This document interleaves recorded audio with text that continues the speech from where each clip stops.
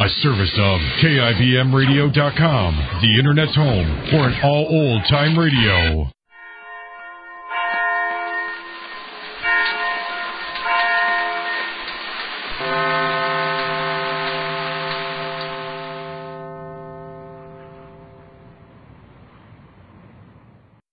This I believe. W. David Curtis is one of the many young men whose career was interrupted by World War II, and whose beliefs have been affected by that interruption. He started practicing law in his hometown of Sodus, New York, was elected district attorney of Wayne County, and then the war came. When it was over, Lieutenant Commander Curtis became a teacher. He is now on the law faculty of Cornell University as associate professor. Here is David Curtis. By the time I had become a senior in high school, I had my plans for a career well in mind. I would go to college, continue on through law school, and then hang out my shingle in my hometown. It seemed very important to me at that time to have a definite and detailed schedule of plans mapped out. Everyone did. The possibility that there might be major changes in these plans was something that hardly occurred to me. As a matter of fact, I did carry out this schedule until Pearl Harbor brought my practice to an abrupt halt at the end of 2 years. For the next 4 years, I could do little planning more than a week or so in advance. It couldn't be otherwise in the Navy. The certainty and security that had seemed so important 8 years before were gone. The ability to make plans with a reasonable expectation of being able to achieve them had disappeared for me. It seems to me that this is true for everyone today, although it affects each of us in different ways. There is an increasing number of children who are products of broken homes.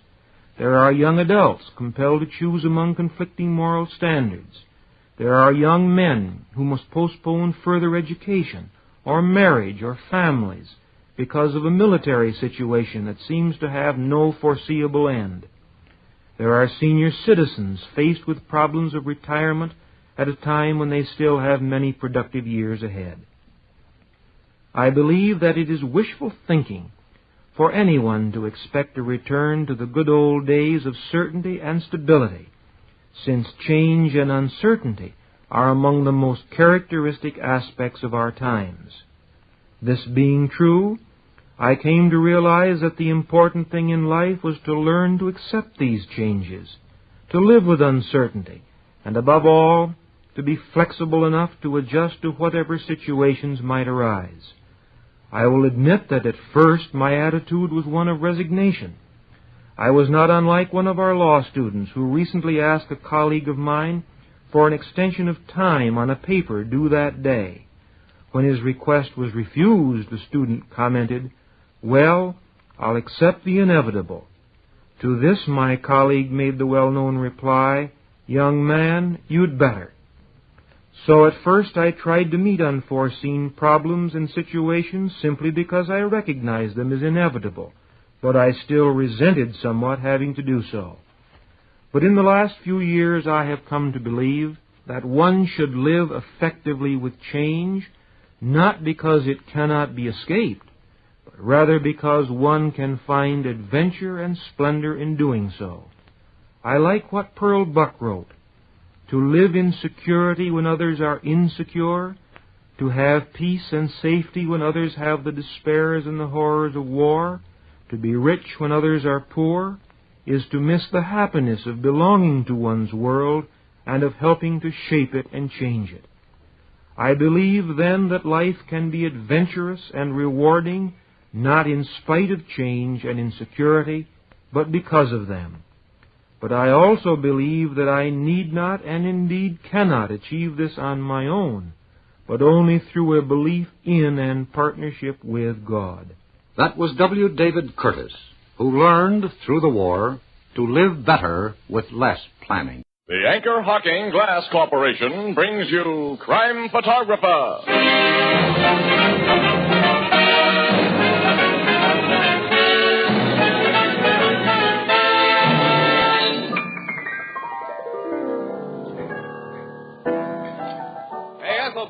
Oh, hello, Kate. Casey? What's Tony Marvin worrying about over there? Why, he's writing a holiday poem. And he's stuck for something to rhyme with Christmas stocking. But, Ethelbert, are you kidding? Certainly not. Oh, you mean anchor hocking. Oh, gee, fellas, that's wonderful. Anchor hooking. A great name in glass.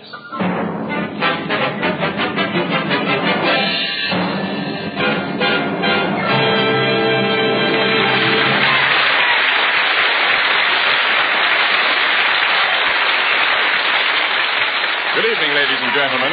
This is Tony Marvin.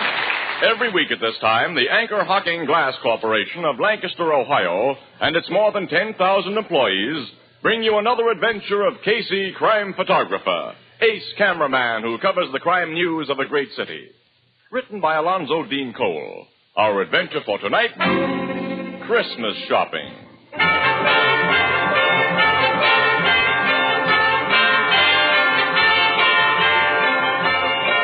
Late afternoon, a crowded aisle in one of our city's largest department stores. Making slow headway through the jostling shoppers are... Casey, I've never seen the store so crowded. We say that every year during the week before Christmas, Annie. Where are you taking me now, huh? Well, you haven't anything for your Aunt Harriet yet, so I thought we'd look at umbrellas there. On this side of the store somewhere. Yeah. Annie, look, you can pick up a much nicer umbrella for Aunt Harriet than I can. I trust your judgment, absolutely, Annie. So suppose I shop for all the uninteresting items while you go up to the toy department and watch the electric trains again. Well, you know I've still got to pick up a few more things for my sister's kids, Annie. And hey, Annie, wait a minute. Hang on to your pocketbook. Keep an eye on that little guy in the black overcoat just ahead of us. Who? That's Fingers Fogarty, one of the best-known dips in the city. Pickpocket? Yep. Shove through this mob a little faster, Annie. Now keep him in sight. I think he's closing in on a prospect. You mean he's made up his mind about whose pocket he's going to pick? Sure. Smart dips like Fingers don't dive into just anybody's pocket. They hang around bars and wait for some guy to flash a roll, and they tail him. If he gets into a crowd like this... Look, Fogarty's doing his stuff now, Annie. No. Yeah. That big fat guy he just bumped into. Fingers took a wallet from his inside pocket. Well, I didn't see him. Neither did the fat guy. Fingers is a smooth worker. Come on. He'll feel very badly when we stop his special brand of Christmas shopping, but pocket picking is considered antisocial. I've got to get Mr. Fogarty. Well, he squeezed through the crowd. I can't see him anymore. Neither can I. Look, Casey, yell out for somebody to stop him. Oh, what'll I yell? Stop thief? Well, you can't let him get away. He won't get away. Every cop in this precinct knows Fingers. He'll be picked up quick after a charge is brought against him. I'll help that guy who lost his wallet bring the charge. Yes, if you appear as a witness. I will. Where's the fat man? Excuse me, mister. Something happened to you a minute ago that I don't think you know about. What do you mean? Your pocket was picked. My pocket? Yeah. A little guy bumped into you, and as he did, I saw his hand go into your inside pocket and come out with a wallet. Well, I happen to know who he is, and when you report your loss to the cops, I'll be glad... You're mistaken, mister. I didn't lose my wallet. Huh? I'm sure. I'm more sure. I tell you, I saw him. When a guy sees something that couldn't be seen, he's either goofy or drunk. On your way, fella. Well, I'll be... Good thing you didn't get your hands on Fingers Fogarty. What He could have plastered you with a nice suit for false arrest. And I know he took a wallet from that fat guy's pocket. I was watching every move that Fingers made. Well, I was watching him, too, and I didn't see him take anything, and that fat man says he didn't lose a wallet, so... Okay, I'm goofy or drunk. Or maybe you only need glasses. Well, I do after this. Several glasses. Let's head for the Blue Note.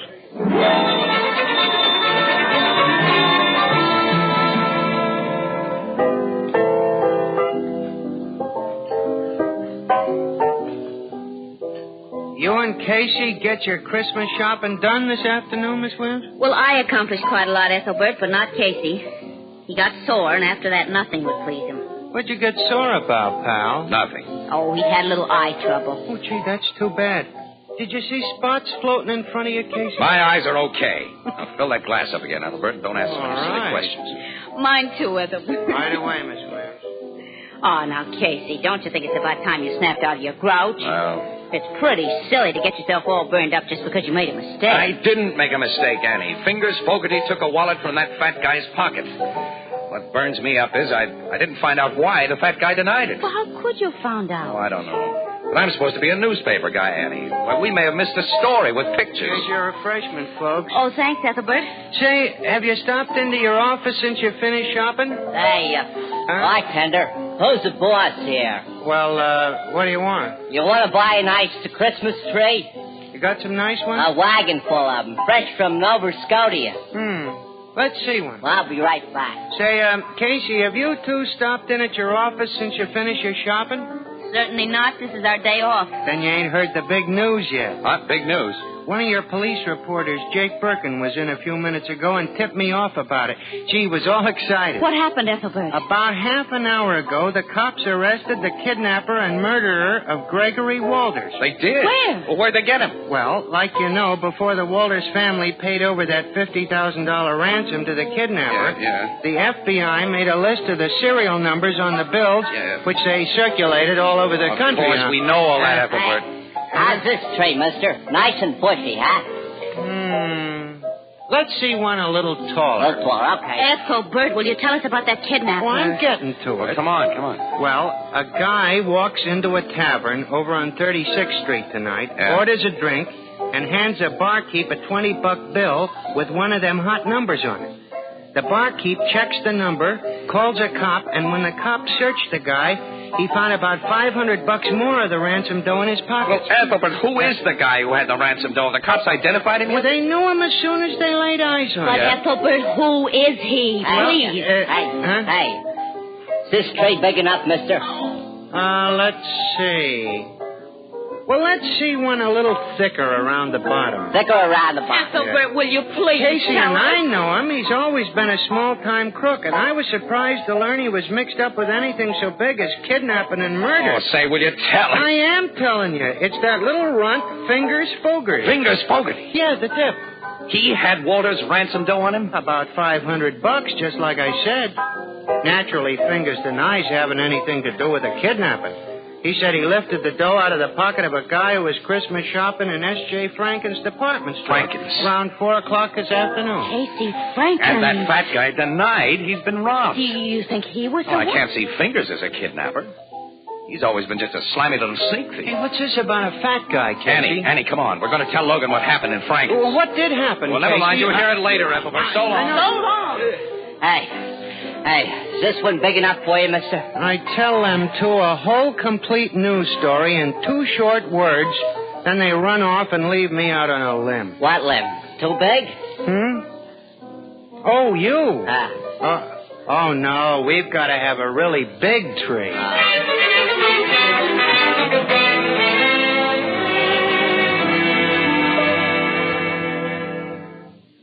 You think Fingers Fogarty may be just a victim of circumstances, Casey. Circumstances peculiar to his profession. Miss Williams and I have told you what happened, Logan. You can add it up. Captain, have you got anything on Fogarty outside of the $500 found in his pocket? Not yet, Miss Williams. The joint he lives in is being searched, but we don't think he was chump enough to hide the rest of his ransom money there. If he lifted the 5 C's from that fat guy, he has no rest of the dough to hide. Now, look, Casey. Fingers Fogarty knows you pretty well, doesn't he? Yeah, sure, he knows me, certainly. Now, hasn't it occurred to you that he may have put on an act for your benefit? I don't get you. Now, let's assume that Fingers is the real kidnapper. It's been over a year since the ransom money was paid. Fingers has been careful. He hasn't tried to pass any of the $50,000 because he knows it's red hot. But now he figures the heat has died down, so he sends up a trial balloon. How do you mean trial balloon? Well, he's got a record as a dip, Miss Williams. He figures if he gets caught passing that dough, we'll believe that he lifted the money from a guy's pocket. And to cinch it, he acts like he's lifting it from a guy's pocket while Casey is watching him. He picked you for his star witness, pal. Logan, hasn't it occurred to you that the fat guy might have been sending up that trial balloon? Huh? What do you mean? Assume the fat guy's the real kidnapper. And he wants to know how safe it is to pass those ransom bills. He knows that Fingers is a pickpocket. Well, he goes to one of the little runt's hangouts and flashes a roll in front of him. And then he leaves the joint, saunters into a crowded store where it'll be easy for Fingers to work, and Fingers does exactly what's expected of him. That's a reasonable theory, Captain. Well, sure. If Fingers gets caught passing that dough, the kidnapper learns about it from the papers and continues to let the money cool off. Also, Fingers has a long record. You cops won't believe anything he tells you. You'll tag him as the Walters kidnapper, which will leave the real one sitting pretty. The only thing the real kidnapper didn't figure was that someone might see Fingers take his wallet. Well, Maybe you got something there, Casey. You and Miss Williams have never seen that fat guy before? Mm-hmm. No, but we'll know him if we see him again, though. Definitely. Your description might fit 1,000 guys in this town. I want you two to go up to the record room and look at some pictures we've got in the file. Oh, great. That'll only take us about 4 or 5 hours, though. Oh, Casey. And this was to have been our night off.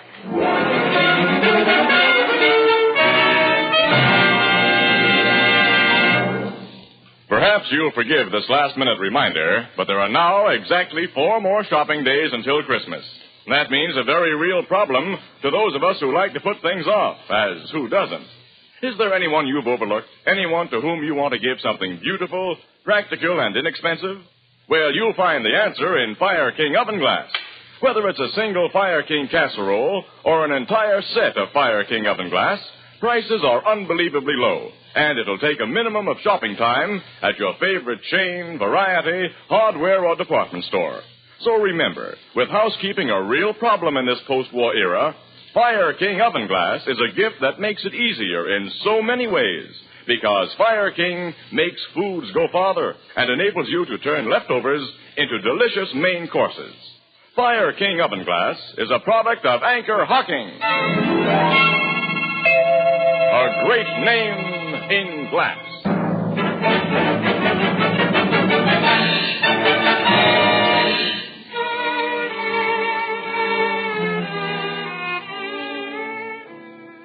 Oh, I don't recognize any picture here, Logan. Oh, me either. Oh, golly. Captain, why don't you have some good-looking crooks in your files? I'm going to have nightmares looking at pictures of so many ugly men. You should see the women. Logan, you know, there's one picture here that bothers me. It resembles the guy a lot, but well, look at the description that goes with it. Nick Pensa, Woolstock Prison, discharged 1944, armed robbery. Age 30, height 5 feet. Well, you said your fat guy was a 6-footer and at least 45 years old. Yeah. He weighed a good 250 plus, too.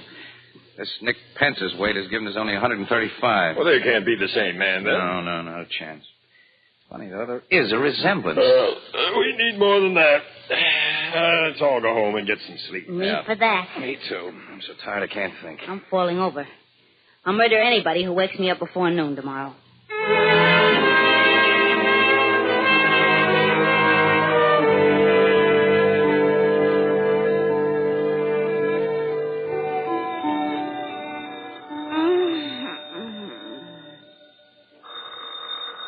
Oh, no, thank you. No, thanks. Oh. Hello. Morning, Annie. Who's this? Wake up, kid. It's Casey.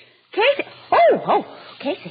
Yeah, Casey, you remember me, don't you? Yes, I do, and it's only 9 o'clock, and what is the big idea? Annie, look. I think I know where to look for that fat guy. You do? I certainly do. The old bean wasn't working last night. But when I woke up a few minutes ago, I had it. The strong resemblance between that young half-pint crook, Nick Pensa, and our big, fat, 45-year-old guy can't be just coincidental, Annie. They must be relatives, maybe brothers. Mm-hmm. Go on. Well, I've looked in the phone book and found only one Pensa listed, John Pensa, contractor, who lives and does business out on Dudley Road. I thought you might like to drive out there with me and see what John Pensa looks like. Why don't you have the cops go out and look at him? But, Annie, you're not awake yet. Only you and I can identify that fat guy. Besides, if you and I find him, Annie, we get an exclusive. The cops are in on it, every paper in town. Well, I'm awake now, all right. Where'll I meet you? I'll be outside your door with a car in 15 minutes. Casey, I've got to dress. We'll make it a half an hour, then. We'll make it a full hour, and no sooner. Well, what are you going to dress, yourself or a Christmas tree? Listen, Annie, I can bathe, shave, and get into my clothes in 10 minutes. I put on underwear. Goodbye.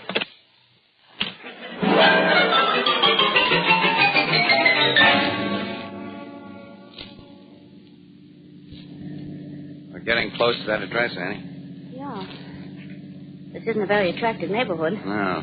John Pensa, contractor, can't be much of a concern. And John Pensa, contractor, may be no relation whatever to the Nick Pensa in the police files. The name's very unusual, Ann. I have a hunch. Uh-oh. There's the place. Yeah. I'll stop here so we can look the joint over. Well, there's a concrete garage attached to the house with a good-sized truck inside and room for another. concrete mixer in the workyard. Oh, Casey, established businessmen don't go in for kidnapping. I think we're on a wild goose chase. Annie, that guy coming out of the garage. What about him? He's just a skinny little... Annie, you need glasses and a more photographic memory. He's the man of that police picture. Of course, Nick Pensa. Now I know my hunch was right. He's looking over here. Well, he's never seen us before, but I'll get rolling anyway. Now, how can we find out if he has a fat brother? Well, drop into one of these neighborhood stores and make a few inquiries. Then what? Well, how can I tell until I find out what I hope to find out? Annie, you're the darndest girl for asking questions. You really are. Now, let's stop there. Well, we'll stop here. We'll go into this little drugstore right here. The druggist usually knows everybody in the neighborhood. Come on. Okay, but I think it would be simpler and more sensible to make inquiries at the precinct police station. I don't want the cops in on this until we know where we stand. Here, let me do the talking. It's your party, wise guy. You handle everything. What can I do for you young people? Ah, hello, Pop. We're going to have, what kind of ice cream soda do you want, Annie? If I must have an ice cream soda, chocolate. Chocolate. Same for me. 2 chocolate sodas. That's right. Oh, by the way, I'm looking for a party in this neighborhood by the name of Pensa. I imagine you know the family well. Pensa? Yeah. Never heard the name before. You never heard it? Change my order to raspberry. Yes, miss. 1 raspberry. I'm just a stranger here. Come down from upstate to handle this place while my son's away hunting. Maybe my granddaughter can tell you what you want to know. Say, Katie. Yes, Grandpa? Come here. Fella's looking for a party by the name of Penner. Penner? No, not Penner. Pensa. Oh, I know the Pensas. All of them. You do? That's swell. Mr. Pensa lives down the street. Uh-huh. Over his office. He's a contractor. What's he look like? Is he, He's Mr. Pensa, short and skinny, and his first name's Nick. well, Nick Pensa's not the contract. Yes, he is. Ever since he got out of prison a couple of years ago. You say somebody's gone to prison, Katie? No, Grandpa. They've come out. That serves him right, then. The man's reformed now. Oh, that's bad, very bad. Grandpa's a little deaf. Yeah, I can see that. Sister, I understand that my friend, Nick, has a brother or a cousin. No. Maybe an uncle? No. Here's the sodas. Who gets your raspberry? He does. Here you are, mister. Thanks. And Mr. Casey, you have earned it. Sister, you mean Mr. Nick Pensa has no relatives at all? He's got a sister and a nephew. Oh, that's a great help. How old's the nephew? About 10? No, ma'am. It's the funniest thing. Mr. Gus Pensa is a lot older than his uncle. Huh? Mr. Gus is Mr. Nick's partner, I think. And he comes in here all the time. What does Mr. Gus Pensa look like? Well, he's tall and fat, and in the face he looks like Mr. Nick. Annie, give me that chocolate. You take the raspberry. Here's Mr. Gus now. Oh, Casey. He's our fat guy. Mr. Gus, these people were just asking about you. They're friends of Mr. Nick. Oh, that's bad. Is that so? He recognizes us, Casey. Yeah. Wasn't it lucky I dropped in here when I did to find friends of Nick's? Grandpa, go back to your back room and put me up 2 bits worth of turpentine. 2 bits worth of turpentine? Go along and help him, Sissy. He can never find anything. I'll show him, Mr. Gus. You two were asking about me. You've been told that we were. I noticed a car outside with a press sign on it. Yours? Yeah. And you were looking for me because of what you happened to see in Franklin's yesterday. If I said no, you wouldn't believe me. Right. This hand in my pocket has a gun in it, mister. So do exactly as I tell you. Okay. Remember, and don't pull anything. Here's a bottle of terps. Thanks, Grandpa. Here's your 2 bits. Come on with me, folks. You said you wanted to pay Nick a visit. Oh, Casey. We got no choice, Annie. Right. So long, Grandpa. Say, ain't you folks going to finish your sodas? No, we lost our appetites. You didn't take even a sip of your raspberry, mister. That's what you think, sister. Get into your car. Both in the front seat. You drive, fella. I'll sit in back with this gap. Well, I drive, too. Just down the street to Nick's place. Mine. He and I are partners in everything. And he'll be tickled to see old friend.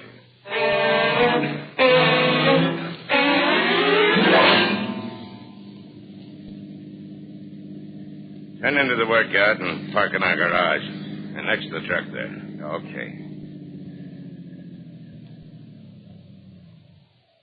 Yeah, that's fine. Now what do we do? You and your boyfriend don't do anything, lady. And to make sure you don't... You hit Casey with your gun! And you get the shape!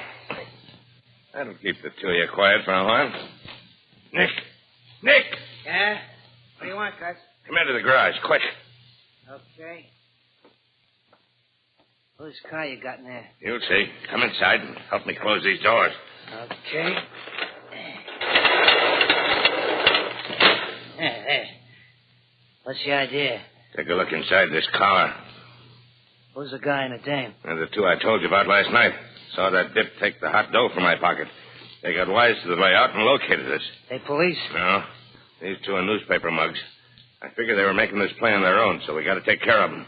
We can't bump them off here. We can. We do it nice, clean, and quiet. Get those big spools of adhesive tape from the house. What are you going to do? You'll see. Get that tape.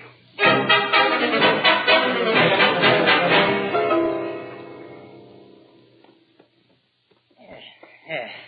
Got the gal all tied up, Gus. Then help me with this guy. Yeah. Wrap some more tape around his ankles. Okay. Yeah. He's fixed now and solid. All right. Now climb into that truck and start the motor, Nick. Oh, the carbon monoxide treatment, huh? Yeah. Nice, clean, and quiet. You just lock them in this closed garage to breathe the gas. Tonight when it's dark, we get rid of their bodies in their car. Start the motor.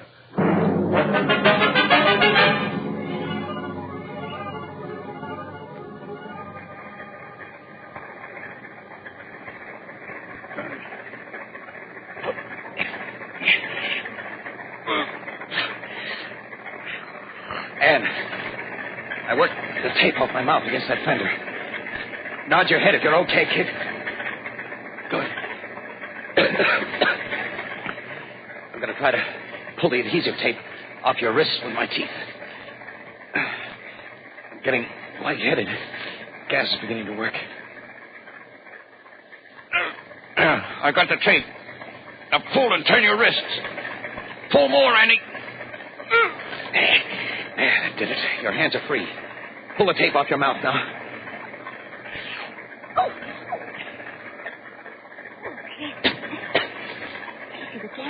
Keep your head down low, kid. Try to hold on. I will. Pull this tape off my hands.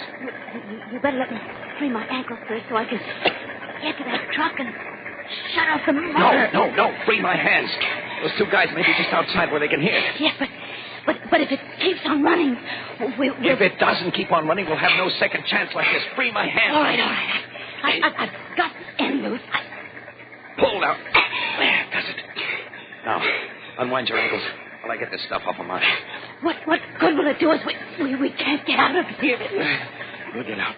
Don't breathe, Tizzy. This Get out. garage is solid concrete. And I heard them lock those heavy doors when they went out. So... There, I've got my ankles free. Hang on, kid. I'm picking you up. What are you going to do? I'm putting you in this truck. This truck? Why? It's taking us out of here. Keep your head down. Okay. I'm driving through those doors. Okay, we're through. Pure air. Wait a minute, look. Also, those two Pensa guys, they heard us. Listen, they have guns, too. Step on my gas, Casey. Drive past them. Let's get away. I can't. You can't. What's the matter? Hold the motor. Duck, they're shooting. Oh, why are they running away? They're getting into that car. They're going to try to get away. If I can only get this motor started again. That did it. Now, come on. Casey, don't drive toward their car. They'll stop. I'm driving into their car.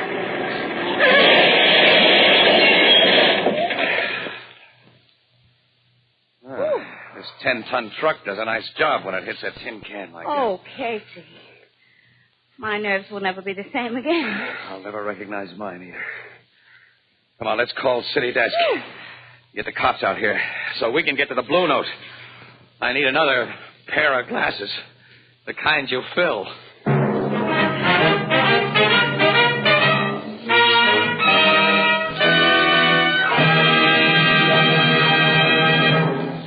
Recently, in a big eastern city, a group of trained men and women called on thousands of housewives and asked this simple question.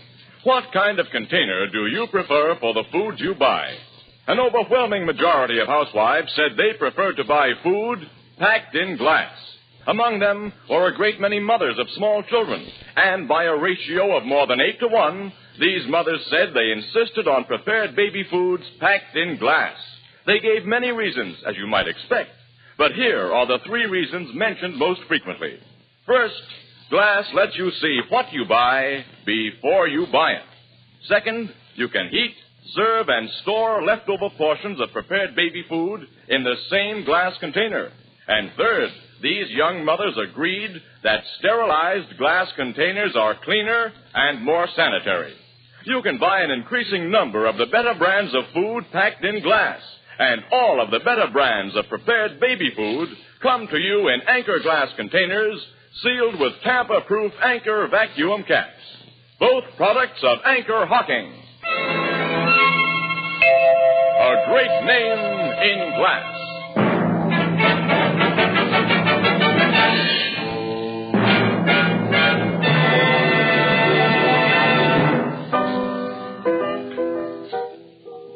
You didn't kill them 2 kidnappers when you threw that truck at them, Casey? No, Bethelbert, no. The cops pulled him out of the wreckage in fairly good shape, considering. They'll be able to walk to the chair. How about the ransom money? Did the cops find it? Yeah. Gus, the fat guy, confessed the Walters kidnapping and told where he and Nick had hidden the dough. Gee, and all because you and Miss Williams did some Christmas shopping. Say, what happened to the little dip, Fingers Fogarty? Well, in trying to clear himself of the kidnap and murder charge, Ethelbert, Fingers made so many admissions about his own specialty that the cops can keep him in jail until 1999. Gee, 1999, huh? Good heavens, Casey, what's that coming in the door? What on earth? What do you say, mister? That's the biggest tree I got on the wagon, okay? Yeah, Yeah, now that's what I call a real Christmas tree. Ethelbert, what are you going to do with such a big tree? Well, you couldn't get a little tree in that big room.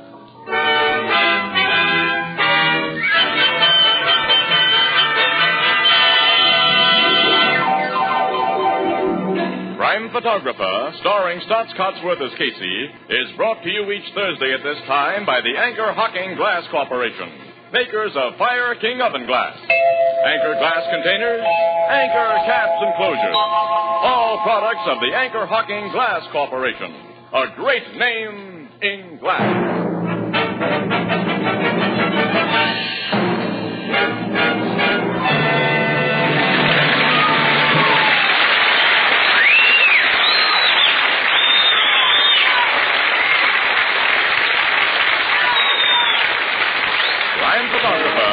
By John Deese, is written by Alonzo Dean Cole and is based on the fictional character of Casey, created by George Harmon Cox. The original music is by Archie Blyer, and the program features Miss Leslie Woods as Anne and John Gibson as Ethelbert. Herman Chittison is the Blue Note pianist. Thursday night on CBS is the biggest show in town, so stay tuned for exciting dramatizations on Reader's Digest Radio Edition, which follows immediately over most of these stations. Now, for our sponsor, the Anchor Hocking Glass Corporation, and all of us on the show, this is Tony Marvin, wishing every one of you a joyful and happy holiday at this Christmas time.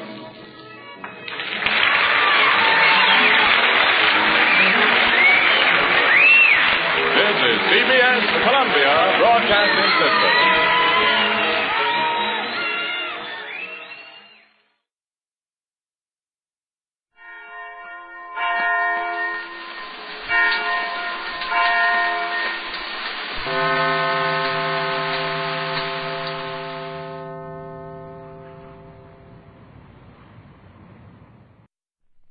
This I believe. Väinö K. Latvala is a Finn and an American. Born in the United States, he volunteered in 3 of Finland's wars against the Soviet Union and lost his American citizenship. Now he has become American again by naturalization.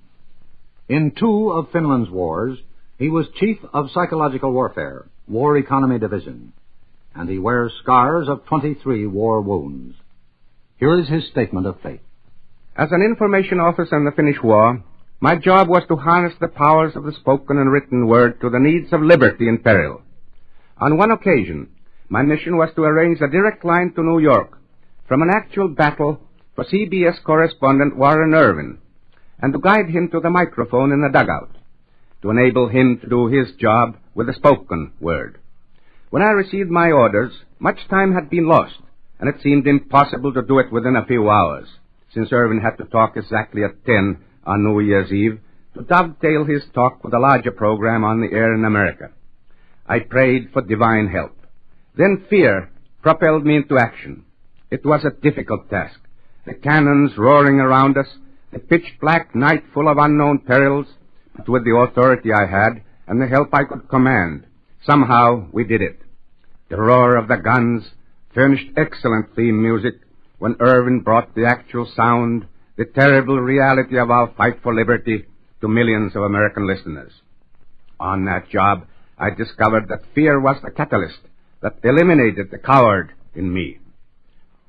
In the jungles of the past, man scared the dangerous beasts away with bonfires. The ignorant child who wandered off into the night without fear was eaten up by the beasts. But the child who feared stayed at the bonfire and survived. In growing up, he cleared the forest. He was my forefather or yours. Fear was his friend. Spinoza wrote thus, "He who is led by fear and does good in order to escape evil is not led by reason. There can be no hope without fear, and no fear without hope. Further, in so far as we hope for or fear anything, we regard it with love or hatred." I believe fear is the catalyst which synthesizes my knowledge, my hope for what I love, and often carries me into instant action. It is like the catalyst chlorophyll, which instantly synthesizes the flowing energies from sun, water, and air into food for beast and man. To me, fear is like light, which I cannot experience. I can only see the lighted thing. I also believe that I have a tiny but difficult mission in God's mysterious plan for man on earth. In one frame, I live in two worlds. One is the physical of scientific truth and reason. The other is the spiritual of religious faith. Both worlds have their own jungles of unknowns, of darkness and ignorance. My goal is peace of mind. In both worlds, I believe I deal with only one energy, God's energy, but in exceedingly many forms in eternal movement. The greatest energy of earth is hidden in the human mind. It can destroy us if ignorance and fear prevail without God's guidance. But with God's energies of wisdom, justice, and love, with fear as a friend and as a catalyst, will produce, someday, liberty for all mankind. This I believe. When God is my guide, fear is my friend. That was Vena K. Latvala, veteran of 3 Finnish wars, now engaged in advertising and insurance in California. Does not pay.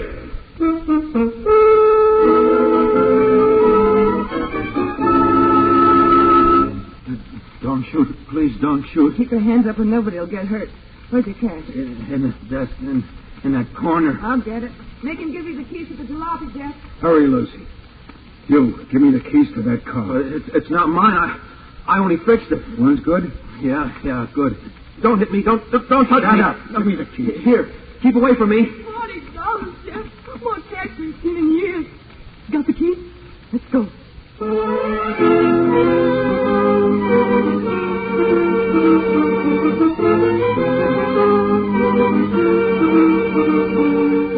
In the interest of good citizenship and law enforcement, we present Crime Does Not Pay, based on the famous Metro-Goldwyn-Mayer series of short subjects. In just a moment, you will hear The Second-Hand Pistol, starring Nancy Coleman.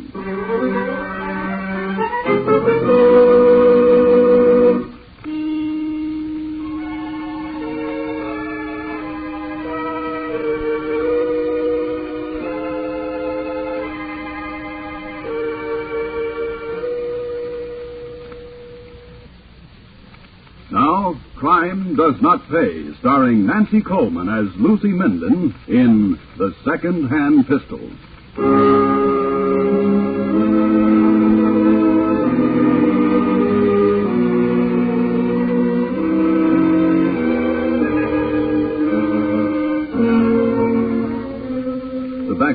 was a mining town in the hills of West Virginia. Coal dust, tar paper shacks, a dozen brothers and sisters. Marriage came at 15 because there was no room left in the house. A child was born at 16. 8 years later, the struggle for existence brought mother and child alone to a nearby railroad town where there was a job for the mother.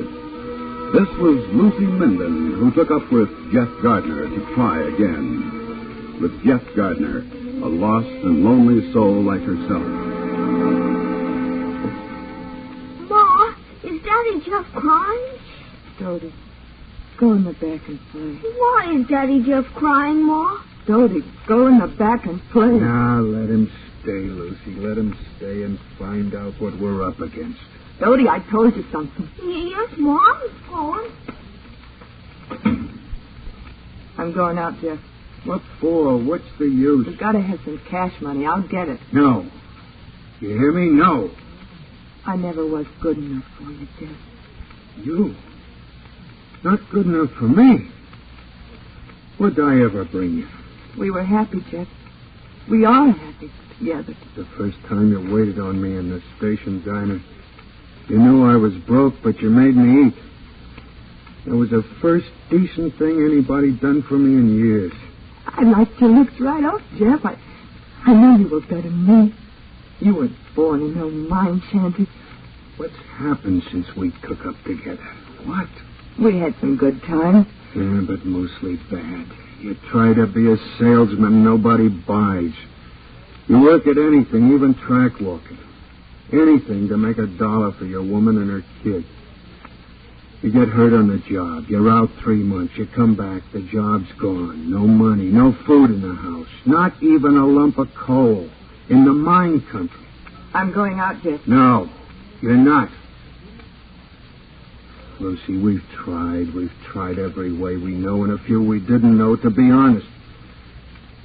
If I can't earn for you two honest, then I'll be dishonest. How? What could he do? I've been thinking like crazy. It's coming on spring. I can pawn the coats, my suit. The jeans will do till later. But what I get, I'll buy a gun, Lucy. They used to say out west long ago, Smith and Wesson make all men equal. We'll pawn the coat, Jeff. We'll buy 2 guns. No. Not you. We promised each other, Jeff. Never nothing we didn't do together. We'll buy 2 guns, Jeff.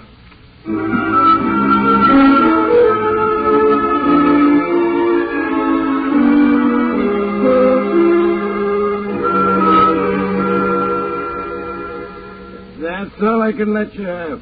$6.75. It's more than the old clothes are worth. Take it, Jeff. He won't go no higher. I know him. All right, 6 and 6 bits. Come on, Lucy. Wait, Jeff. We're going to buy something. You sell? Now you want to buy. What? Those on the shelf behind you.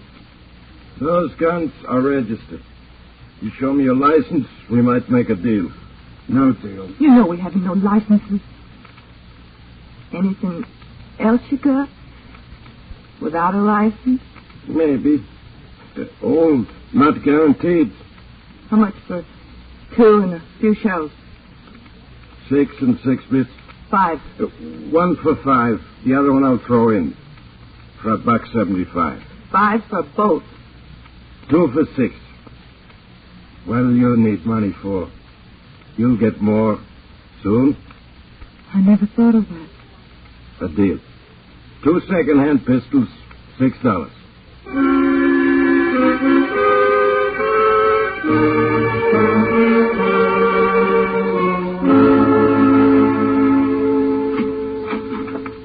Ma'am, what can I do for you? 2 quarts of milk or a quart pound of butter. Certainly. Anything else? Everything you've got in the cash register. Open the register, buddy. This is a stick-up. Fast. Yeah, of course. Don't have to hold the gun that close. Here. Right. Grab the cash, Lucy. I got the bundles. We got you covered. Don't move, buddy. $11 is all. Business can't be so good. Come on, Lucy. Wait, He's got chocolate candy. Dodie ain't had no chocolate candy in almost a year. He's got 5 pieces. All right, Jeff. Let's go home and feed Dodie.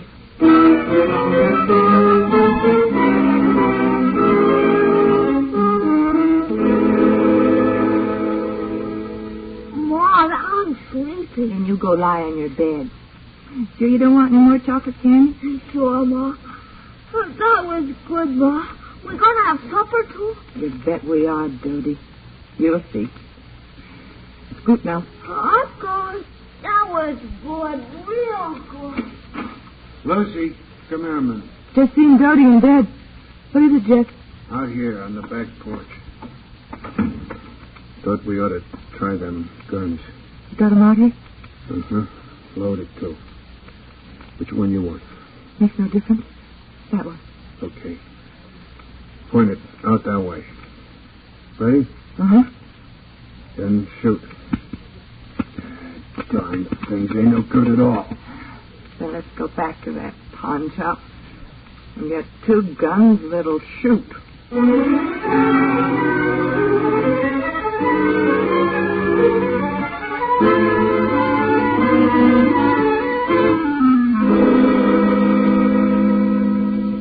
You 2 again? Yeah.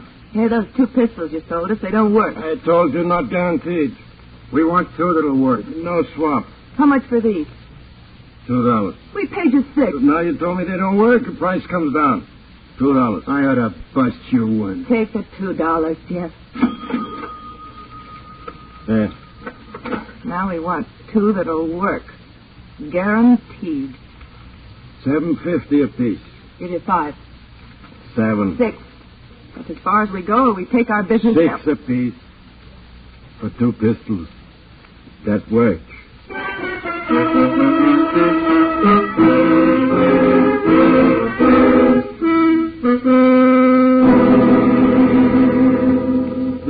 Don't shoot. Please don't shoot. Keep your hands up and nobody will get hurt. Where's your cash? In the desk. In that corner there. I'll get it. Make him give you the keys to the jalopy, Jeff. Hurry, Lucy. You, give me the keys to that car. Well, it's not mine. I only fixed it. Runs good? Yeah. Good. Don't hit me. Don't touch me. Shut up. Give me the keys. Here. Keep away from me. $40, Jeff. More cash money we've seen in years. Got the keys? Let's go. Hop in, Lucy. Fast. All set, Jeff. Now let's get Dodie. And we'll never see this rotten town again.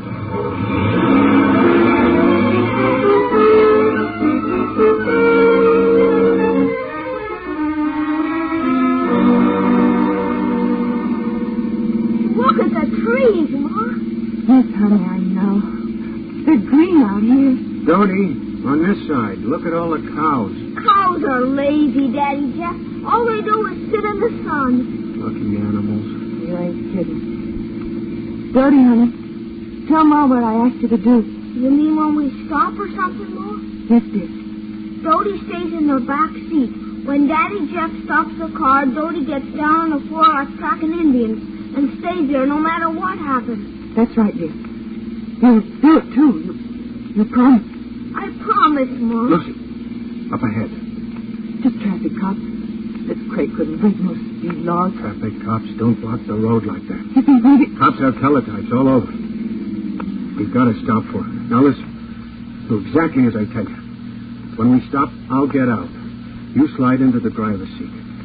If they're looking for us and they catch on, I'll tie them up and you drive like crazy. Understand? I understand, Jeff. Dodie, Daddy Jeff's gonna stop. Can I look at the big motorcycles real close, Ma? Dodie, you promised. Yes, Ma. I'm getting down, Ma. Are the cops Indians, Ma? Dodie, please. Please be still. Sorry, folks. We're stopping everybody. Couple of stick-up artists. Car thieves reported headed this way. I don't mind in the least, officer.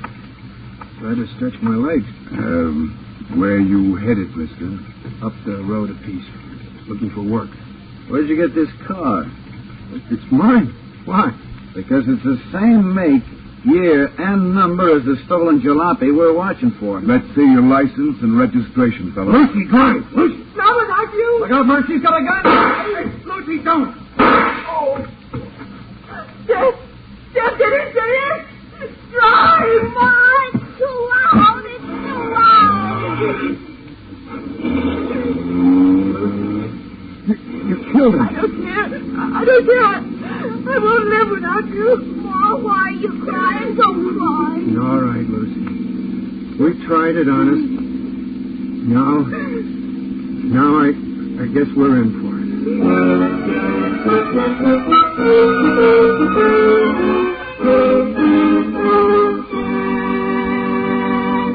In just a moment, Crime Does Not Pay will continue with the Second-Hand Pistols.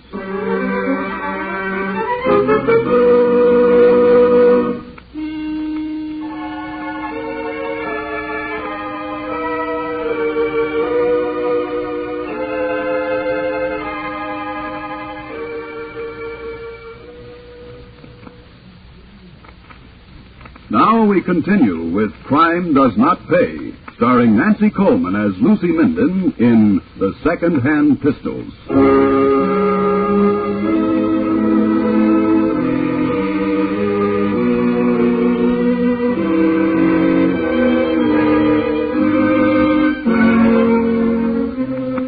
Out of the hills of West Virginia and across the border into Ohio rolled Lucy Minden with Dodie and Jeff. A few miles beyond the point where they left the two policemen lying in the road, they stopped the car, made their first swap. On they went, using only the back roads, staying away from towns and cities of any size. For gas and cash and food, they held up small filling stations and stores. They slept in their car. Behind them was a trail of stolen automobiles and rifled cash boxes. And ahead of them, always ahead of them, was the clicking of the teletypes in the police stations. Here they are again. To all police officers, Pennsylvania, Ohio, West Virginia, Kentucky. Wanted for murder, assault with intent to kill, armed robbery, automobile theft. Couple with child. Last seen driving west on US 60. Description follows. Description follows. Gardner, height 5'8", weight approximately 155. Brown hair, blue eyes. Clothing, blue dungarees. Minden, height 5'2", weight approximately 130, black hair, brown eyes, may be dressed in men's clothing. All stations alerted. Michigan, Ohio, Indiana, Illinois, Iowa, Missouri. Approach with care. They are desperate.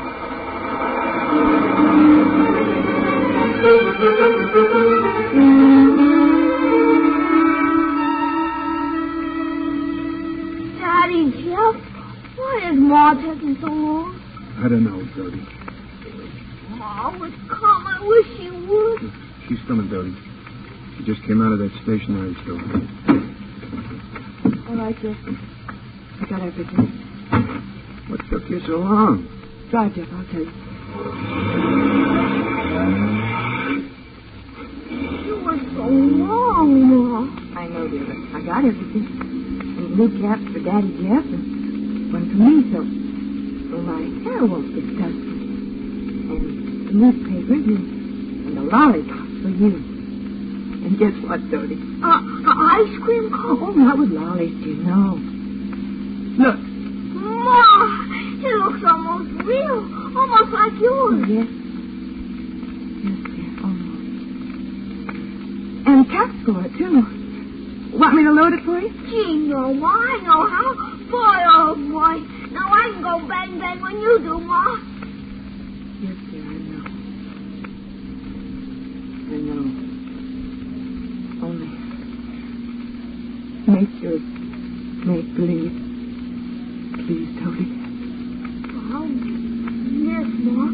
If you say so. You shouldn't have done it, Lucy. It'll look awful bad. Look bad? Like we was teaching the kid. How much worse can it look?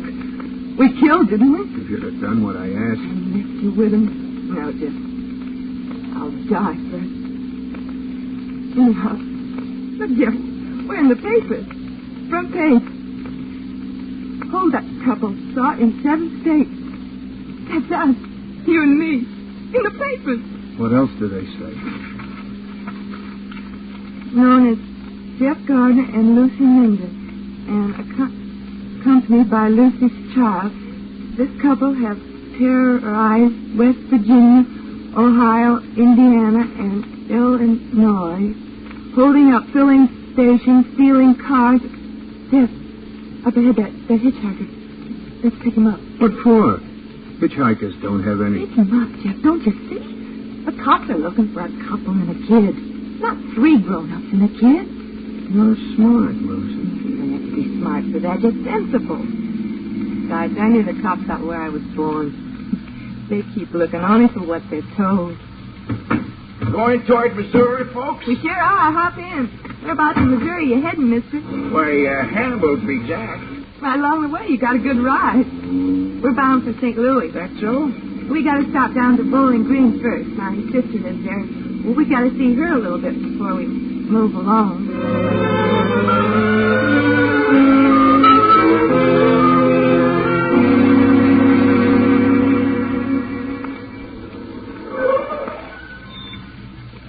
.127 Green Street, Lucy. I know. This where Aunt May lives, Ma? Yes, Dodie. This is where... It's a nice house. Big tree. Sure are. What are we sitting in the car for, Ma? Why don't we get out? The kid's right, Lucy. It'll be better short. I know. All right, Dodie. Let's get out. Got everything, Dodie? Uh-huh. Even my pistol. It's key, Ma. Even if it doesn't make as loud a noise as yours. Darling.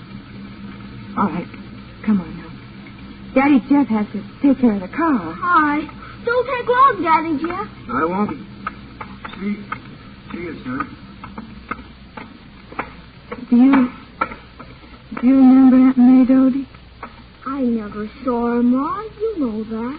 Oh, yeah. Must have forgot. Well, she's nice. Looks like me a little older. A little fatter, I guess. Will she have a bed for us, Ma? Will we sleep in a bed tonight? Yes, dearie. You'll sleep in a bed tonight.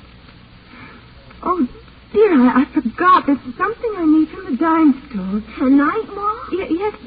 Judy, you stay here. I'll ring the doorbell for you. And then you tell Aunt May that your Ma and Daddy Jeff had to go downtown for a minute, and I said for them to take you in until I get back. All right? Sure, I'll tell her. All right. Give me a kiss. Yeah, sure, Ma. Why are you crying, Ma? Who's crying? All right. Here we go. You be good now, understand? Till I get back. Bye, Dodie. Don't be long, will you, Ma? Will you?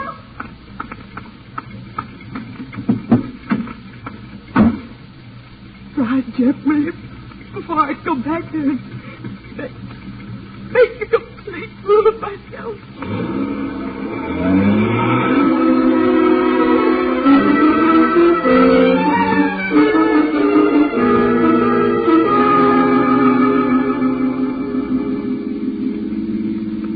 I don't like it, Jeff. You don't like what? Where that traffic cop let us go. St. Louis is a big city, hon. They ain't expecting us in a big city. We're going to be out here soon. All warehouses must be pretty near the edge of town. Oh, I hope so. It don't feel right. Lucy. I said it. I told you, Jeff. Turn or right through. They'll have the side streets covered. Try to get us from behind, too. You ready? I'll have to hang on to the wheel. Give me the gun. Left pocket. Got it. Here we go again, hon. Fire back at him, Lucy. Fire. Not unless I have to. It's just my shoulder. I can try. That'll teach him to hurt you.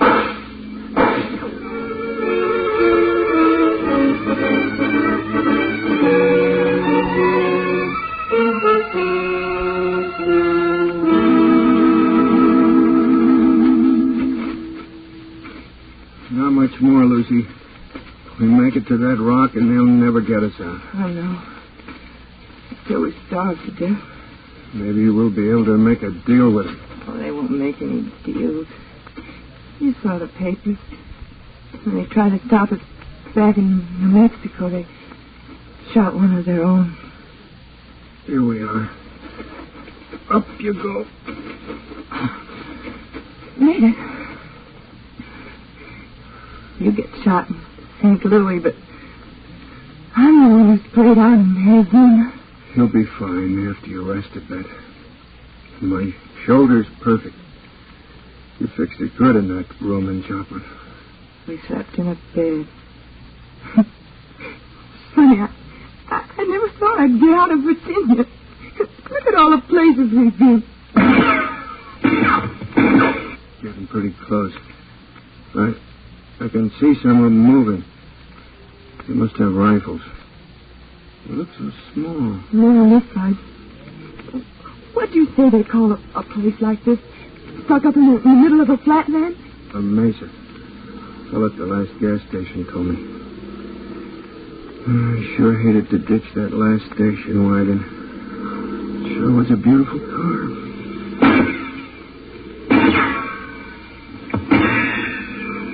Sure ain't coming any closer. They're more scared than we are.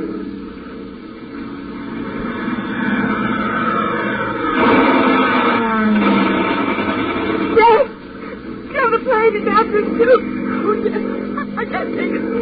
Not anymore. We gotta quit, Jeff. I can't.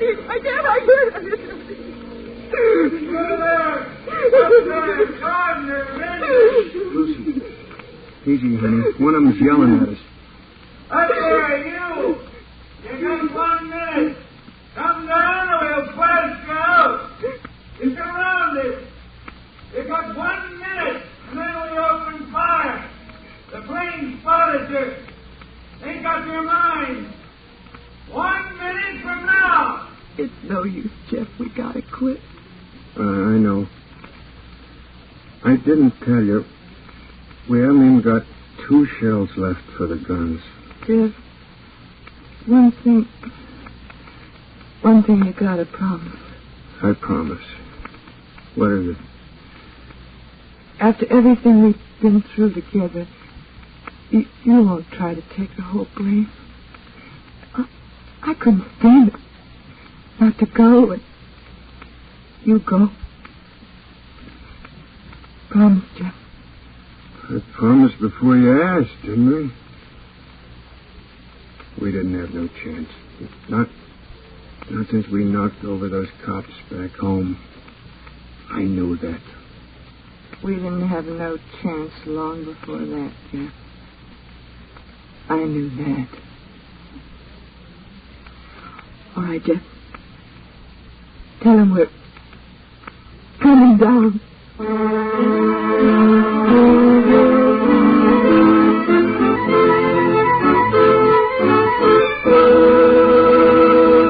Crime does not pay.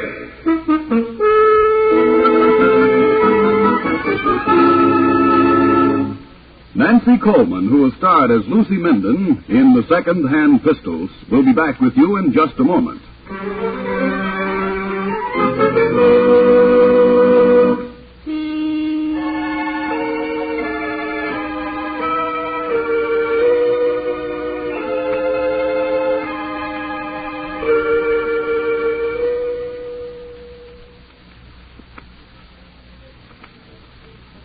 Now, here in person is Nancy Coleman. I think it is important to the story of Lucy Minden and Jeff Gardner that we point out that these two turned to crime only after a long and fruitless struggle to find the means for a decent existence, honestly. Lucy and Jeff had the traditional 3 strikes on them before they started, simply because of the kind of life into which they were born. Such living conditions can and must be corrected in this great country of ours. We cannot afford to lose good mothers and decent fathers to lives of crime, not when they can be given proper opportunities at so little cost. When the Lucys and the Jeffs of our country turn to law-breaking because they feel there's no other way, it is as much for society as a whole as for this kind of criminal that in the end, crime does not pay. Thank you, Miss Coleman. Crime Does Not Pay is written by Ira Marion and directed by Mark D. Loeb, with music composed and conducted by John Garth. Technical advisor is Burton B. Turtis. The events, characters, and names used in the story you've just heard are fictitious. Any similarity is purely coincidental.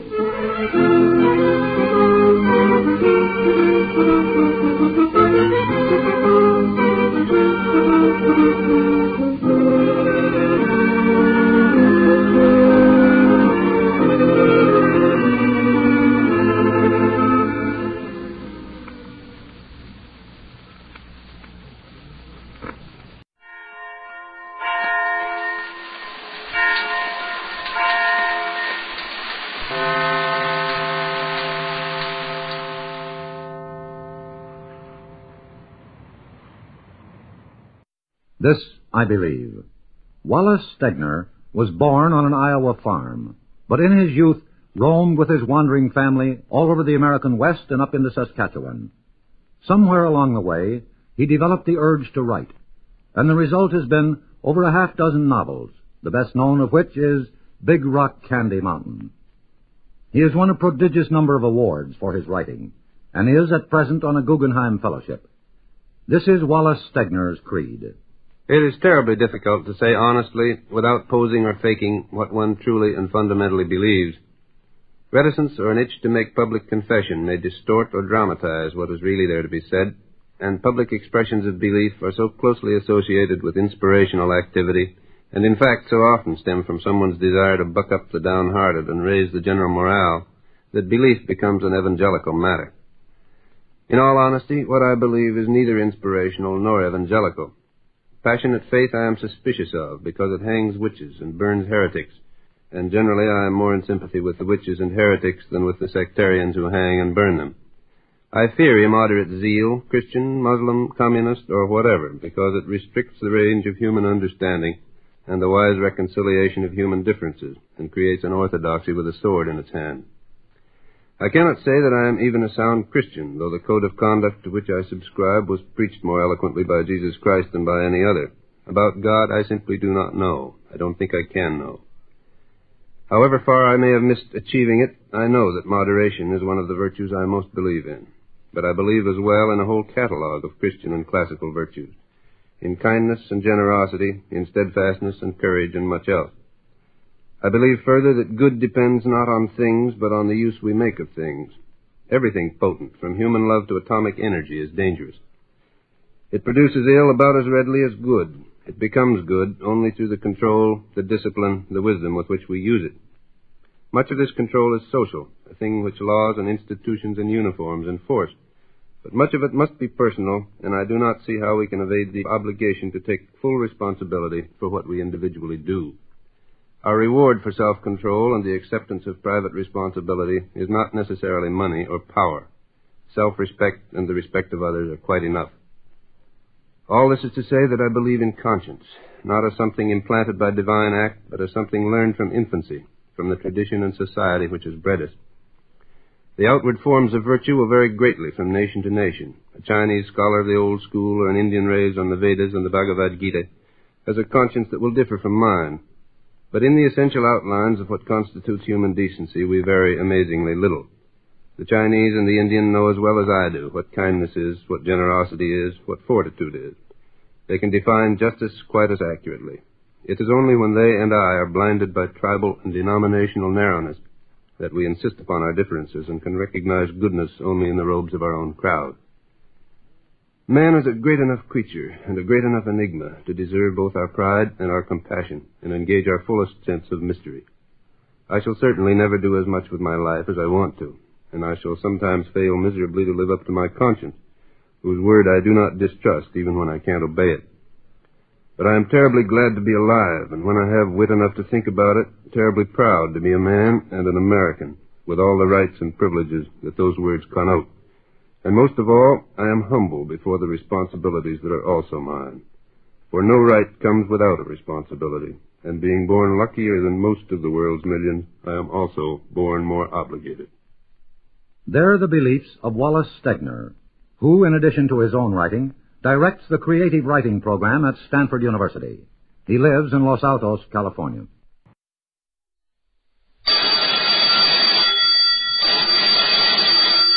Calling all detectives. The marks on a murdered girl's throat indicated that she could only have been killed while flying through the air. That is the situation on this page from my casebook. The casebook of Jerry Browning, private detective. When it comes to crimes of violence, you'd think nothing could surprise a man like me, Jerry Browning, private detective.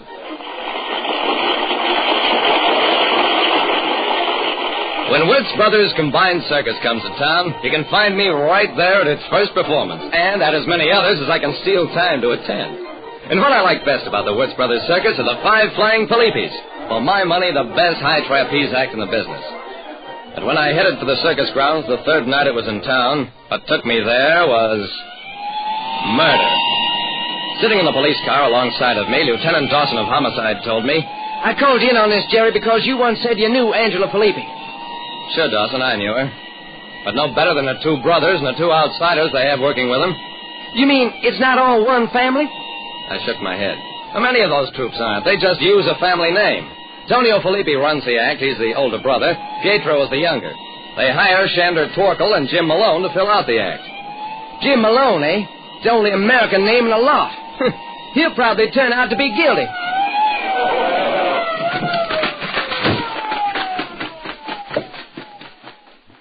We found the body of Angela Felipe where it had been discovered, on the sawdust floor of the main ring. After the crowd left, she and Torkel and Malone had practiced a new stunt for a while on the high trapeze. An hour later, the 2 Felipe brothers found her body in the sawdust. She'd been strangled. Dawson, come here a minute. What'd you find, Jerry? Fingerprints on her throat. Notice anything peculiar about them? The marks are awful strong. Is that what you mean? I shook my head. No. I mean the position of the fingers on the throat. Thumb and fingers all pointing down, as though her throat had been gripped from above. Dawson stared at the marks. Yeah, of course. Jerry, she was strangled up on the trapeze by somebody who, instead of gripping her by the hands, grabbed her by the neck. The marks on a strangled woman's throat indicated that she'd been choked while on the flying trapeze. Tonio Felipe explained how it could be done. It's not difficult. The man, he hangs by his knees. And when Angela, she comes from the other trapeze, he's gonna grab the wrist. He's across the fingers over the throat from above. Always I tell Angela, someday this Malone, he's gonna kill her. I walked over to Malone. How do you account for what happened, Jim? I don't know what happened, Mr. Browning. Shander Torkel and I were working with Angela on the high trapeze. After a while, Shander left, and then she sent me away, said she wanted to limber up. You admit you were alone with her? Of course I do, but I didn't kill her. Mr. Browning, I loved Angela. She said she'd marry me at the end of the season. Why would I kill her? Dawson had an answer for that one. Because she changed her mind. Her brothers were against the marriage, talked her out of it, so you killed her. Come on, Malone, I'm booking you for murder.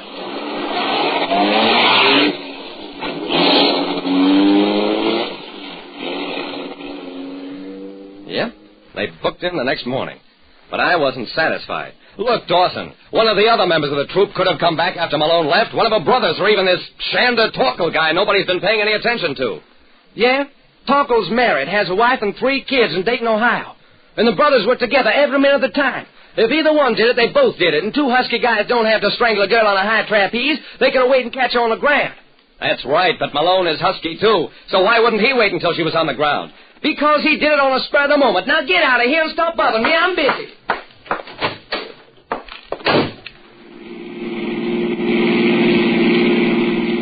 I drove on out to the circus grounds. It was still early. The crowd hadn't begun to arrive yet, though the sideshows with their freaks were already open to catch stray dimes. Tommy Oldine, a concessionaire I knew slightly, came up to me. I hear they booked Malone for Angela's murder, did right? I nodded. Yeah. But I'm not convinced he did it, Tommy. Oldine shrugged. Wouldn't blame him if he did. She kept that poor guy on the string for years, promising to marry him so he wouldn't leave the act, then flirting with half a dozen other guys and all that. That's fine. You've just pushed Malone one step nearer to the chair. All right, this way, folks. See the Congress of Freaks. The girl with no head. Aunt Tilda, fattest woman on earth. Mr. Tom Thumb Jr., smaller than his pappy. And Big Bill Bullinger, tallest man on earth, stands 8'7" in his bare feet. I put down my dime, strolled on inside. I watched the sword swallower, looked at the girl with no head, it was done with mirrors, and stopped before Big Bill Bullinger. He wasn't 8 feet tall, even with cowboys' high-heel boots, but he was big, around 7 feet, and unlike most giants, built in proportion. Big Bill will now demonstrate his strength by bending an iron bar into a horseshoe.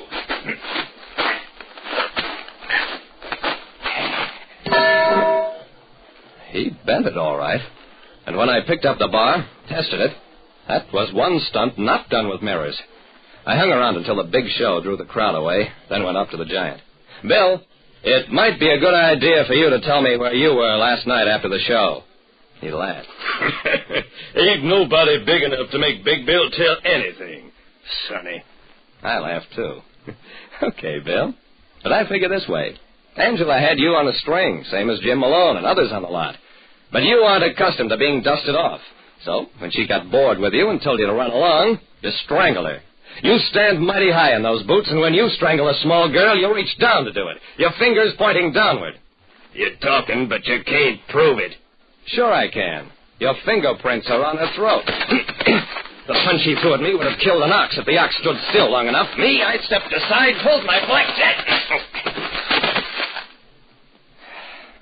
Who am I to trade punches with a guy who claims to be over 8 feet tall? The giant was still out cold when the cops arrived, but when he awoke, it took 6 of them to get him into the wagon. He confessed readily enough. Those fingerprints on Angela's throat convinced him there was no use lying. There were no fingerprints, of course, only bruises. But they didn't tell him that for quite a while, and by then he'd spilled everything, including the fact that he deliberately killed her that way to throw suspicion on Malone. Like I said, it makes no difference which way you approach crime. The way to the cell is always straight ahead. Listen next time to Calling All Detectives. Mystery drama, mystery quiz, and a chance for you to match wits with yours truly, Jerry Browning, Private Detective.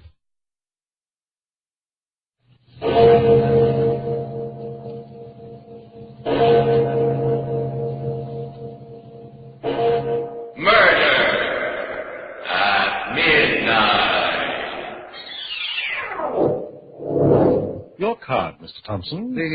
The King of Hearts. Colonel Moore. The 5 of clubs, Mr. President. Count Rizzini. Come, Count, we are waiting. What is your card? Lasso di Spada. I beg your pardon? The Ace of Death.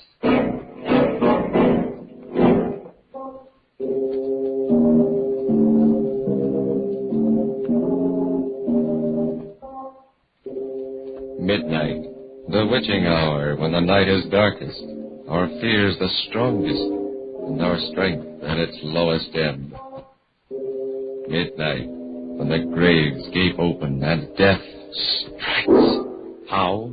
You'll learn the answer in just a minute in The Ace of Death.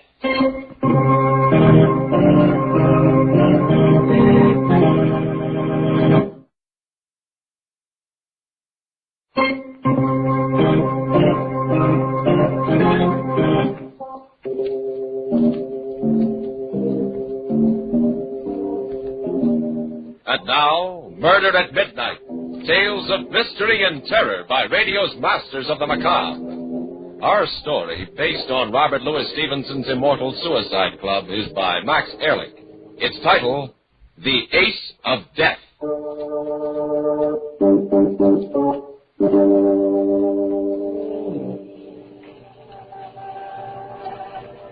I stood there on the bridge and stared down into the swirling fog. It hid the river like a white shroud. I shivered. It'd be cold down there, freezing cold. I would go down, down, deep into the black, watery depths, my ears bursting and my lungs fighting for breath. And then, finally, there would be silence. Silence. And eternal peace. Somewhere a clock began to chime 11. The last hour. The last hour of a man's life. My life. I, John Evans, ill and broke without family or friends, sick and weary of the constant struggle among earthbound mortals, looked forward to my new future. Death. I put one foot over the bridge rail. My heart pounded. My head throbbed. And then someone came out of the mist and seized me from behind. No, you fool. Stop. Do it now. Let me go. Let me go while I still got the courage. courage. Hear what I've got to say. Why did you stop me? Why? I wanted to die. I wanted to. I sympathize with you, young man. You see, I too am tired of life and seek death. You? You want to die? Yes, but not by drowning. No, my boy. I've made other arrangements. The river is not only a dull way to die, it's positively sordid. The very idea makes me shudder with distaste. Wait, I don't understand. It's very simple, young man. Well, most of us are too commonplace about the hereafter. We enter it with morbid fear and without imagination. Actually, death can be glorious. Glorious? Yes, a great new change from our ordinary lifetime routine. A journey into an uncharted world. A man should meet death on the wings of adventure. It should be an exciting and delightful experience. Death? Exciting and delightful? Why not? I've already arranged my decease along these lines. And since you and I have an interest in common, why not join me? Huh? We'll seek death's private door together. Come, young man. Come along with me. Where? To my club. I'll be glad to recommend you for membership. Your club? Yes. It caters to a clientele of gentlemen like ourselves. We call it the Hereafter Club. The whole thing was mad, insane. And yet it was intriguing, too. I looked hard at the elderly gentleman who'd come out of the fog to pull me from the brink of death, only to offer me a pleasanter and more delightful variety later.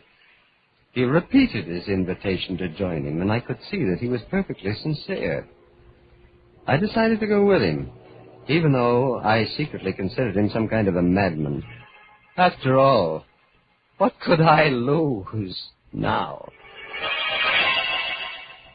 We took a cab and stopped at a grim-looking building in the silk stocking district on the east side. My elderly friend, whom I now knew as Frederick Whitney, took me into a luxurious reception room and asked me to wait there until he saw the president of the club. Finally, the president himself came out to greet me. He was a man of about 50 with a bald spot on his head, piercing gray eyes and a thin mouth. He smiled and extended his hand to me. Welcome to the Hereafter Club, Mr. Evans. Thank you, Mr. President. Mr. Whitney has recommended you very highly, and I'm delighted to count you among our members. I am pretty vague as to what all this is about, but Mr. Whitney mentioned something about a $400 initiation fee, and, well, I'm afraid My boy, Mr. Whitney knew you were in delicate financial straits and took your initiation fee upon himself. Oh. You were fortunate indeed, Mr. Evans, that he happened along and rescued you from the river. Such a morbid way of entering the hereafter would have been tragic indeed. Isn't death in any form tragic? By no means, Mr. Evans.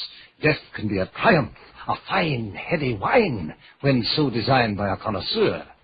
Come, Mr. Evans, follow me. You are about to embark on an exciting and unforgettable experience.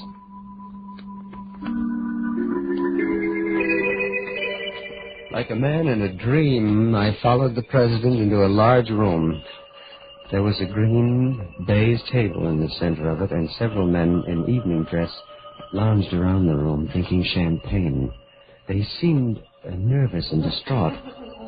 And when they laughed, it was high-pitched and too loud. They seemed to be waiting for something to happen, some event to begin. As the president and I stood at the door, he turned to me and smiled. These men, Mr. Evans, are charter members of the Hereafter Club. They come from all walks of life, but they have one common desire: death. I see. And what happens now? Our procedure is very simple. we all play a game of cards. A game of cards? A simple but fascinating game of cards. That is, these gentlemen play. As president of the Hereafter Club, I am the dealer. And what is the game? Each man draws a card and turns it face up. The man who is fortunate enough to draw the ace of spades dies. For this is the card of death. And how does he die? By the hand of the man who draws the ace of clubs. Oh, I see. The ace of clubs eliminates the ace of spades. Precisely.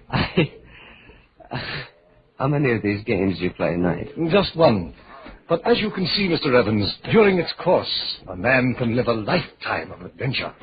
Well, this makes of death an exciting game of chance, a game to whip the blood and make the pulses race. You see, one never knows whether he will draw the fatal ace of spades tonight, or whether he will survive for weeks or even months. A question, Mr. President. Yes? How much of this can a man stand? I can only answer in this way, Mr. Evans. Our members always come back to the Hereafter Club night after night, until they draw the ace of spades. Once a devotee of the game, it's impossible to resist. Now, but come, we're ready to begin. In a kind of hypnotic trance, I followed the president into the room. But when the members saw him, their conversation stopped suddenly. They put down their champagne glasses, straightened. Their faces grew pale and tense, their eyes brilliant with a mixture of fear and anticipation. The president took a fresh pack of cards from his pocket, and like a magnet attracting iron filings, the men drew close to the baize-covered table. I found myself standing next to Frederick Whitney as the president spoke. Gentlemen of the Hereafter Club, the game is about to begin. Someone here tonight will draw the ace of spades. Whoever he is, let me assure him that we will arrange his death so that it will appear to be an accident with no breath of scandal and with no unnecessary anguish to his family. We all know that life is only a stage to play the fool upon, as long as the part amuses us.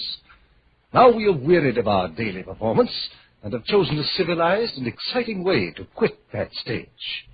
Gentlemen, the deal. It was a fantastic, weird, monstrous experience.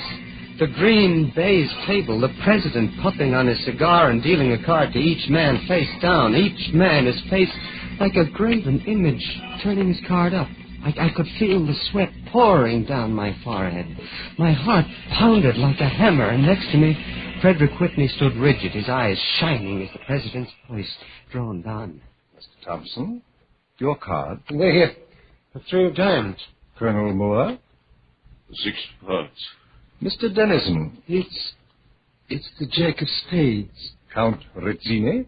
The 8 of clubs. Mr. Evans, our new member. The Queen of Hearts. Mr. Whitney. Mr. Whitney, what is your card? The ace of clubs. Well, Mr. Whitney, congratulations. You shall be the official agent for tonight. Now let us see whom you will guide into the hereafter. Frederick Whitney left the game and went directly into the president's private office. There was only one card to be drawn now, the ace of death. The tension was almost unbearable. I felt like running away from that table, screaming at the top of my voice, but I didn't. I only stood there, riveted, staring at those cards, listening to the president's hypnotic voice. Mr. Benedict. The 3 of spades. Mr. Wallace. 9 of diamonds. Mr. Thompson. The King of Hearts. Colonel Moore, your card. The 5 of clubs. Count Rezzini. Count Rezzini, we are waiting. What is your card? L'asso di spada. I beg your pardon? The ace of death. I stumbled from that horrible place into the cold night air. I went directly to my room, shaken to the core at what I had seen. In the cold, gray light of the morning, it took on the aspect of a bad dream, a macabre nightmare. I resolved to Shrug it off. Forget the whole thing. But when I bought a newspaper, the headline struck me like the blow of a hammer. Quickly, my heart beating wildly, I read the lead paragraph. Count Pietro Rizzini, prominent Italian nobleman, was hit and instantly killed at midnight when he stepped off the curb into the path of a speeding taxicab. The Count, who had recently lost his fortune, was with a friend, Mr. Frederick Whitney, when the unfortunate accident occurred. And so, in the darkness of the night, a man who has played a grim game and lost goes to his death as the clock strikes 12 for murder at midnight.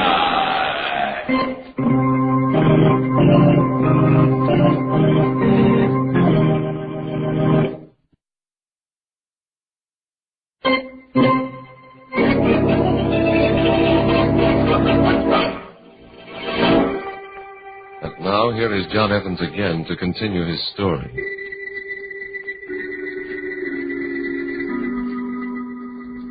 Yes, the Hereafter Club was really a murder club. A racket conceived and created by the polished gentleman who called himself the president. He made a game of death and grew rich on it. For each night, although he lost a member, he made $400, the member's initiation fee. And as the members dropped out, according to Hoyle, there were always plenty of disillusioned neophytes like myself ready to replace them. My first impulse after reading that grisly newspaper announcement was to run to the police. But I had pledged my word to secrecy. And besides, I wanted to go back. I had to go back. The thrill of the game was in my blood. I fought to resist it, but it was like a hypnotic drug. Time after time, I went back to the green baize table, and then, one night... Your card, Mr. Whitney? Come, sir, what is your card? The ace of spades. Now, my friend, Frederick Whitney, the man who'd introduced me into the Hereafter Club, had drawn the ace of death. His string had run out. He was through. I stared at him. He was calm, and there was a half smile on his face. He seemed almost glad that for him the game was over. The president kept on dealing. Mr. Thompson, your card? The Jack of Hearts. Colonel Moore? The Fool of Spades. Mr. Dennison? The ace of diamonds. Mr. Benedict? Ten of clubs. Mr. Evans? They were waiting for me. Come, Mr. Evans. Your card? The ace of clubs. Congratulations, Mr. Evans. Only your 6th evening at our club, and you draw a winning card. Now, if you'll join Mr. Whitney and myself in my private office, we'll arrange the details.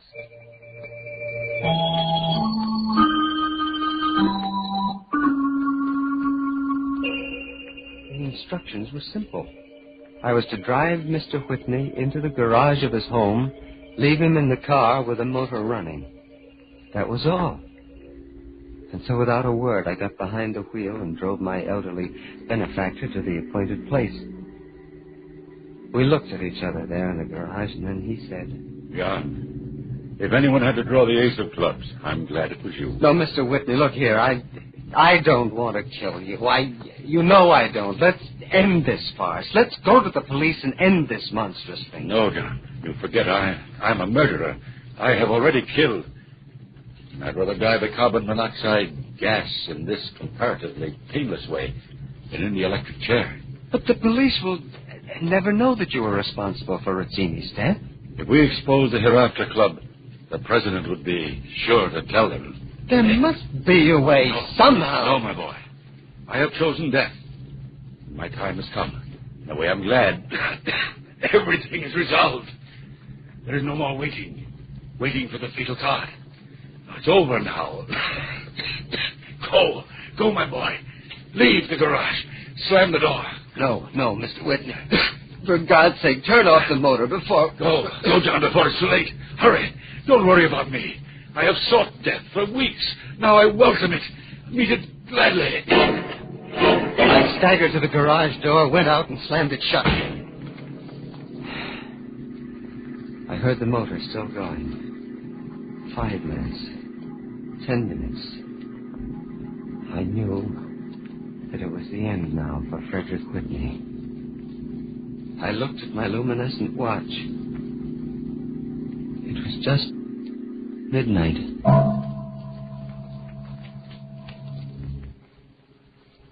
I walked the streets for hours after that. Now I was a murderer. True, I had killed with my victim's consent, but I had killed. Now, as the dawn came, I began to shake with a cold rage against the connoisseur of death who called himself the president. Men killed. Men died, and he profited without risk. He always dealt the game and never participated. He was a prince of ruin. And unfortunate men like myself could not resist what he had to offer. And so, like a smiling Satan in formal clothes, exerting a demoniac spell upon the fools who played his game, he watched them destroy each other. That night I went to the Hereafter Club, and just before the game confronted him. Ah, good evening, Mr. Evans. I see you are back again tonight. Yes, Mr. President, I'm back again. And I want to congratulate you. Indeed. On what? On your financial vision in starting this club. By simple mathematics, it nets you a handsome profit. We play 5 evenings a week, and each evening you make $400. That, Mr. President, adds up to $2,000 a week. Yes, it's a tidy sum, Mr. Evans, to be sure. But to tell you the truth, tonight we play our last game. Our last game? Yes, to be frank with you, Mr. Evans, the sport of the game is beginning to pall on me. I've decided to retire to the country and pursue the delights of horticulture. Flowers are my hobby, you know. Oh, I see. Even you can tire of sending men to their deaths.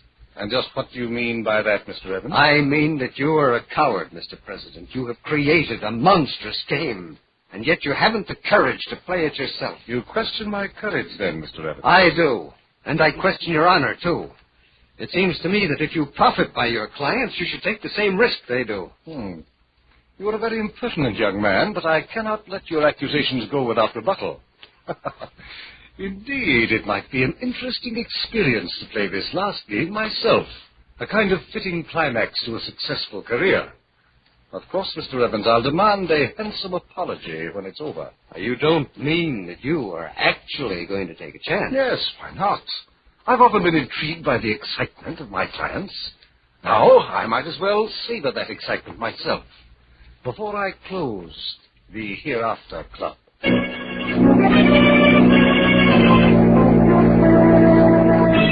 news that the president was going to play created a sensation among the members. He dealt a round, and then another, and the third time around, for the second night in a row, I drew the murder card, the ace of clubs. The president smiled his congratulations at what he called my phenomenal luck, and continued. Mr. Thompson, your card? The 2 spades. Colonel Moore? The King of Hearts. Mr. Dennison? The 7 of clubs. Mr. Benedict? Queen of diamonds.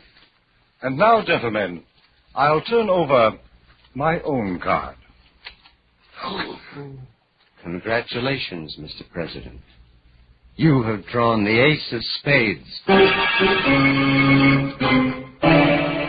The president's face was immobile. Not an eyelash flickered. He went into his private office, and his words were calm as he explained the evening's arrangements. I had drawn the murder card, and he had drawn the death card.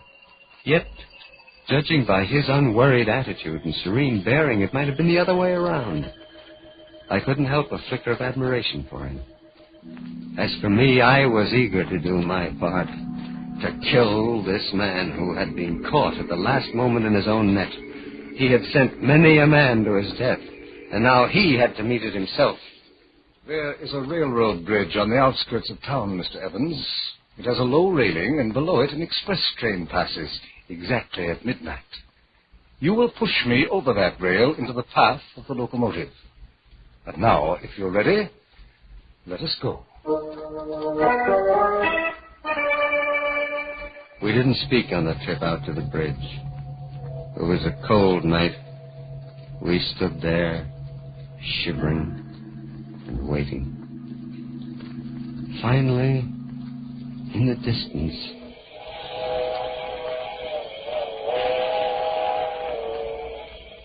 that was it. The midnight train. I could see its bright headlight flickering as it approached. Then the president spoke. Mr. Evans, of course we are not going through with this. Of course we are, Mr. President. Look here, my dear boy. As you know, the Hereafter Club is disbanded. Unlike my clients, I have no desire to die. There's no point in doing so. Well, you are going to die, Mr. President, just as you have sent others.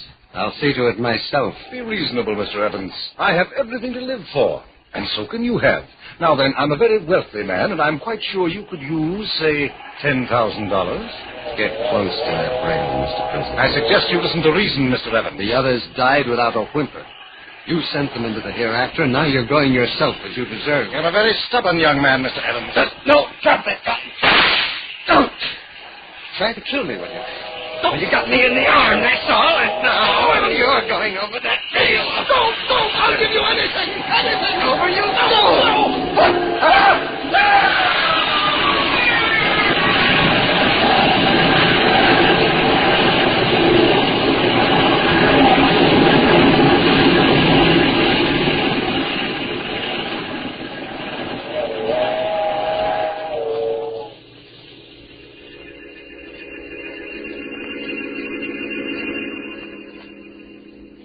When the train had passed, I saw what was left of his body on the tracks.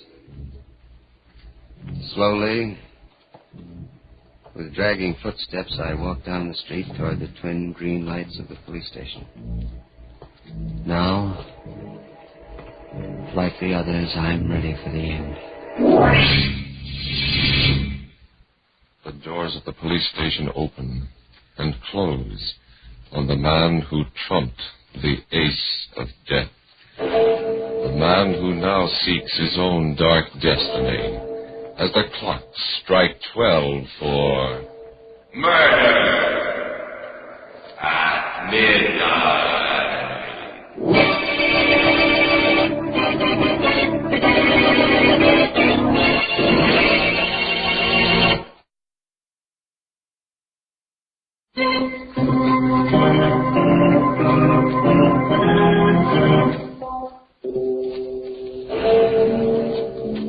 Remember to be with us again when death deals his final hand and the clocks strike 12 for murder at midnight. The part of John Evans was played by Carl Swenson. The president of the Hereafter Club was John Griggs. With music by Bert Berman, Murder at Midnight was directed by Anton M. Leader.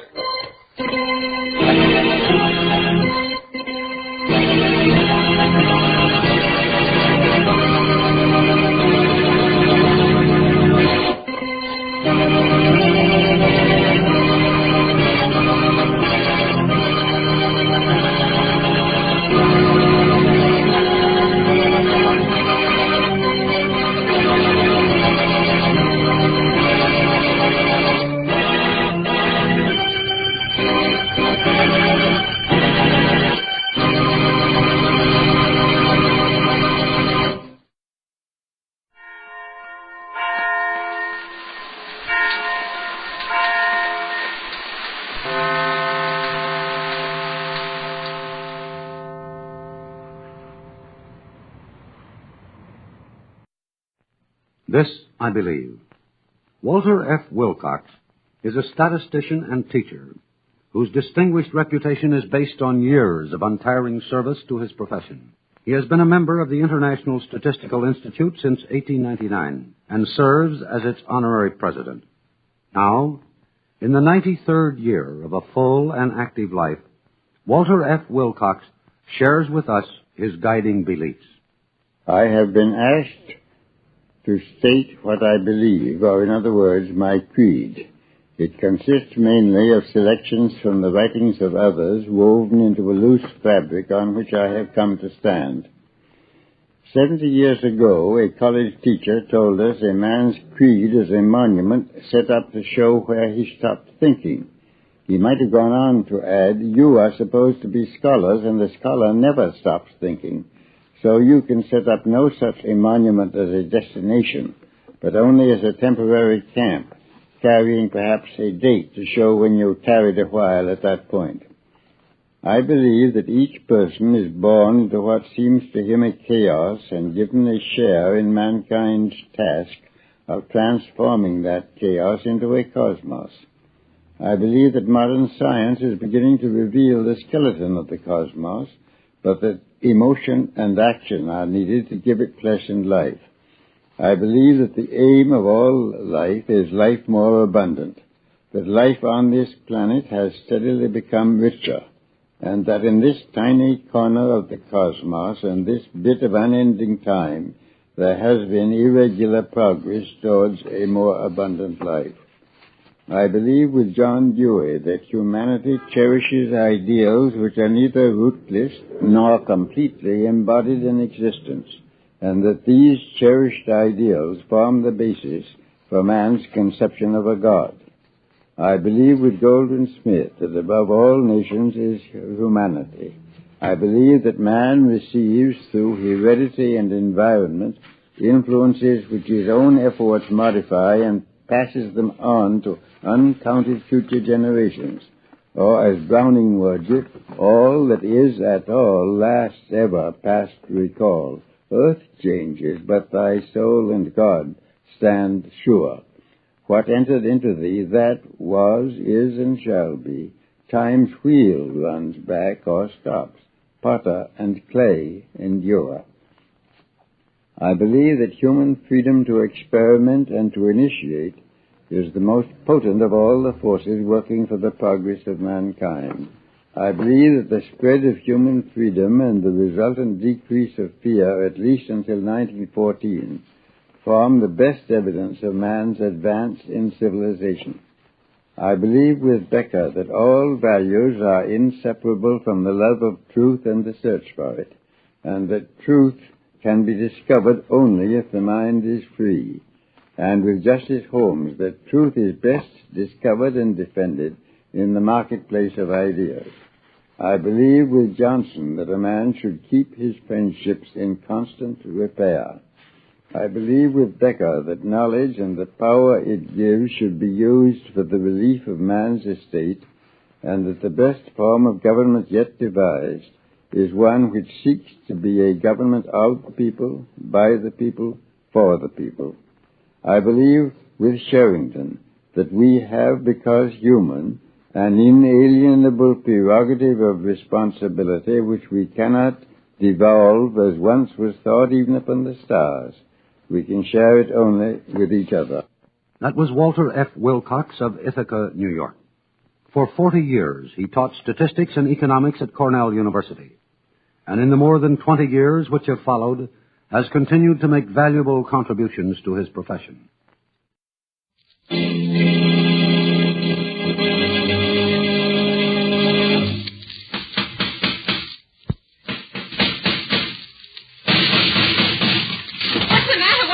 Another case for Nick Carter, Master Detective.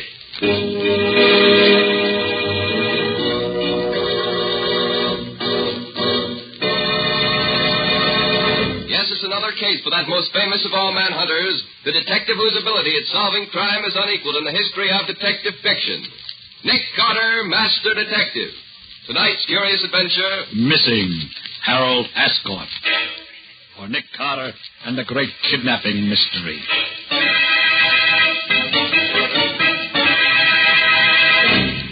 And here's Nick Carter himself to tell you the story. As you've probably already noticed, I'm not going to tell you the story that I announced last week. Instead, I want to tell you a rather different kind of tale. One which started as Patsy and I rang the doorbell at the rather magnificent home of Mrs. Philip Ascot, just off the upper end of the park at about 10:30 one morning. Yes, I'm Nick Carter. Mrs. Ascot's expecting me. Yes, Mr. Carter. Won't you come in, please? Thank you. You and the young lady will go into the living room. I'll tell Mrs. Ascot you're here. Certainly. Gosh, Nick, the Ascots must have more money than they know what to do with. Just look at this place. Yes, Patsy, the Ascots belong to one of the oldest families in the city. Old and conservative, rich but never ostentatious. So I see. Gee, I wish I could afford. I think I hear Mrs. Asgard coming.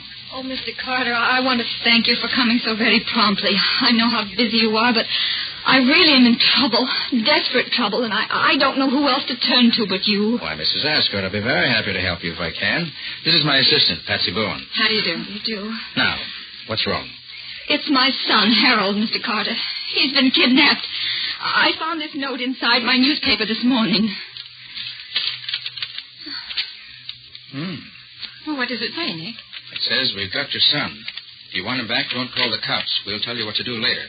And there's no signature. Can you tell anything by that letter, Mr. Carter? Of course, the handwriting is obviously disguised. Half printing and half writing.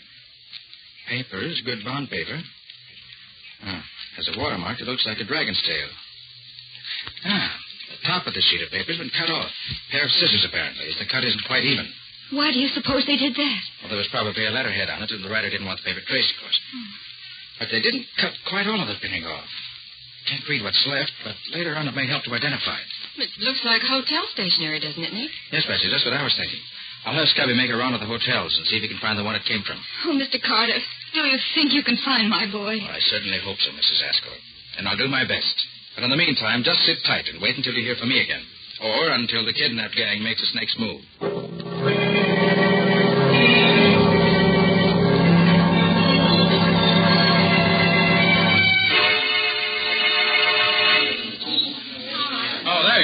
Oh, hiya, Nick. Didn't take you long to get here. It's no time to waste in a kidnap case, Scubby. You're never going to be sure when the gang will get frightened or annoyed and kill the victim. Now, you find the same kind of newspaper here, you say? I sure did, Nick. The same size, same watermark, and as near as I can tell from what's left in the kidnap note, the same printing at the top. Good. But what now, Nick? How does knowing the paper came from here help you any? If the paper came from here, it's quite possible that whoever wrote the kidnap note was staying here in the hotel at the time. Yeah. And if he was, the hotel register may give us a further clue. Oh, but the handwriting on the note was disguised, Nick. Well, quite so, Scubby. But it's impossible to completely disguise any writing so that it may not be identified. Even when the writing's apparently completely changed, there will always be some peculiar characteristic left that'll give it away. Oh, I didn't know that. Oh, clerk. Yes? Do you mind if we look at your register a moment? Not at all, sir. Here you are. Now, let's see. Young Ascot disappeared on Tuesday afternoon, and it's possible that the signature we want might be under Sunday or Monday's date. Well, do you know what to look for? Yes and no, Scubby. I've memorized the looks of the writing in the kidnap note, and I expect to recognize any similar peculiarities in the signature here. No, nothing here under Sunday's date. Huh? Let's try Monday. Okay, right over here. And Decker. And... Here. Look at this one. James Gannett. I never heard of him. Of course you haven't. Neither have I. But look at that S. Yeah? And the J. Note how oddly they're made? This signature, like the kidnap note, is half written and half printed, too. Evidently the work of a man who learned to write late in life, and a man who never writes easily. Oh, I see what you mean, Nick. No question, Scubby. This is our man. Clerk. Yes, sir. Is this James Gannett in the hotel? James Gannett? No, sir. He checked out this morning. I was afraid of that. Do you recall what he looked like? Oh, medium height, sandy-haired, little mustache. He had a crooked little finger on his right hand. I remember him because he asked a lot of questions last night. Thanks, Clerk. Well, do you know him, Nick? Why, yes, Scubby. But I sent that man up the river 3 years ago for a 5-year stretch. Oh. Well, maybe he's out. Maybe. I know a man who can tell me. I'll give him a ring and see. Come on. Well, whom did the description fit, Nick? Sounds like Jack Vincent, Scubby. Yeah? Forger and a con man. An old-timer at the business. I can't see for the world how... Oh, pardon me for a minute. Oh, sure, Nick. I'll wait here.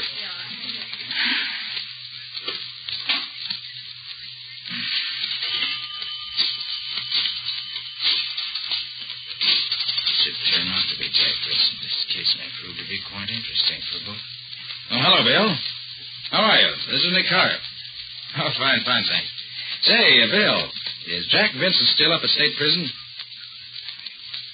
Oh, 2 weeks ago, huh? No, nothing special yet. Oh, thanks, Bill. Good luck. Goodbye. Well, what do you say, Nick? Vincent was pardoned 2 weeks ago. He's our man, all right. You know, it's a funny thing, Nick, but while you were in there phoning, a couple of men went by me, and I heard one of them say to the other, I saw Vincent Grady's bar last night. Well, maybe that's where he hangs out. You say you just heard that now, Scubby? Yeah, just now. That's queer. Well, how do you mean, Nick? Scubby, things are going a bit too easily. A notepaper that can be traced, the name in the register, the description. And now the conversation you say you overheard. You mean you think it's some kind of a frame-up? Might be, Skeppy. Might be. Well, gee, if it is, Nick, you If better... it is, I'm going ahead just as I was before. Just be a little more careful, that's all. Well, they want me to go to Grady's bar. That's where I'm going. See you at the office later, Skeppy.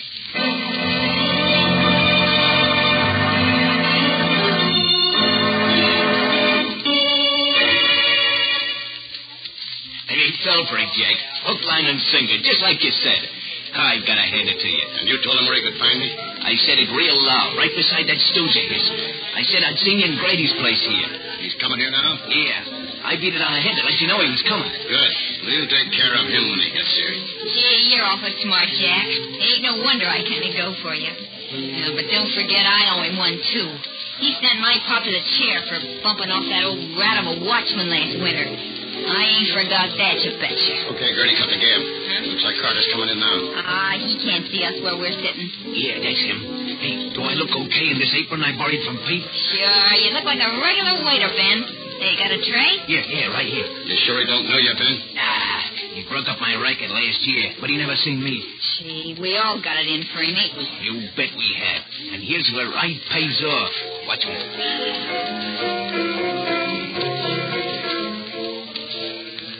Waiter. Yes, sir. Bring me a large ginger ale and Coke, will you? Coming right up. Well, Nick, lots of familiar faces here, but nobody I really know. Wonder if Vincent might have moved out of town after he had the snatch. And that conversation Scubby overheard, if he did overhear, it sounds to me like... Yeah, sir. Oh, thanks. Here, get the change. Thank you, sir. Well, at least this ginger ale's cold. Doesn't taste half bad. It's an odd flavor to it, though. Must be a new brand of Cokes they mix with it. Can't say that I enjoy it. It's clear. It isn't hot enough in here to make me dizzy like this. It seemed to be... Nick, you fool. You've been doped. You've been...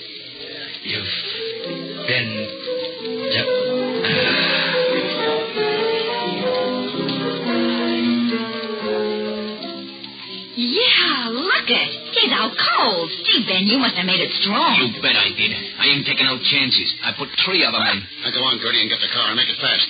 I don't want none of Carter's friends to come looking for him before we can get him out of here. Okay. This is the day I've been waiting for 3 years.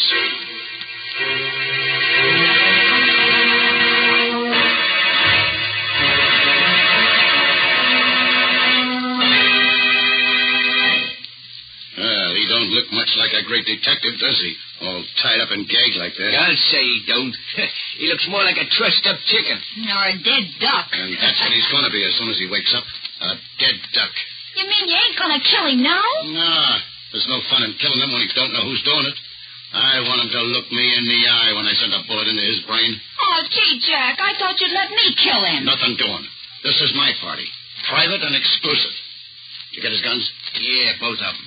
Hey, should we leave him here in the back room for now, Jack? Yeah, he won't come to for another couple of hours. He'll be safe here. Now, you and Gertie stay here and watch him. I got some stuff I want to take care of. I'll be back by the time he wakes up. Okay. Here you go, Mr. Master Detective. And there you stay till we're ready for you. Have a nice sleep. And keep your eye on Gertie, Ben. She might forget and bump him off all by herself.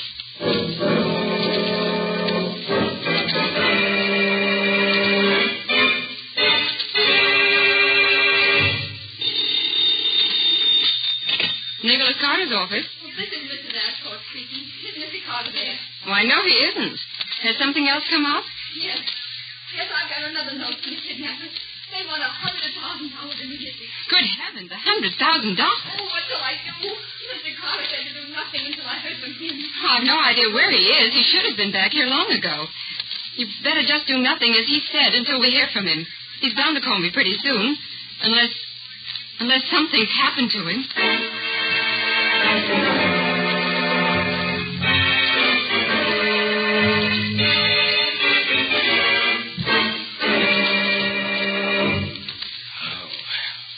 Headache that stuff leaves behind it. Now, it's certainly right for being such an idiot. I knew what I was walking into, and I walked right into it. Gosh, but it's dark in here. Where's that? What's that?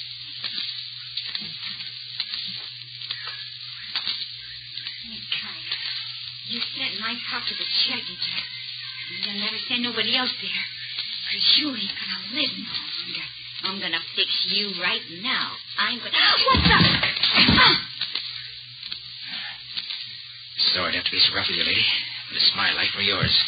You're only stunned. Now, if I can reach that knife she dropped before she gets her senses back, I can cut these ropes and get free. Just a little more. If I can only see behind my back. Where is that knife?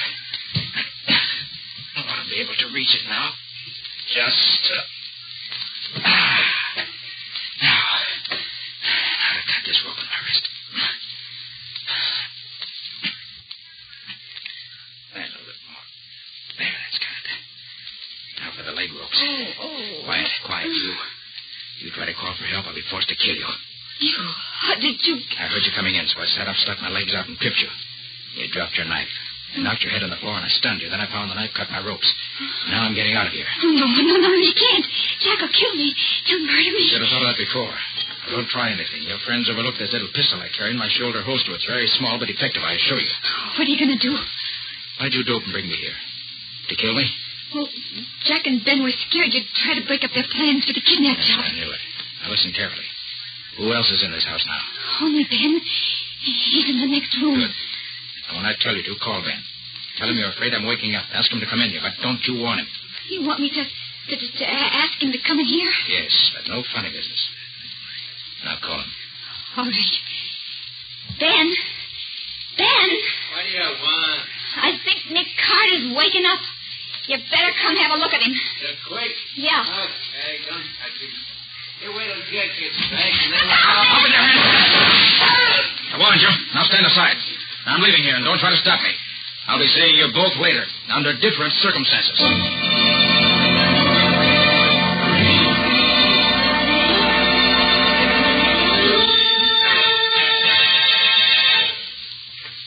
How do you do, Miss Bowen? Nick, where in the world have you been? We've been waiting for you for hours. Sorry, Patsy. Anything special been going on? Anything special? I should say so. Mrs. Ascot has called 5 times. She got a note from the kidnappers telling her it would cost her $100,000 to get her son back. And she's going crazy, waiting for you to tell her what to do. Hey, Patsy, have you heard anything From me, Scubby? Well, Nick, what happened to you? Jack Vincent laid a trap for me, and I walked into it. Did you learn anything? No, Scubby, I didn't. Except that it all has to do with the kidnap case we're working on. Well, did you have any trouble, Nick? Well, depends on what you call trouble, Scubby. More of that later. Now, what about Mrs. Ascot? Well, she wants you to call her as soon as you come in. I'll get her for you. All right, Patsy. We gotta move fast. Maybe too late even now. My being there and getting away doesn't help any. Mrs. Ascot, just a minute, please. Here she is, Nick. All right. Hello, Mrs. Ascot. Sorry I've been held up where you couldn't get hold of me. What's up? Oh, Mr. Carter, I received a note from my son. It says that I'll have to pay his kidnappers $100,000 if I want to get him back. The note also says that I've got to take you off the case or he will be killed. He says that so far they've not mistreated him, but he begs me to pay the money and get him free. Is the note in your son's handwriting? Oh, yes, I'm sure of that. What shall I do, Mr. Carter? Well, does the note give you any way of getting in touch with him? Yes, it says to put an ad in the personal column of the Clarion, addressed to safety, and let them know what I decide. Good. Put the ad in the Clarion. Tell them you're willing to pay the money and ask them how they want it paid. All right, Mr. Carter, but how about, what they have to say about getting rid of you? You know what I understand, Mrs. Ascot. Tell them in the ad that you'll guarantee that I'll have nothing further to do with the case. Oh, but that would be a lie, wouldn't it? Yes, of course it would. But would you prefer that the kidnappers kill your son? Oh, no, of course not, Mr. Carter. All right, then. Put the ad in just as I said. And let me know the minute you get an answer. Then we'll plan our next step.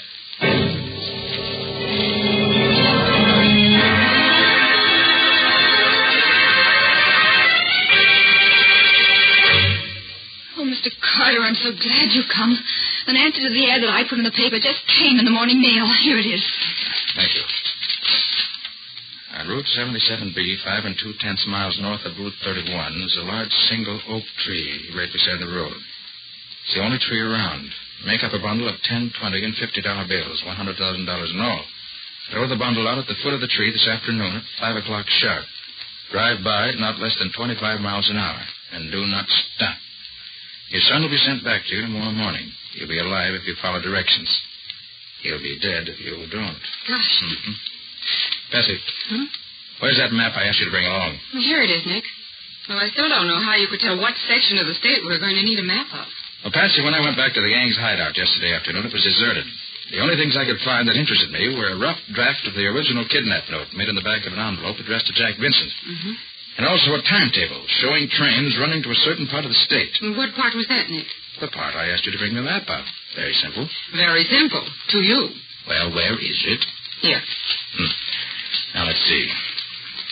Route 77D is here. Route 316 crosses it right here. Mm-hmm. It's about 45 miles out of the city, in a very thinly settled section. What shall we do about it, Mr. Carter? We'll do just exactly as the note says. Have your bankers make up the bundle of $100,000 in 10s, 20s, and 50s. Yes. Take Patsy with you, and have your chauffeur drive you up to the spot designated in this note. Throw the bundle out, and then leave the rest to me.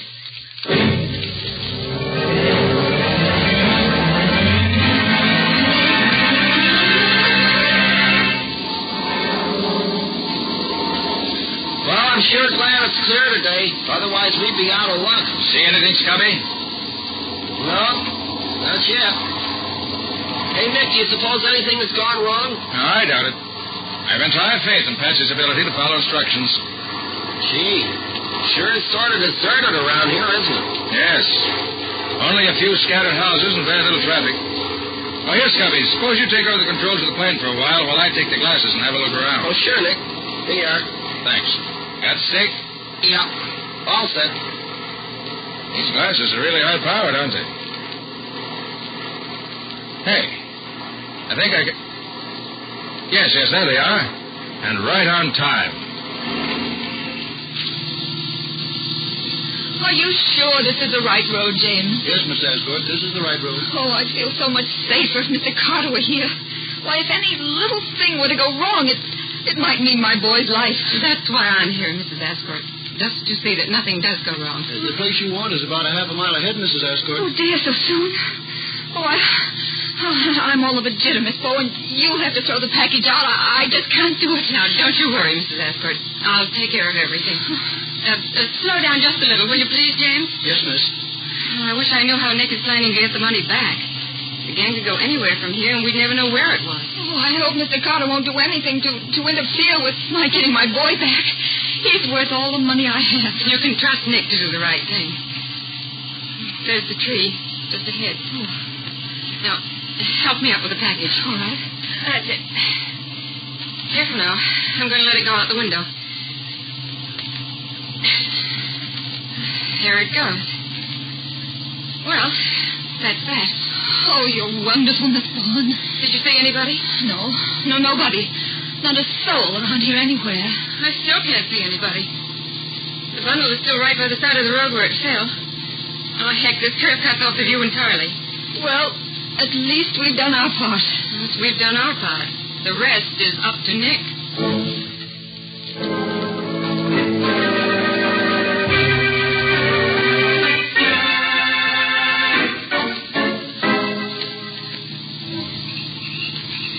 Yep, those are Nick's orders, Sheriff. Drive as close to the house as you can and then park your car in the bushes just off the road. Okay.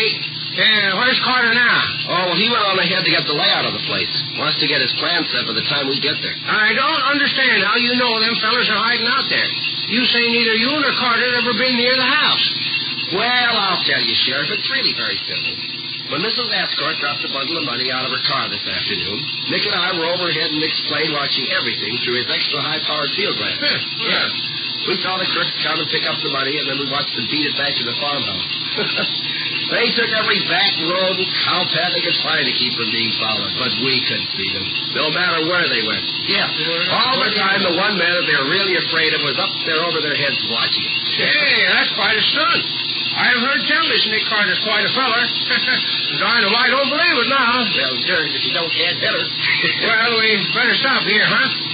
Don't dare go no closer to the house with the car. I'll just run her off into the bushes here.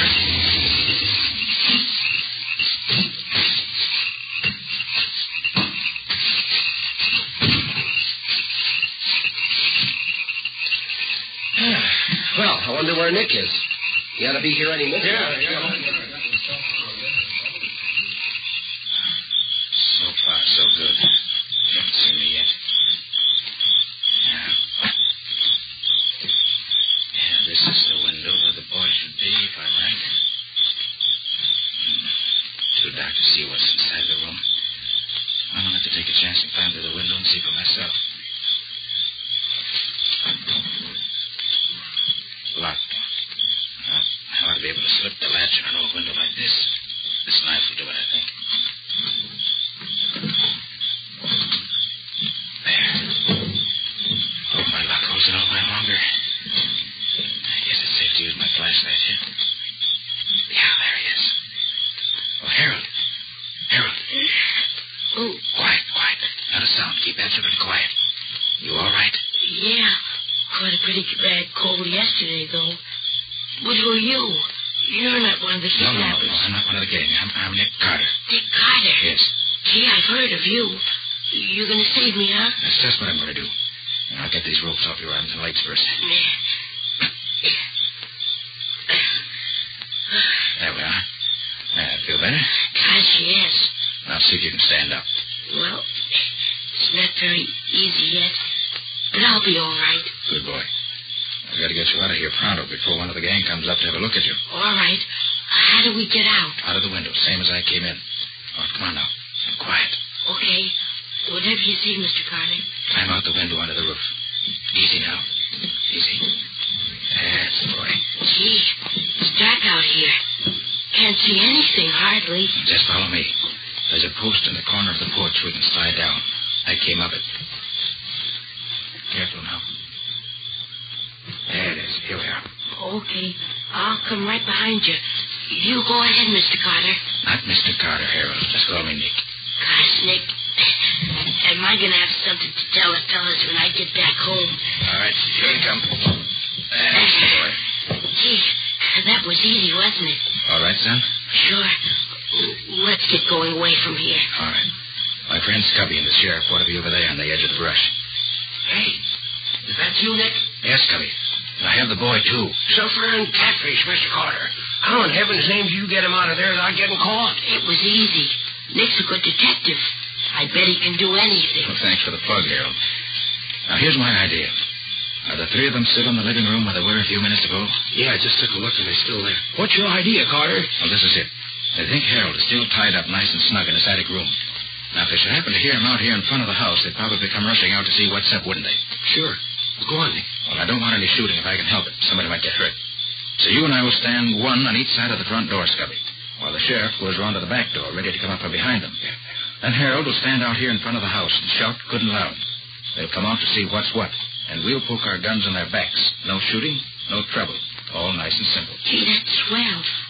What'll I yell, Nick? Oh, whatever comes into your head. Anything at all.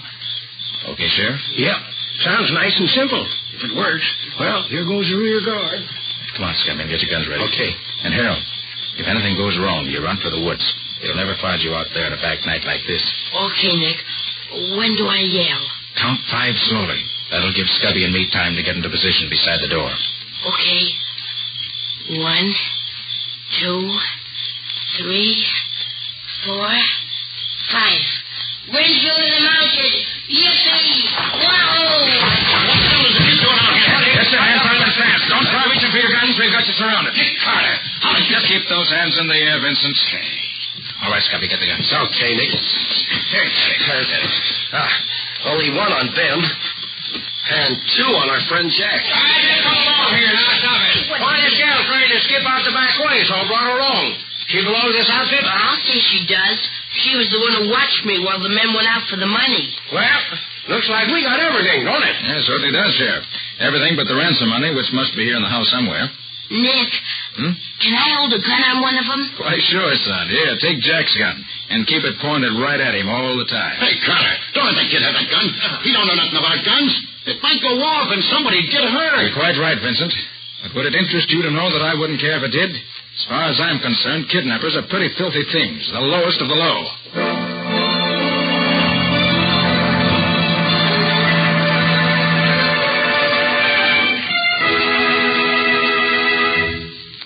Oh, Mr. Carter, how can I ever repay you for what you've done for me and my boy? Well, I'm very happy that we were able to get the boy back for you, Mrs. Ascot.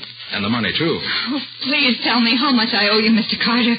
I want to send you a check at once, a big one. You owe me nothing, Mrs. Ascot. Oh, but Mr. Carter... If you really want to repay me, I suggest that you put at least an extra $10,000 into war bonds in this fourth war loan drive, and give the bonds to the Associated Boys Clubs of the city. I can think of no better way to spend money right now. Buying the bonds helps the boys who are fighting for us today, and giving the bonds to the boys' clubs helps the boys of tomorrow. It's a wonderful combination.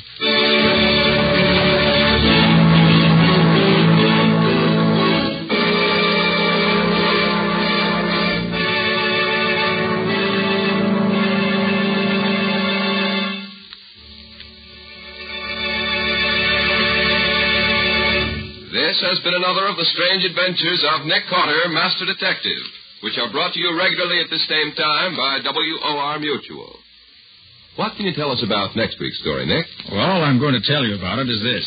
It is such a weird and unusual case that for the only time in my life I was almost compelled to believe that vampires really do exist. I call it Death After Dark, or the mystery of the vampire killings. So long. So long, Nick. See you next week.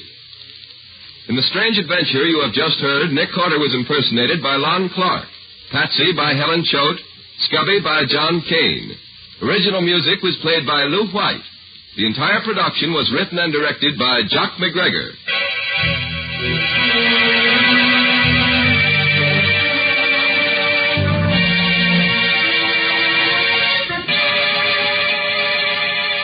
Next week at the same time, listen to another curious experience of Nick Carter entitled Death After Dark, or Nick Carter and the Mystery of the Vampire Killings.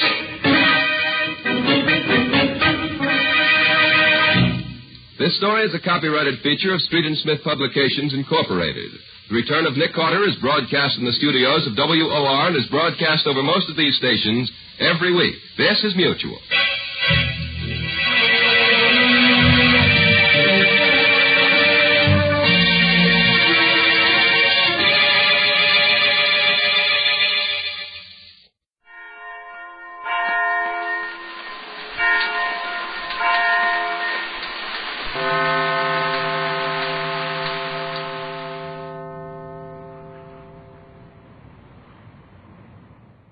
This I believe. Walter H. Annenberg is one of the most enterprising and independent newspaper men in the United States. As editor and publisher of the Philadelphia Inquirer, he has conducted campaigns against gold mine swindlers, gyp automobile dealers, juvenile delinquency, and pollution of the Philadelphia water supply, as well as other conditions which have menaced the welfare of his community. The Inquirer added 50% to its circulation and doubled its advertising since he took over its management at the age of 34 in 1942. Walter Annenberg has received recognition from the Army, Navy, and Marine Corps, Temple University, and the YMCA for his outstanding service. His newspaper and its affiliated radio and television stations under his direction have also gathered an impressive number of awards for their leadership and originality. Here is Walter Annenberg. I feel humble when I am asked to add significance from my own experience to the numerous ideas that have been advanced by inspired and divine leaders of old and recent times. But I also feel a tremendous and awe-inspiring kinship with these men of all ages who have uttered their beliefs not only for themselves but for the benefit of all mankind. And I am impressed with the fact that through all these beliefs, as I see it, runs one great truth, the importance of the individual. I believe in man, in his courage, his vision, his desire to do what is noble and best, his dependability. When daily I survey the newspaper with which I am associated, the Philadelphia Inquirer, I am impressed with the abundance of information that constantly testifies to the indomitable will of man. No disaster, not flood, nor fire, nor famine, no, not even war can overcome him. Because I trust in the essential greatness of man, it follows, then, that I believe that man must have an area of freedom in which to develop his fullest potentialities, including not only his creative ability, but also that insignia of his maturity, social responsibility. I believe in freedom because only when men have the freedom to seek truth can they work towards the kind of life they desire. In the field of political freedom, I stand for a state which never claims to have found the final truth and does not, therefore, stifle all other ideas. I stand for a government which expresses the free will of individuals and which is not a nation to which individuals are subservient. We should guard against the abridgment of freedom in our country, especially the vulnerable freedoms of press and of education. Present-day events, like the alarming suppression of La Prensa, warn us that these are the first freedoms to be attacked by dictators. And in the field of personal freedom, no irrational prejudice or discrimination should curb the equal rights of all men. I believe in social responsibility, that a man's service to others must be at least in ratio to the character of his own success in life. When one is fortunate enough to gain a measure of material well-being, however small, service to others should be uppermost in his mind. Freedom and social responsibility form the basis of my own personal philosophy. Upon them, I believe, depends the very dignity of man. That was Walter H. Annenberg, editor and publisher of the Philadelphia Inquirer, and one of his community's most valuable citizens. Night Beat.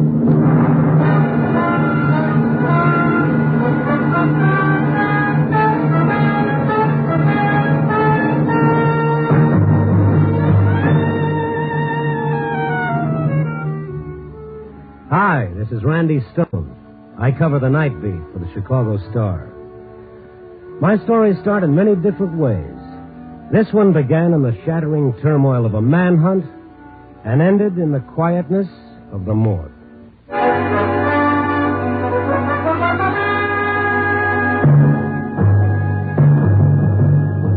Night Beat, starring Frank Lovejoy as Randy Stone.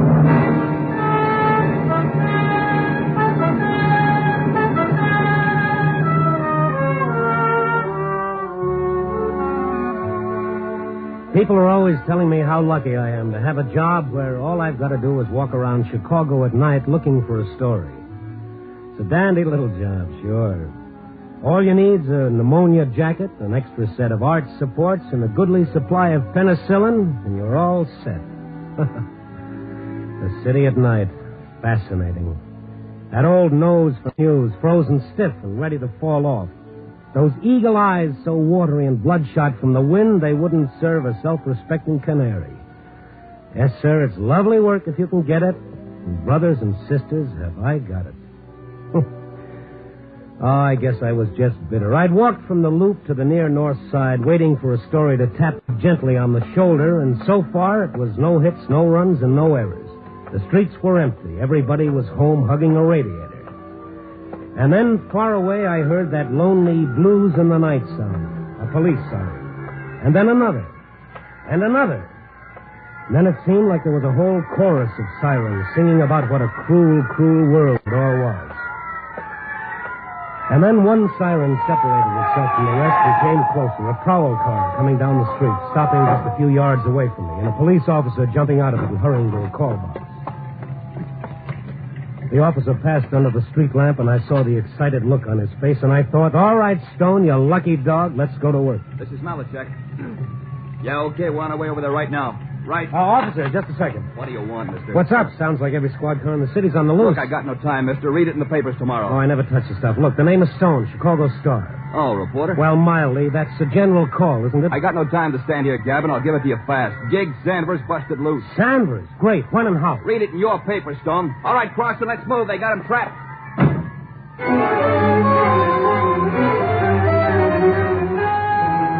Gig Sanders, two-time loser, a killer, loose in a city of 4 million people, and everyone his enemy. I hurried to a phone, checked with the police, and then drove over to that part of Chicago called the Badlands. That strange area belonging to every city, surrounded by business section, yet itself run down, deteriorated, filled with tenements and abandoned factories. It was there the police had thrown a cordon around a boarded-up building. My pass got me through and up to the front line, and Police Captain Ireland. Hello, Stone. Oh, the hunt's on, huh? I don't know. We'll see in a minute. Sanders in that building? Got a tip he would be. Wait a second. All right, Billings. Turn the searchlight on the building. Keep two of them on the roof. Run the others back and forth. Right. Sticking around, Stone? Yeah, I guess so. You sure Sanders is in there? No, but we couldn't afford to pass up the tip. The tip? Where'd it come from? No, it's just a phone call. But Sanders knew this neighborhood like the back of his hand, likely to be here. Captain Ireland, ready with the speaker now. Okay, bring it here. Malachek. There's quite a crowd gathered for the kill. Yeah, making it tough for us. Sanders is armed like an artillery corps, and if he's in there... I see what you mean. How'd he get away? Haven't got the full details yet, but he was being taken to the death house. Killed a cop. He's a nice boy. Here you are, Captain. Okay. All right. Here it goes. Sanders? Sanders! Listen to me. There's no way out of that building that isn't covered. Come out with your hands in the air. We'll give you 20 seconds. Hear that, Sanders? 20 seconds. We'll count them off for you. And what if he doesn't show? Tear gas first, then we'll go in after him. If he comes out with his hands up, he goes to the death house. If he doesn't... He'll come out. Rats always believe there's a chance to beat the chair. But his life is hope. No sign of him. Malachek, come here. Yes, sir. Take the microphone. When I give the signal, start counting off 20 seconds. Yes, sir. He given him more than 20 seconds. Not him, the crowd. They won't push in so close when the counting starts. Oh, look at them. Look at those faces. Perfectly normal human beings for 23 and a half hours of the day. Give them something like this for 30 minutes and they become a mob. Waiting, watching, hoping for the kill. People, Randy, want to change them? Yeah, sure. We'll retool and put out a nice new 8-cylinder model with a convertible soul. Get ready, Malachek. Yes, sir. Captain, there's my story. Sanders? Oh, no. That's for the front page, boys. That mob, that's my story. Look at that young couple right over there. Look at those two. They're hoping Sanders will come out shooting. Otherwise, they'll want their money back, huh? I suppose so. I'll see you later. Where are you going? I want to stand by that couple and listen to them. All right. Malachek, start counting. But warn him first. Once more. Sanders. We're going to start counting right now. Come out with your hands in the air or we'll cut you in half when we come in after you. 1, 2, 3, 4. I edged my way behind the young couple. They looked so nice and so human. But here they were, the same as all the rest. 9. Go back just a little over 1,000 years, put on a toga, and take a seat in the Colosseum at Rome. Have a great day watching the gladiators butcher each other. Cheer for the lions, or, if you prefer people, cheer for the slave to kill the lion. 17. Makes no difference. It's all the same holiday. Somebody gets killed. 20. And then it started. Let him have it!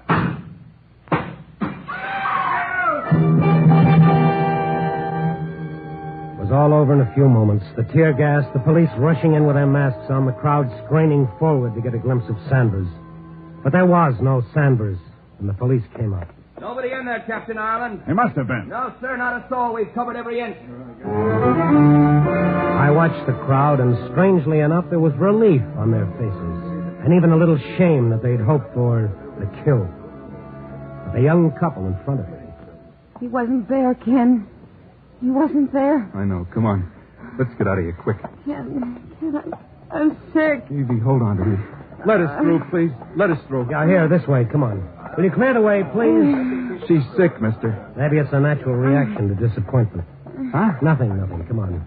We'll get through this way. Will you let us through, please? Excuse me, will you? Please. Thank you. She's got to sit down, mister. She's got it. Okay. Here's my car. Let her get in here. Kenny wasn't there. He's loose. Never mind. Come on, baby. I'll get you home. You better let me drive her. No. We'll be all right. Ken, I'm sick. Just a little while, Evie. We'll be home. Look, fella, it's easy to see what's the matter. She can't walk home in her condition. It ain't far. A block would be too far. I'll get a cab. No. I don't want anybody around us. Don't want anybody around you? That's a laugh. You bring her out here to this. Why didn't you take her on a nice tour through the packing house? Shut up. What right you got to talk like that? The founding fathers gave it to me. You don't know nothing about it. You don't know. Ken, take me home. Look, my car is still here. You're in no spot to refuse help, no matter what your reason. Now, come on. Let him take us, Kenny, please. Come on. They lived very close. It didn't take over 3 minutes to get to their tenement building. I wanted to take her to a hospital, but she refused. She refused in a way that made me look at her hard. And there was another thing, the way she reacted when the police found out Gig Sanders wasn't in the oil factory. Terror. That's what it was, sheer terror. And I helped her husband carry her up the stairs and into their meager little flat. On the couch, mister. Yes. Okay. There. Now, you got a phone? What for? Call a doctor. We ain't got a phone. But there's a drugstore. No, Ken. But, baby. We gotta get out. We ain't got time for a doctor now. Just let me rest. You're in no condition to refuse a doctor. I'm all right now. Yeah, sure. It ain't going to be for 3 weeks. That's what the doctor 3 said. weeks, and you drag her out to that great exhibition? Why didn't she... Shut up. Told you before you didn't know nothing about it. Mind your own business and leave us alone. What are you looking like that for? What's the matter with you, with both of you? Nothing. Oh, yes, there is. You're scared stiff. Of what? Please go, like Kenny says. Leave us alone. Well, let me phone for a doctor from the drugstore. I won't come back. Just a doctor. Evie? No, we ain't got time, Kenny. Don't you know that? We ain't got time. He's loose, Ken. He's loose. Evie, baby, don't. You're talking about Gig Sanders, aren't you? Why? Why are you afraid of him? Do you know him? Come on, what about a talk? No, not to nobody. You're scared of Sanders. Why? Look, mister, you helped us, all right? Thanks. Now get out of here. We gotta tell somebody. I said nobody. You know what'll happen? We gotta tell. Mister, who are you? My name is Stone, Chicago Star. Newspaper. That frighten you? Maybe he can help. Maybe he can. Nobody can. You know that. I'll tell him. Evie, shut up. It was Kenny who tipped the cops. Evie. I had to tell somebody. Maybe he can help. That's the truth, Kenny? Yeah. It was me tipped the cops. That Sanders was in the factory? I thought he might be, but he wasn't. All right. Now tell me something else. How do you know so much about it? Come on, if you want me to help, I gotta know you're on the level, so tell me. Tell him. How do I know that he won't go straight to the police? How do I know that? We gotta trust somebody. We gotta. Can we trust anybody? We'll try it and see. Him and me in the same gang once. I did time, but I got out before he did. I went straight because... Go ahead. It was for me. Oh. All right, now, how about the tip to the police? There'll be a reward, you know. Sanders is big time. I didn't do it for no reward. Okay, I'm sorry. Mr. Stone, help us. How? How can I help? By getting out now and keeping your trap shut. And that'll help? No, you'll be back where you started. Your wife knows that, or she wouldn't have asked me to help. Gig will come after us. How would he know that you gave the information to the police? He'll guess. We used that factory plenty of times for a hideout. Nobody else knew how to get in. There's a cellarway. All right. Let me ask you another question, Kenny. What? Why did you tip the police? Gig hates me. Why? Kenny married me while Gig was still in the pen. Oh, you were his girl? No, I never was. I never was his girl at all. I was like everything else Gig liked. Everything was his, no matter who it belonged to. To him, a girl was like anything else. His gun, his clothes. Anytime Gig Sanders wanted something, it was his. I never loved him. I told him, but he just laughed like what I felt didn't mean nothing. I see. And now? Now he's loose. He hates me because of Evie, and he's going to know I tipped the coppers. Mr. Stone, if it's the last thing he does, he's going to get us, Evie and me.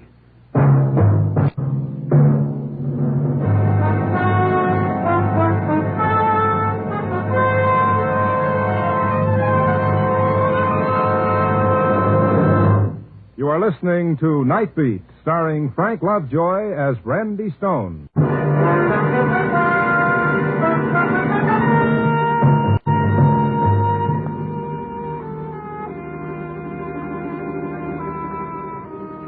Those kids were scared, plenty scared. I asked them the only question that made sense, and I got my answer. Go to the police? Sure. A guy who serves time goes to the cops. He tells them he gave him a bum steer. They got every copper in Chicago around that factory while Gig gets away someplace else. Yeah, sure. They'd believe me, wouldn't they? Well, try it. I'll go with you. Listen, you don't know. I changed my name. I moved all over the state looking for a job. This is the only place I could get one. I had to come back here. So what does that prove? It'll be in the papers. He'll lose his job, Mr. Stone. I can't do that. Not with Evie. Now, what do you want me to do? Look, maybe if I give you a list of the places the coppers might find Gig, maybe you could tip him. What if he doesn't show up? There ain't many places he can go. Look, maybe by this time he's out, maybe even out of the state. He's killed an officer. He won't dare to stay here. Gig, as long as he knows Evie and me are still alive, he'll stay. He hates me so much, he'll take that chance. Does he know you live here? No. I ain't even seen any of the old bunch at all. I moved around. Always moving to keep away. Mr. Stone, go to the police. But don't tell him nothing about me. Will you get it through your head that they'll protect you? Even so, Gig's got friends. If they find out it was me... All right, yeah. So you guys go to the police. All right. Where's the drugstore? Right at the corner. You'll see it. All right, stay right here. Keep your door locked until I get back.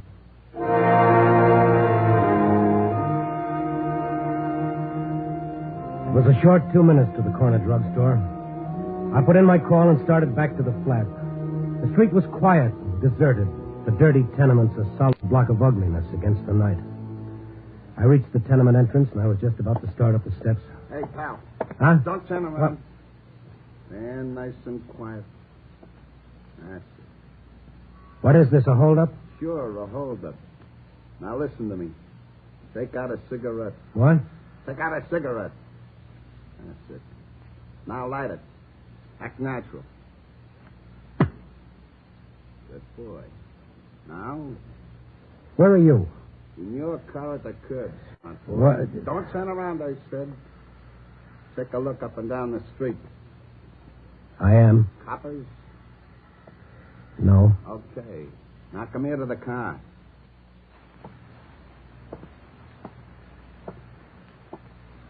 You're going to do like I tell you, understand? What do you want? Who? You know who I am, Stone. Yeah, I guess I do. Listen, I'm going up to that flat you come. Don't do it, Sanders. Sure, I'm going to do it. This gun says I can do it. Leave the two kids alone. Yeah. All alone. You're wasting time, Sanders. Time you could use to better advantage. Sure. Now step back a couple of feet. I'm getting out. Just stand there. Keep smoking a cigarette. Walk ahead of me. Straight in that house. Move. Stop here. Sanders, you're not going to do this and still have time to get away. Real concerned about me, ain't you? Don't worry, I'm a big boy. All right, give him a break. Sure, like they was going to give me. Now, listen. You're going back up to that flat. You're going to knock on the door, and you're going to tell them to let you in. That clear? What if I don't? So be a hero. I'll get in anyway. It's just easier this way. Okay? All right. So let's go.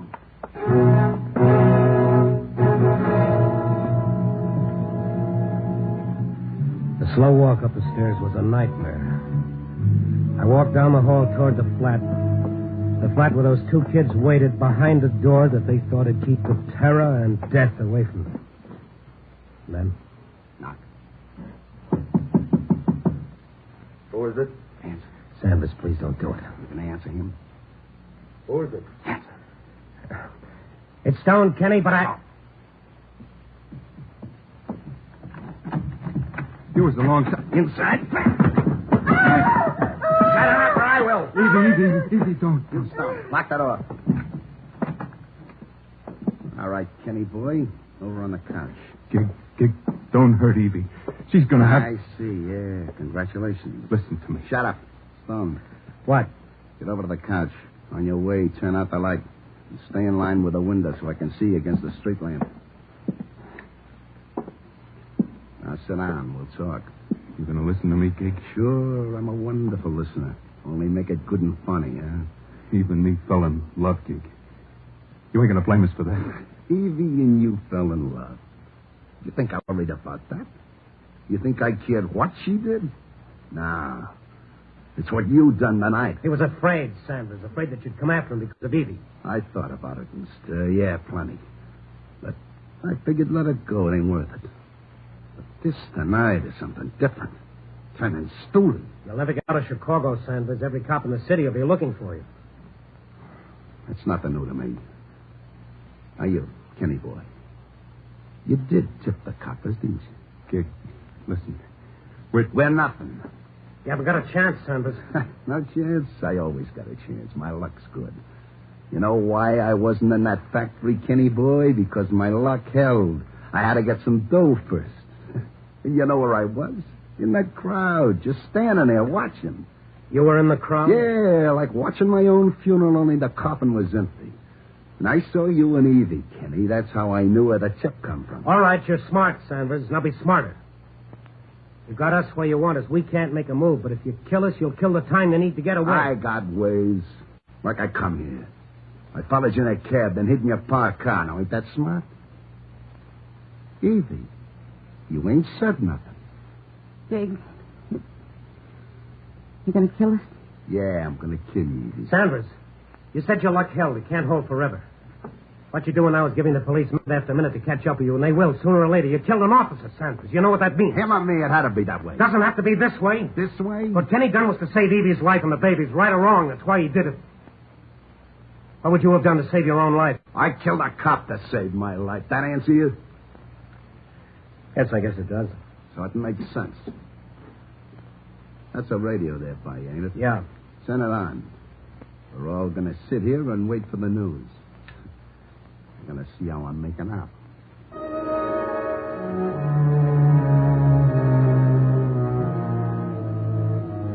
We sat in the semi-darkness of the room. The only light came from the window that faced the street. Then the 11 o'clock news broadcast came on. The meeting tomorrow will tell us more. Tonight in Chicago, the city's manhunt goes on for Gig Sanders, convicted and sentenced killer.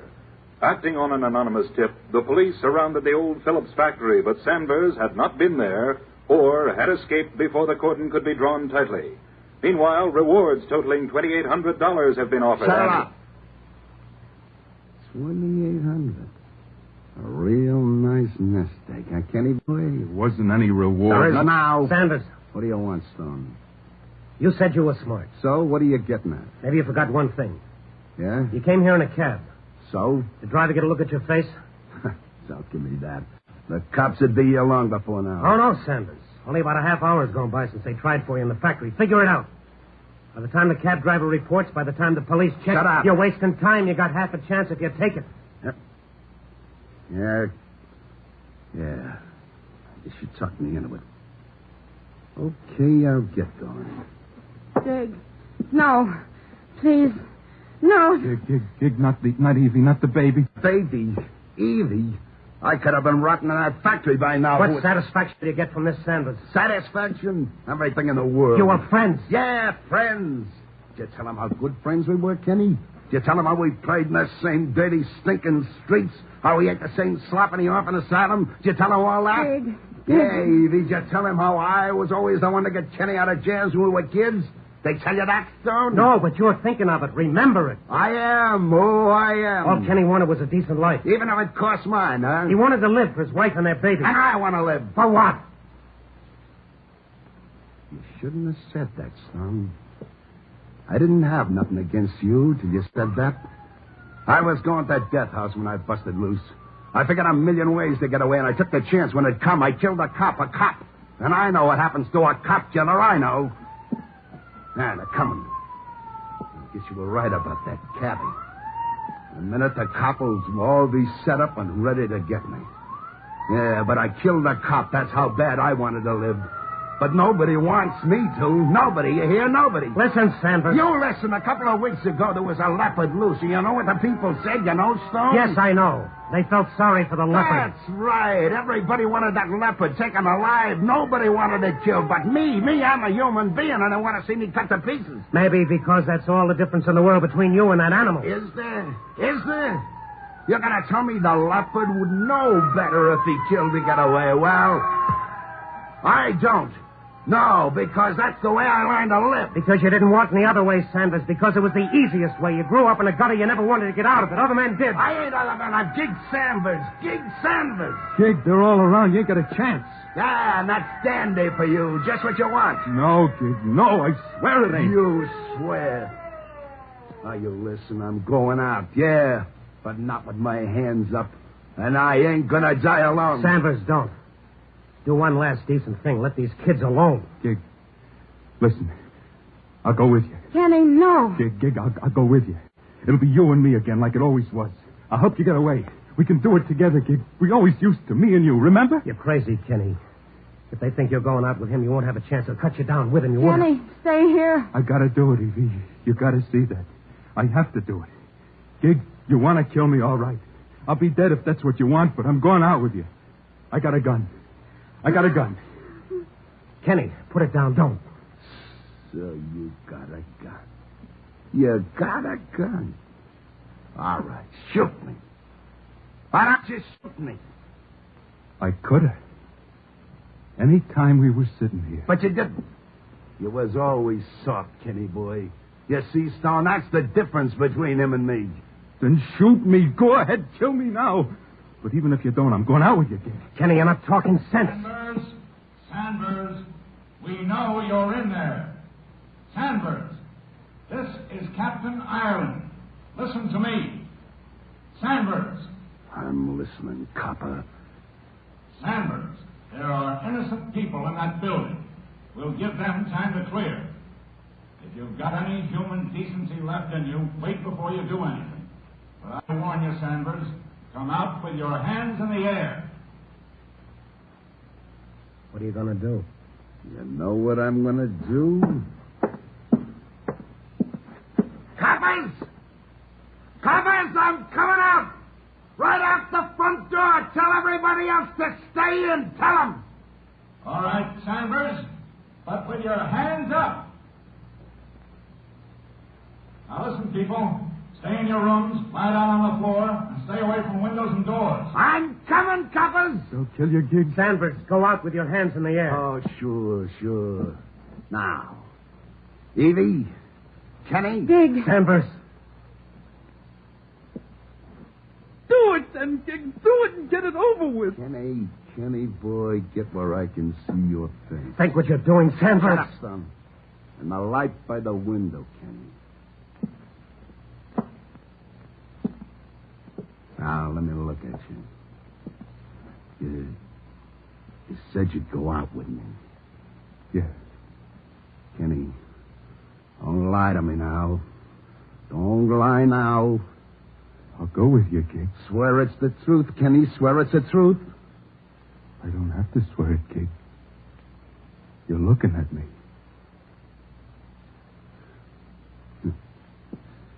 Yeah. Okay. I'm going out alone. And what about Kenny, Evie? They can rot in this stinking world. They can rot. Not me. I'm going out. I'm going out and meet all the coppers in Chicago. Gig, stay where you are. He's gone. He's gone. Sanders, come out with your hands up. Hello, coppers!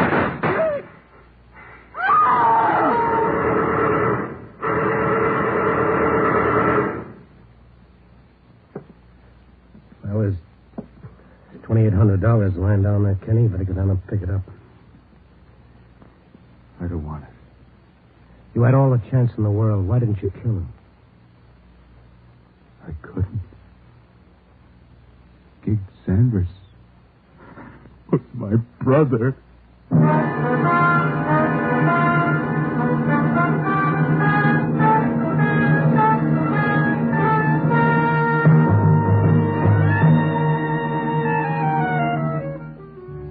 Now it's almost dawn again, and I've written another story. It's a story that began a long time ago when a man looked up and answered a question with another question. Am I my brother's keeper? There's an answer to that and our society has made it. Yes, you are your brother's keeper, but the cat must be worthy of the keeping. Copy, boy.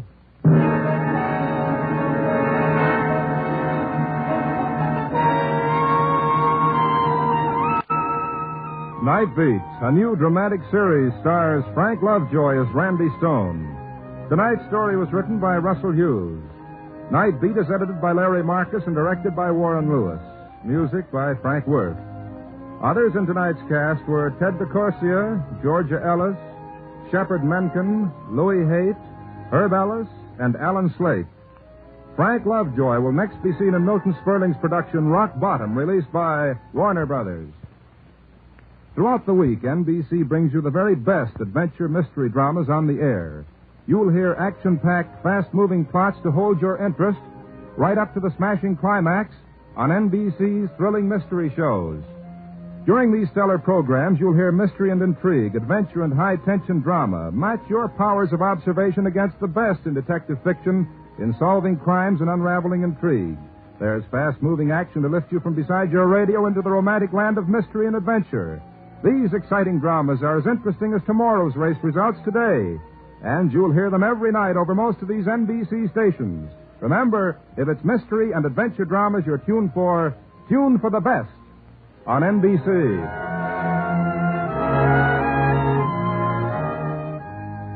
Listen next week at this same time and every week as Randy Stone searches through the city for the strange stories waiting for him in the darkness. The stories that come out of the shadows to find their way into Night Beat.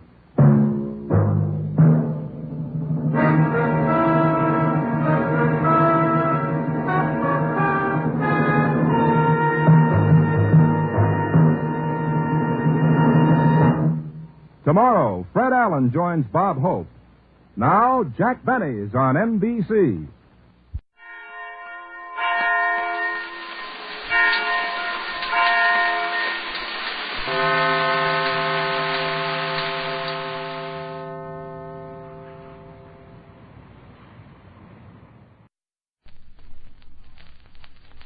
And now, This I Believe. A series of living philosophies presented in the hope they may help to strengthen and enrich your life. Here is Edward R. Murrow. This I Believe. Almost as much of an institution in American life as the Brooklyn Dodgers, whose ups and downs he faithfully reports, Walter Lanier Barber is a thoughtful Southerner, more familiarly known to millions of sports fans as Red. Here is Red Barber's play-by-play account of his beliefs. The work given me to do in the past 20-odd years has been in the world of muscles. The athlete must possess speed of foot, sharpness of vision, strength of limb, and he must have a nervous system that coordinates his physical faculties. Yet as the years have rolled their tense athletic struggles before my microphones, I have become increasingly aware that the athlete is a man of muscles and reflexes, yes, but that he is also something else. And this something else is the dominant factor in the successful equation. It is the quality that makes any human great, or else brings him down to his knees in defeat. It is the quality that separates man from the other forms of life on this earth. It is the fact that man is a spiritual being. It is my observation that the great athlete is always a person of tremendous spirit. It is the spiritual part of him that controls his living, training, and working routines. How does an athlete think? What does he believe?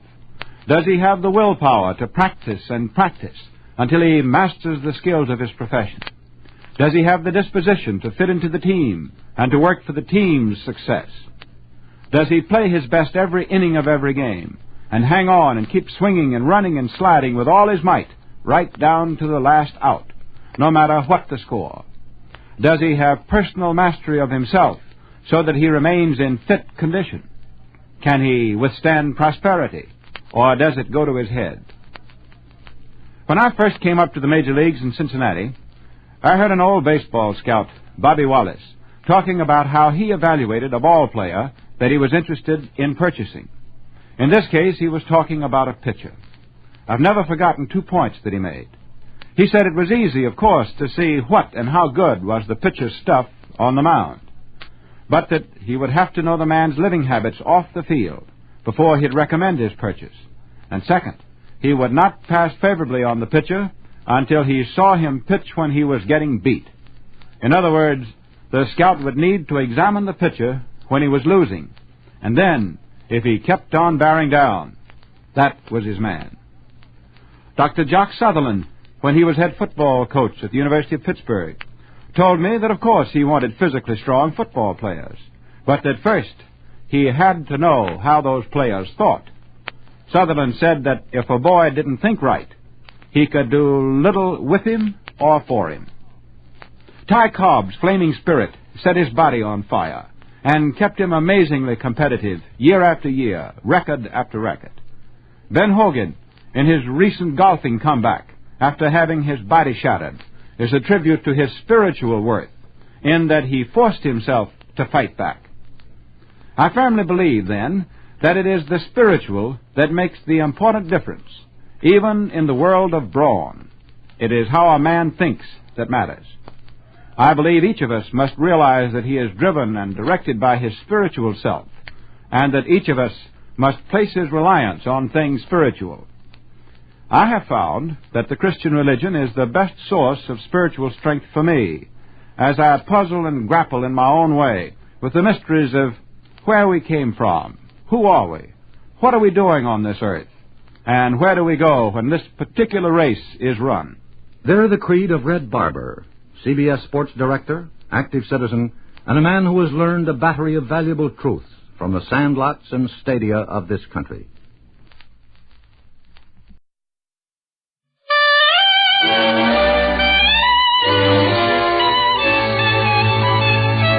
The makers of Camel cigarettes present Dick Powell as Richard Diamond, private detective.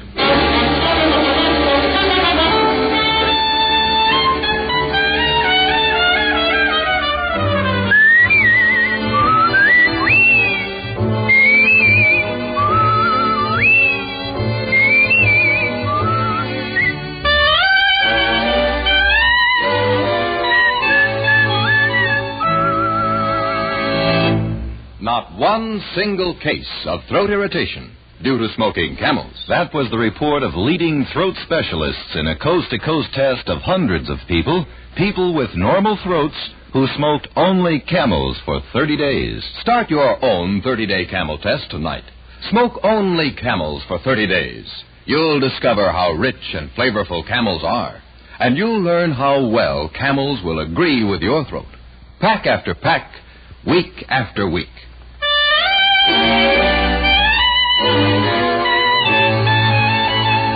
Here transcribed is Richard Diamond, Private Detective, starring Dick Powell.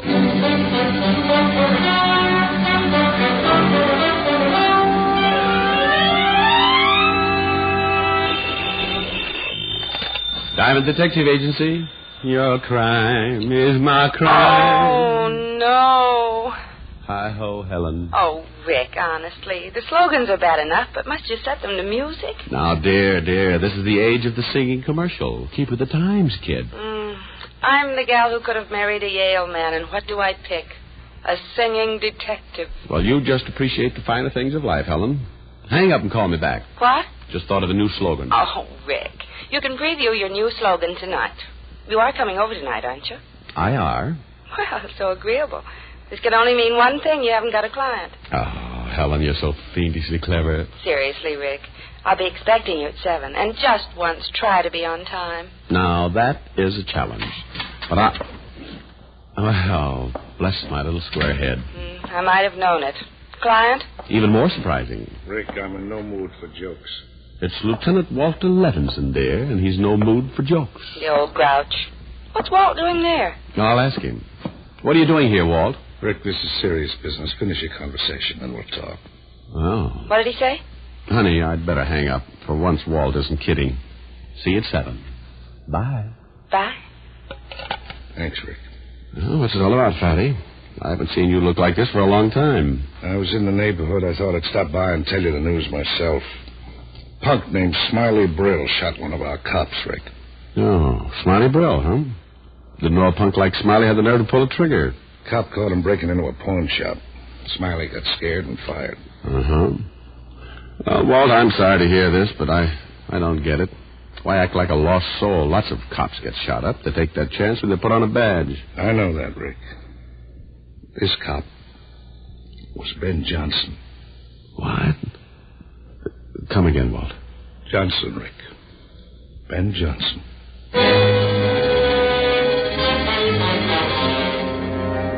There are times when words can't describe a feeling. This was one of those times. Years ago, when I was a green rookie cop, I made lots of mistakes, got discouraged. But old Ben Johnson always took me under his wing and helped me over the rough spots. Ben helped a lot of rookies like me, and everyone knew it and loved him for it. Yeah, now I knew why Walt's expression looked like the world had ended. And I wasn't glad I knew. Happened early this morning, Rick. Where's Ben now? General Hospital. Doc gives him a 50-50 chance. What about Smiley Brill? You got him? No. I set up a dragnet, but he's slimy. Might slip through. Rick, I was hoping maybe you'd like to help us get him. Well, you know I will, Walt. Only if I find him, I won't guarantee you'll get him in one piece. Now, cut it out, Rick. You know how I feel. I'd like to break Smiley with my bare hands. Only I'm a cop. So are you, even without the old badge. I'll skip the speeches. Where do I start? Smiley hangs around the Bowery quite a bit, and chances are he's hiding down there. Well, the Bowery boys don't talk much to police, but they might to you. Well, I have some friends down there. I might get a lead. Keep in touch with my office. And remember, Rick, I want Smiley alive, if possible. Sure, Walt. If possible. I got in my car and drove toward the Bowery. I kept seeing two faces in front of me. One, a white-haired policeman ready for retirement, lying in a hospital fighting for his life. And the other, a weasel-faced punk with a slimy smile. You don't often get mad in my business. It doesn't pay off. But there are times when it can't be helped.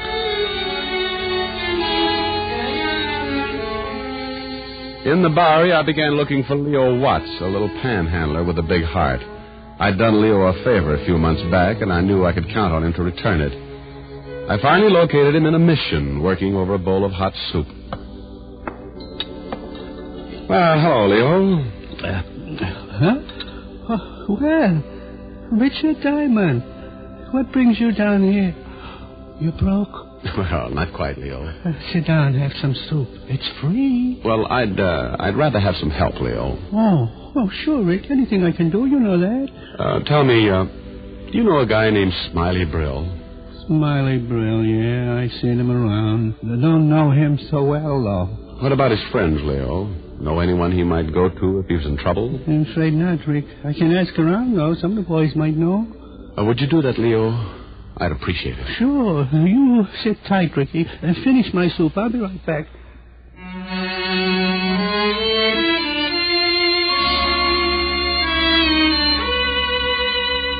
Leo disappeared, and I waited in the mission. A little old lady brought me a fresh bowl of soup, gave me a lecture, and left with a rewarded attitude after I promised to give up Muscatel. Finally, about 20 minutes later, Leo returned. Not much, Rick, but something to start on. Smiley had a girl he used to see a lot last year. Whether he's still seeing her, I don't know. What's her name? Jewel Sanker. Dances at the Gaiety down the street. Quite a dance, too. Well, thanks, Leo. I'll have a talk with her. If she can't help you, meet me back here in a few hours. Maybe I can dig up some more Smiley's past. Good. Only suppose I meet you out front instead, Leo. I just can't take another bowl of soup.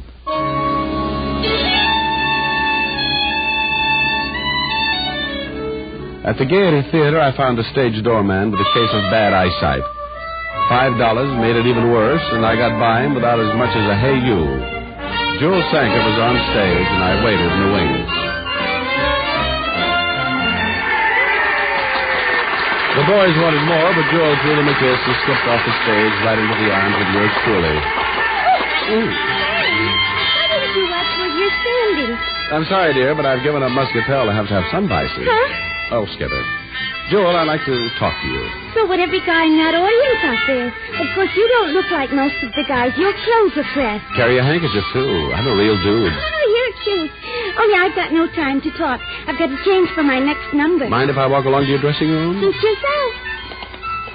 Jewel, I'm looking for an old friend of yours. I've got a lot of old friends.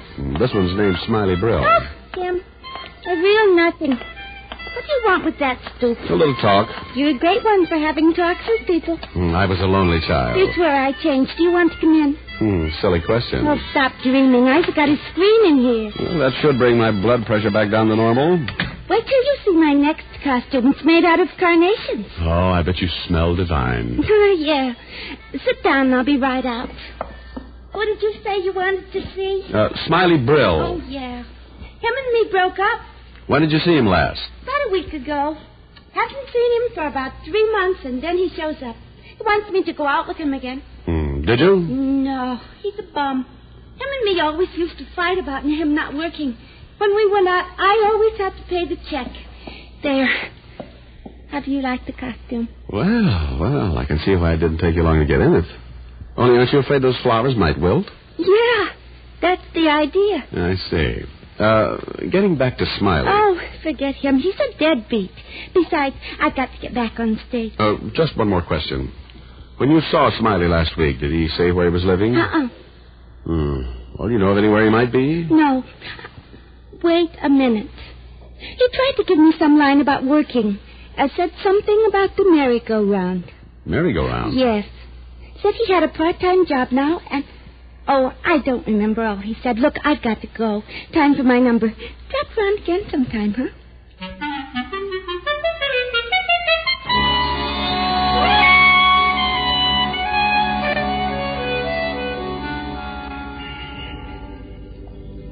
Glad you got here early, Rick.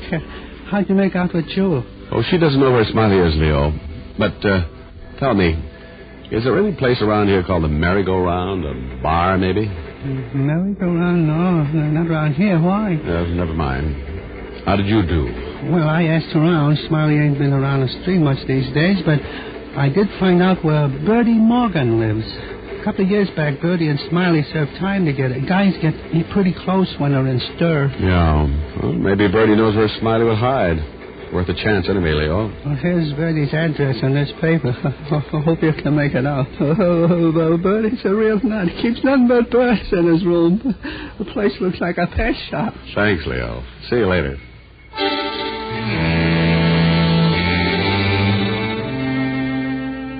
I started up the street toward the address Leo had given me. Finding Smiley Brill was developing into a slow search. All I could do was keep questioning people who might know Smiley's whereabouts and hope for a break. I located Bertie Morgan's rooming house, but I didn't go right in. Instead, I went into a drugstore on the corner and put in a call to Walt Levinson. Homicide, Levinson. Rick, Walt. Your men turn up anything on Brill yet? Not a thing. How about you? So far, nothing. I'm following up another lead, though, now. If it doesn't take me anywhere, I'm afraid I'll be stuck. Don't quit now, Rick. Just heard from the hospital, Ben Johnson. Didn't make it. Oh, no. Follow that lead, Rick. Get Smiley. Yeah, Walt. I'll get him. If I have to stay on his trail till doomsday, I'll get him.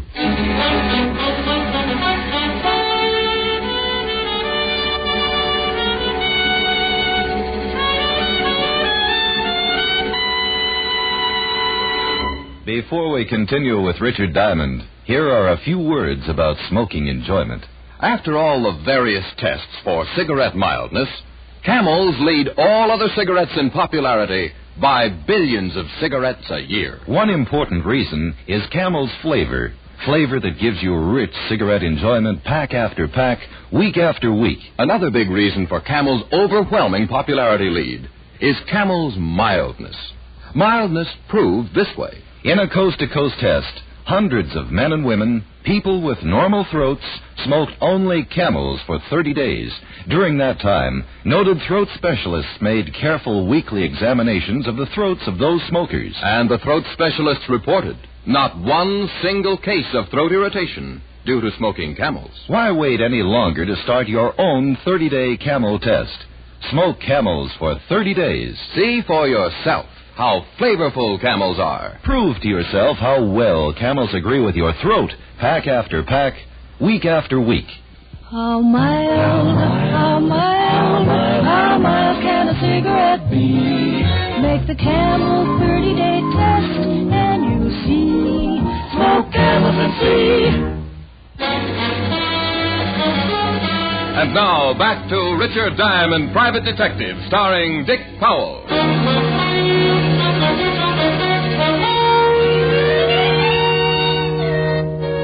So Ben Johnson hadn't made it. Now I was looking for a killer named Smiley Brill. I crossed the street, went into the rooming house. Bertie Morgan had been in prison with Smiley, and Bertie lived in room number 12. I went there.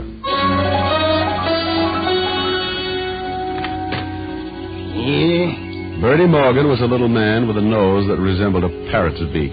He had beady, bird-like eyes that stared straight at you and never seemed to blink. Behind him, I could see that his room was filled with caged birds, all chirping. Bertie Morgan was well named. What you want, bud? Well, I'm selling a new brand of bird seed. Thought you just might be in the market. Bird seed, eh? That's right. I got plenty of bird seed. Oh, but none like this, friend. Get your foot out of the door. Now, Bertie, think of your canary. Beat it. Now, move aside, Bertie. I'm coming in.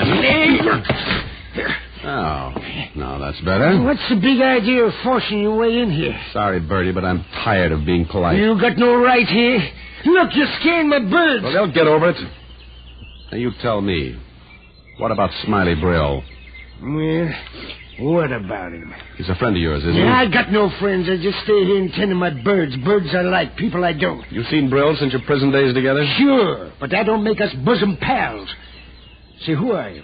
How long ago since you've seen him? A month, maybe 2. You sure of that? Sure, I'm sure. How long were you in prison together? I don't have to answer your question. You want a broken nose? Wait a minute, now look. Well, I'm not kidding, pal. I want answers. How long did you share a cell with Smiley? 2 years. But that don't mean that when you get out, you got to pal around together. No, but it does mean you might know where Smiley is now. In 2 years, he must have told you a lot about the people he knew, where you hung around. Well, sure, yeah, but... Sit down, Bertie. Huh? Sit down. Now, tell me everything you remember Smiley talking about in jail. Well, look, that was a long time ago. Then refresh your memory. Who did he say his friends were? Think back, Bertie, then start talking. I was being hard on Bertie, but it was my last chance. He began talking about everything he could remember that he and Smiley had talked about. Girls, sports, anything. Finally, after about 10 minutes, Bertie was getting tired, and he still hadn't said anything that might give me a lead. Give me a break, huh? Listen to my birds. They're hungry. I gotta feed them. Now, they can wait. You still haven't said anything important, Bertie. Yeah, so how should I know what you think's important? I told you what I remember him saying, that's all. What did Smiley plan on doing when he got out of jail? Having a good time, that's all he wanted. Did he talk about work? What kind of a job is he going to look for? Job, Smiley? Don't make me laugh. He didn't want to go to work. His uncle even wrote and offered him a job, but this guy's strictly a bum. Well, what about his uncle? You didn't mention him before. I didn't think of him before. Well, you're thinking of him now. Tell me about him. He's an old geezer. Joe Brill raised Smiley after his mom and pa kicked out. You say he offered Smiley a job. What kind of a job? Oh, handyman, I guess. The old boy runs a business over on 34th Street, a kid place. A what? Oh, you know, one of them toyland spots. He's got a corner lot there with some rides on it, electric swings and that sort of thing. I went past it once. It's a nice place. Rides for kids, huh? Merry-go-round? Huh? This place. It has a merry-go-round? Yeah, a big one. Hey, why don't you go ride it and leave me alone? Maybe I will, Bertie. Give me the address of the place, and you can go feed your birds. It was the first break I'd had. Smiley's girlfriend had told me that he was working at a merry-go-round. Now I knew where it was. It was getting dark as I turned up 34th Street, but I spotted the lights of the Toyland. Parked, went toward the merry-go-round in the center of the lot. It was the only ride still operating. And there were 2 or 3 children riding the wooden animals around and around. In the center of the carousel, I spotted an old man standing beside a big lever. As I approached, the man pulled the lever toward him, and the carousel slowly stopped moving around. Okay, kids, all off. Come on now. Get off there, Sonny. Run along home now. Oh, Mr. Brill. That's right. Only I'm closing up now. Well, I don't want to ride. I just want to ask you some questions. What about? About your nephew. Huh? Yes, I'm looking for Smiley. He was working here a week ago. Well, yeah, he was, but he ain't here now. Well, where is he? I don't know. Hasn't been around for a few days. Who are you, and why are you looking for Smiley? Well, I'm a private detective, Mr. Brill. Smiley's in trouble. Real trouble. Oh. Listen, I gotta go back to the shack over there, turn out the lights. City raises Cain if I stay open after 6. Well, I'll walk with you. You know, you don't seem surprised that your nephew's in trouble, Brill. Surprised? Mister, anything that boy does is no surprise to me. Tried to raise him right, but he run wild. Figured if I give him a job here, he might settle down. I was wrong, I guess. Mm-hmm. Have you heard from him since this morning? Nope. Oh, this is it. Mister, would you mind reaching up there and pull that light switch? It's too high for me. Oh, sure. There. Now, how about...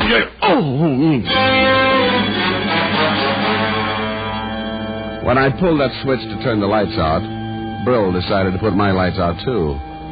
He must have hit me with an old piece of pipe, but whatever it was, it caused the blood to rush past my eyes and a million rockets to go off in my head.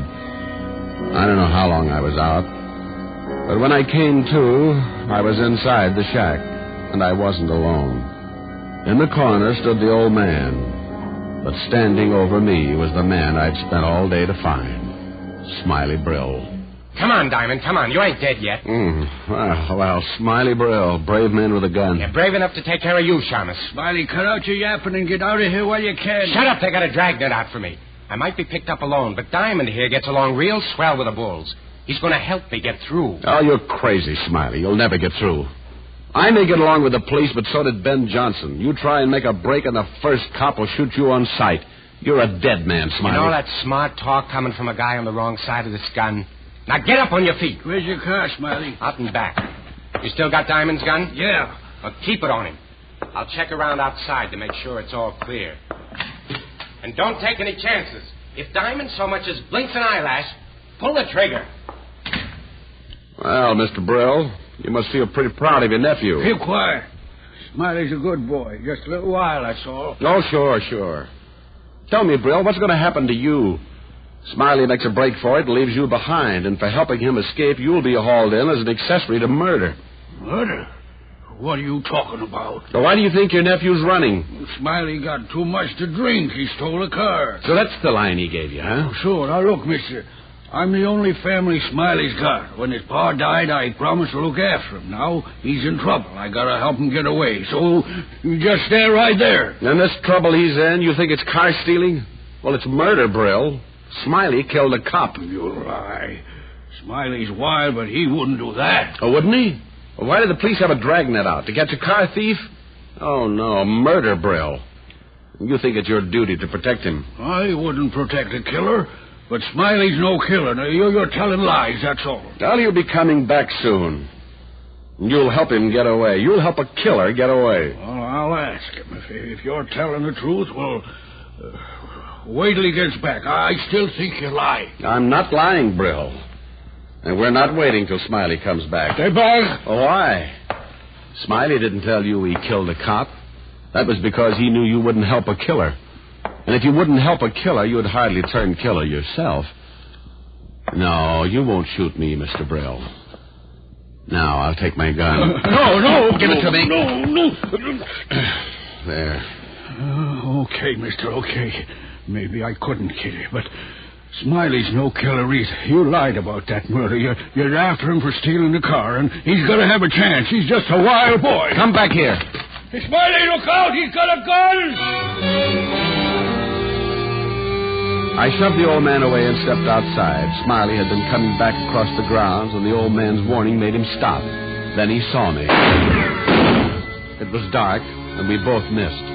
Then Smiley dove for cover and began firing again. I crouched behind the motor box of the electric swing. Smiley! It's no use, Smiley. Come on out. Come and get me, Shamus. I can see as well in the dark as you can. Smiley was in a good spot, and he knew it. It was dark, but he was familiar with the grounds. He could edge from one cover to another.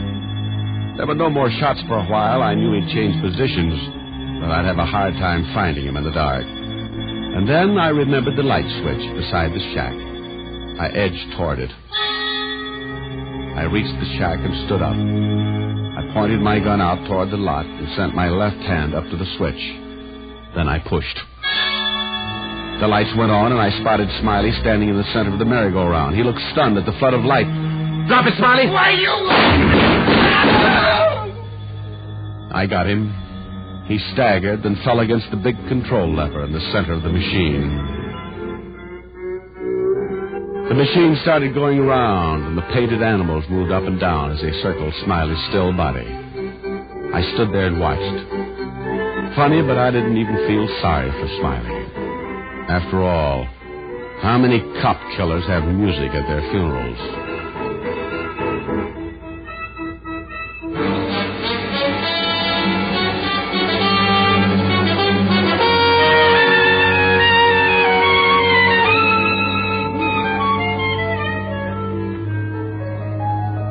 Rick.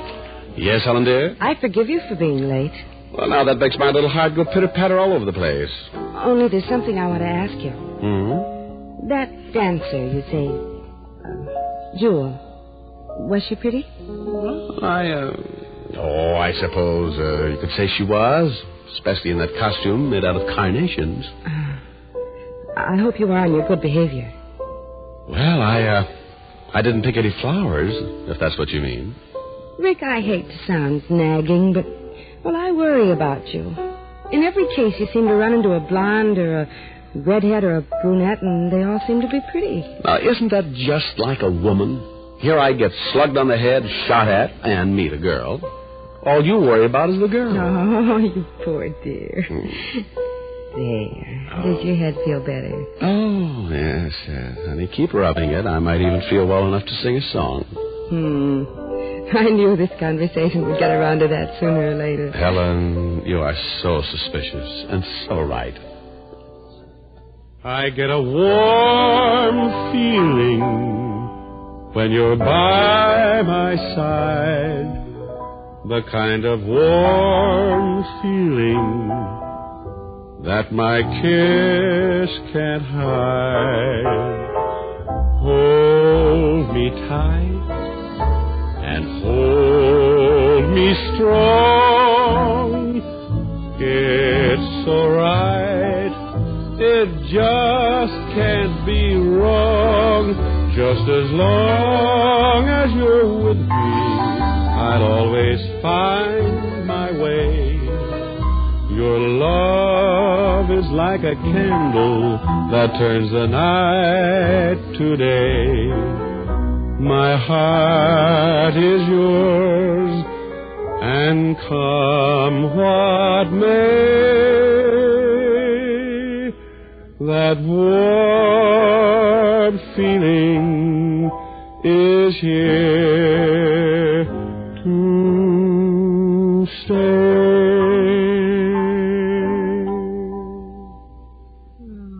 That's nice. Thank you, dear. Rick, Mm-hmm. would I look nice in a costume made out of carnations? Oh, honey. You'd look wonderful in a costume made out of poison ivy. Come here. Now, Rick. Rick, stop. Rick, stop. Rick, you stopped. Aren't we full of surprises tonight?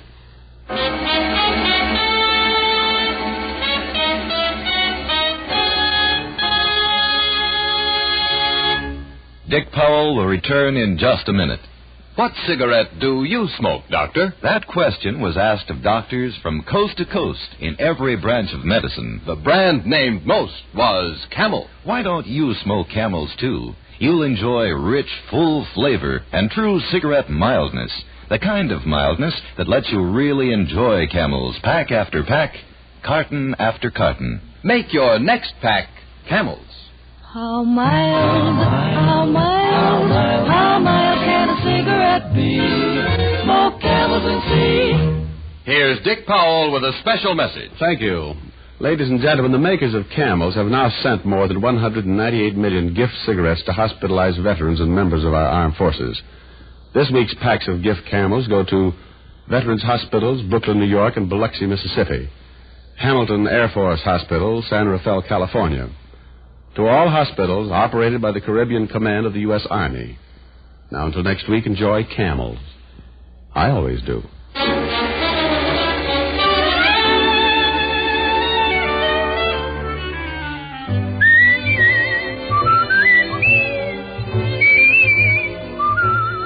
Tonight's transcribed adventure of Richard Diamond was written and directed by Dick Carr, with music by Frank Worth.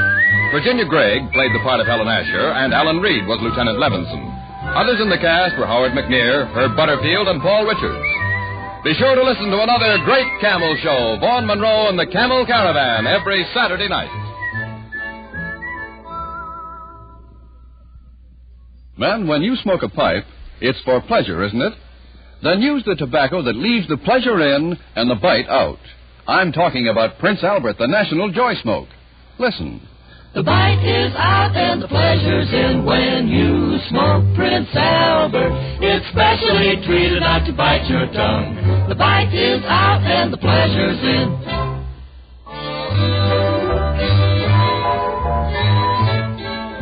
Listen next week for another exciting adventure of Richard Diamond, starring Dick Powell. This is your FBI. The official broadcast from the files of the FBI follows immediately. Stay tuned. This program came to you from Hollywood. America is sold on the American Broadcasting Company.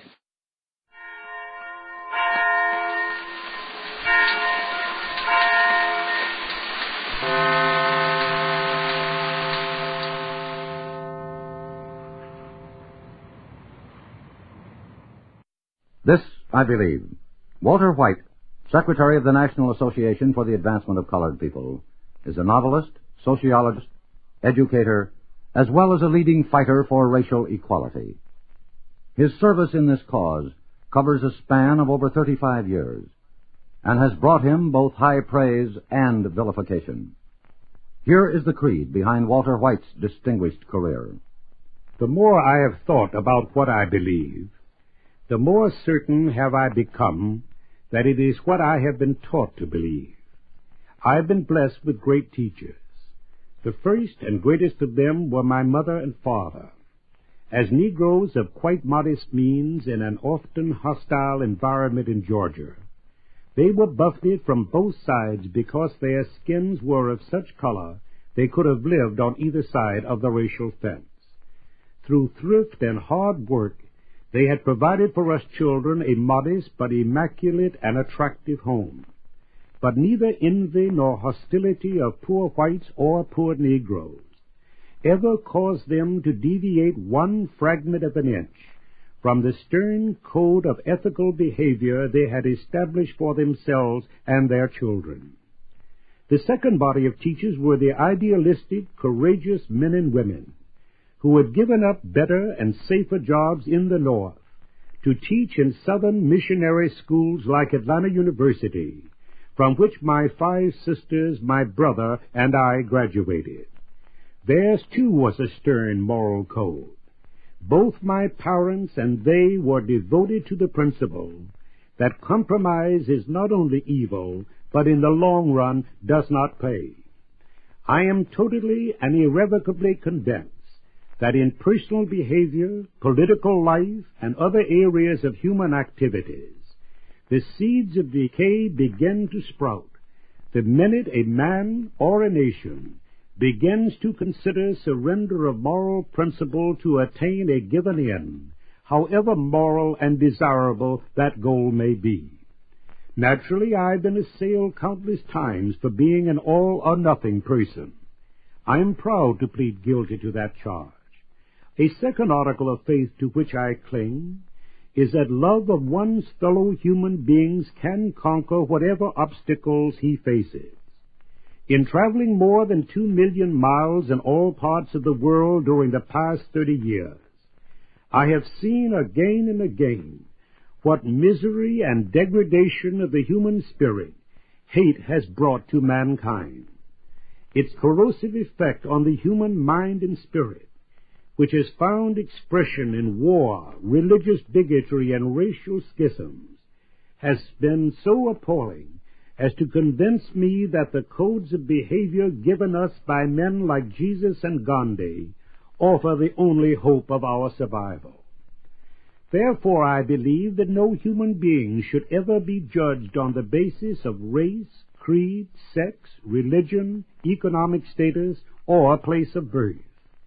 To measure any man, or to accept or reject him as friend by any other standard than his individual worth, is to deny oneself the vast benefits which come from knowing fellow human beings as fellow human beings. My own life has been immeasurably enriched by knowing people both famous and obscure all over the world. Finally, I believe it is imperative that we recapture that passion for human equality and justice which inspired the early Christians to create a world of ethical behavior to replace barbarism. That was Walter White, who, as leader of the National Association for the Advancement of Colored People, has made an important contribution to the working of democracy. Mr. District Attorney, starring David Bryan. Mr. District Attorney, champion of the people, defender of truth, guardian of our fundamental rights to life, liberty, and the pursuit of happiness.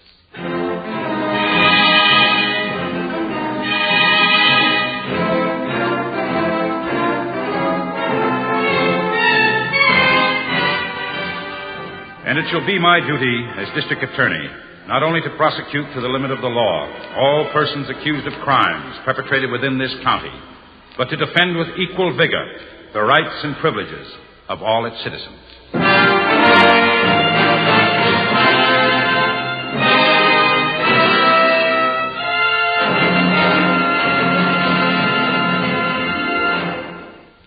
This is David Bryan. In a moment, we'll bring you another case from the files of Mr. District Attorney. But first, a word from our sponsor.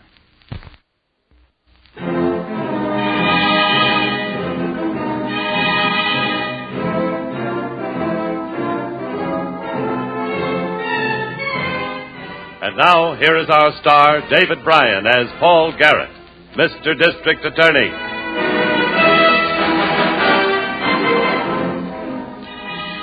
To a district attorney, a county is like a reservoir. The level isn't always the same. People move in, people move away. Good people, bad people. The bad ones make trouble. This case started in a trailer parked in an empty field on the outskirts of town.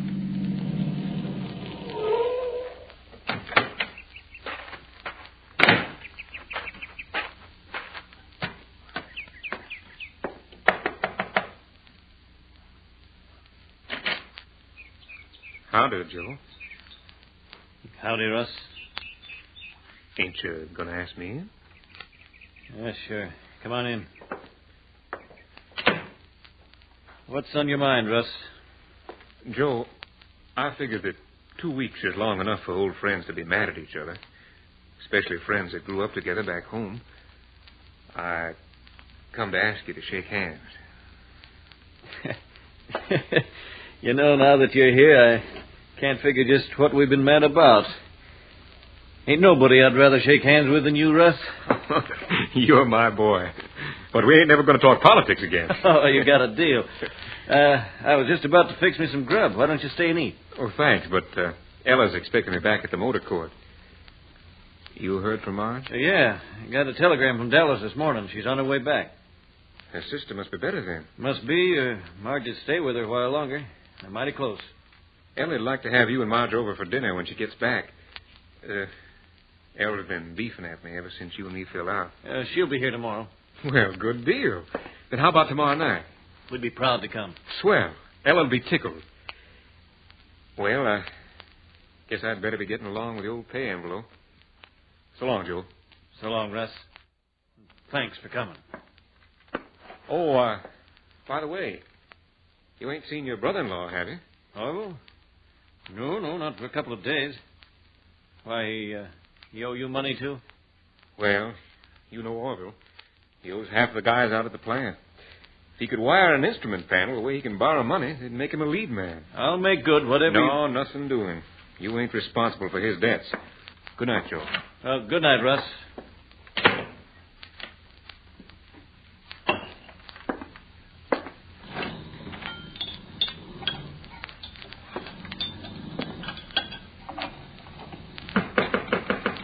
Oh, just a second.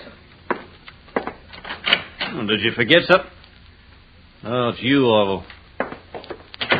Well, who'd you expect? Russ was just here. I thought it was him coming back. I know he was here. I've been sitting out back long enough waiting for him to leave. Could have come in. Russ don't bite unless you got a reason for ducking him. Well, he don't like me. Reckon that's your fault, Orvie. Oh, sure. Everything's my fault. How come you're standing up for him? I thought you and him was on the outs. Not anymore. Besides, it's none of your business. What'd you come for, Orvie? Well, Joe, I need some help. I got my check cashed, and I guess I didn't notice it till I was almost to the rooming house, but I got a hole in my pocket. Hey, you see? I lost my pay.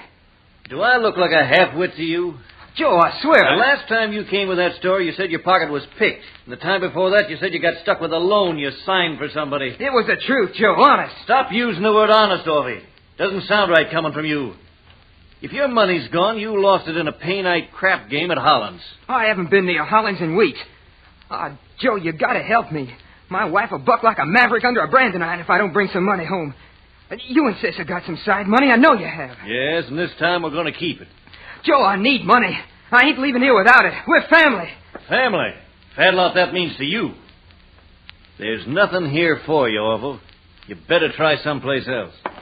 I said I wasn't leaving without the money. Reckon you'll be here a long time then, Orvie. So you'll have to excuse me. I'm fixing my supper. I ain't gonna ask you again, Joe. Glad to hear. Just gonna keep ignoring me, huh? Like I wasn't even here. That's right. Maybe I can make you pay a little attention with this frying pan. Orvie, put that down. No, I'm gonna remind you I'm still here. Like this or this. I told you I wasn't leaving. I told you, Joe. I warned you. Refusing help to your own kin. I'll take it myself. You ain't gonna be needing it anymore.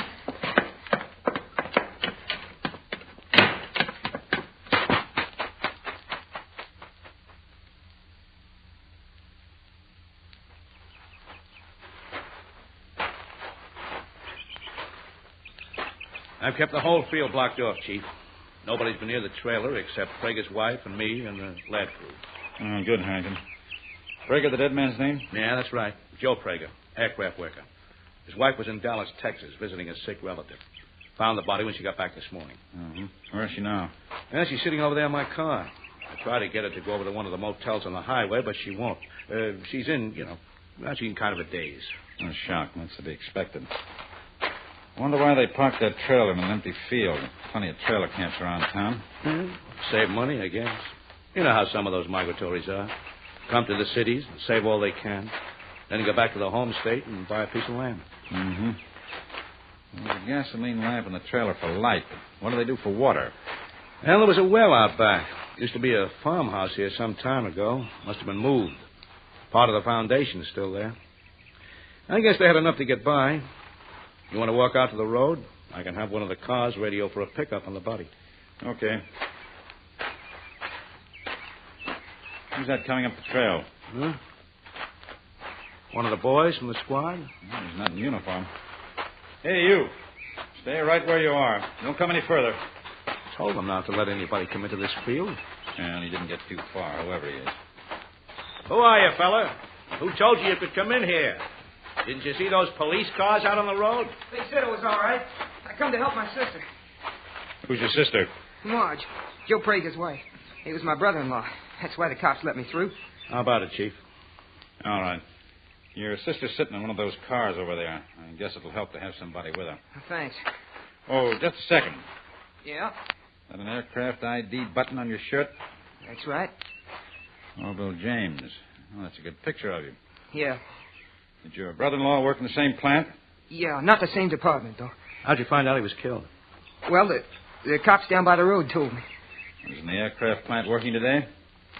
Yeah, sure it is. You on the swing shift? No, a day shift. Plant is on the other side of town. How did you get out here now? Well, it's my lunch hour. I got a lift over this way. That'd just about take you a whole hour. More if you don't catch your ride going right back right away. You make a habit of hitchhiking out here on your lunch hour?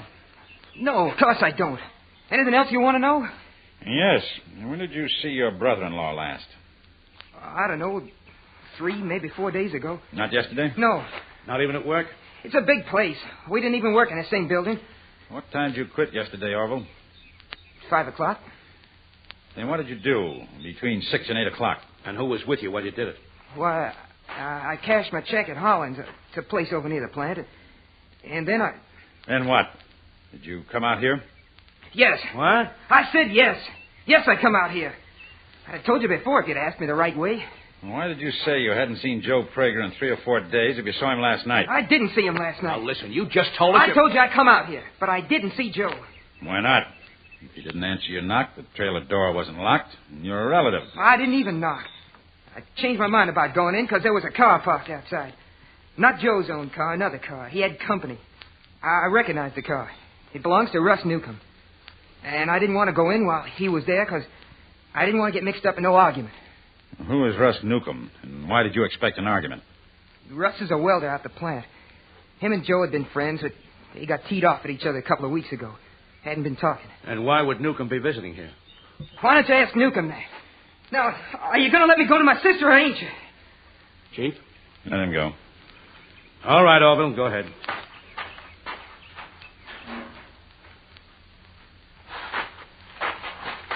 Yeah, looks like this one might crack easy, Chief. Yes. I want to contact Miss Miller and get the lab crew back here. Oh, why? Lots of tire tracks in this field. Prager's own car, probably. Yes, but there should be a set from Newcomb's car, too, if he drove in. When we get to court with him, I want to be able to prove it. First squad car's pulled in off the road here. We can use their radio phone.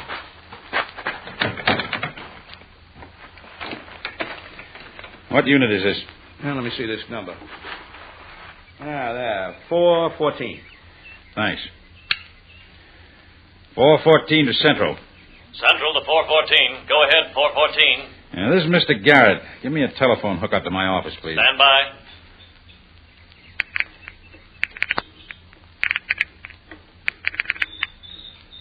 District Attorney's office.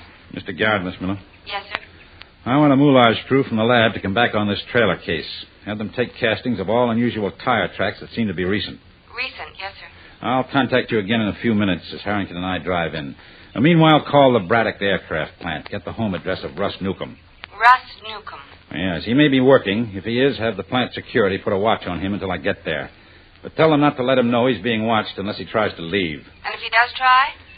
Then they can take him into custody pending my arrival to make a formal charge of murder.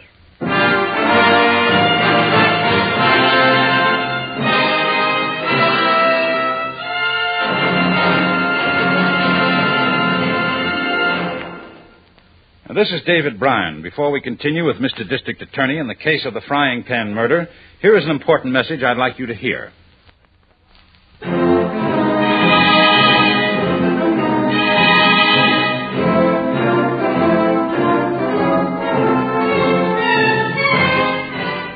And now back to David Bryan, starring as Paul Garrett, Mr. District Attorney.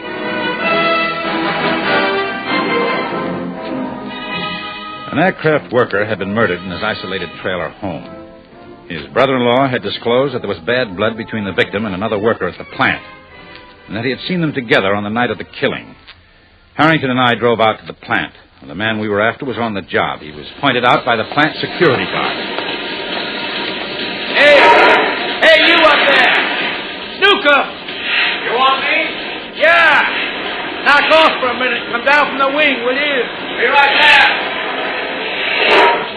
Watch it, Harrington. Don't worry. What can I do for you? District Attorney's office. This is the DA, Mr. Garrett. My name's Harrington. Oh, police stuff, huh? Now, that's right, Newcomb. Let's go into the washroom there. We can talk. Well, what's up? You fellas find the woman who owned that purse? Purse? What purse? What are you talking about? Well, that's why you're here, ain't it? I found a woman's purse on the street about 2 months ago. I turned her into the police. Well, we know nothing about that, Mr. Newcomb. It has nothing to do with our call. Oh. Well, what do you want to see me about? Do you know Joe Prager? Why, sure. Joe's my best friend. Joe ain't in any kind of trouble, is he? When did you see him last? Oh, only last night. Remember what time? Well, I reckon it was about 7 o'clock. You go out to his trailer to see him? That's right. You say he was your best friend? Yeah. Other people say you weren't on speaking terms for the last couple of weeks. Well, we weren't. Until last night. We got in a dumb political argument one day during lunch here. Both got hotter than we should have. But you patched that up last night, huh? Yeah, that's right. That's why I went out to see Joe, to bury the hatchet. You sure you mean hatchet, not frying pan? Look, you fellas are asking me something, but you ain't telling me nothing. You talked politics with Prager again last night? No, we just patched up our beef. I asked him to bring his wife over to supper with us tonight, and then I left. That's all. And Prager was still alive when you left? What do you mean? Was he still alive? Are you telling me that Joe's dead? Don't you know, mister? He was beaten to death last night with an iron frying pan. Joe? Joe Prager? Did you see anybody else at the trailer? No, we were alone. Just the two of us. Newcomb, the law requires me to warn you that anything you say from this point on can be used against you. Used against me for what? You're talking like I'm under arrest. You are under arrest for the murder of Joe Prager. But you're wrong. Take these off. What are you doing to me? What did you do to Prager? Get moving, mister.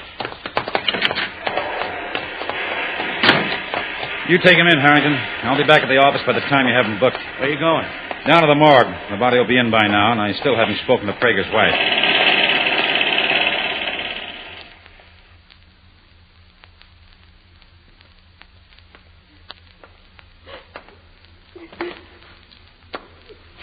Yes. Joe told me. Him and Russ had some kind of an argument. But I didn't think it'd ever be as bad as this. I never thought Russ would be the kind to kill him. Was your husband having trouble with anybody other than Russ Newcomb?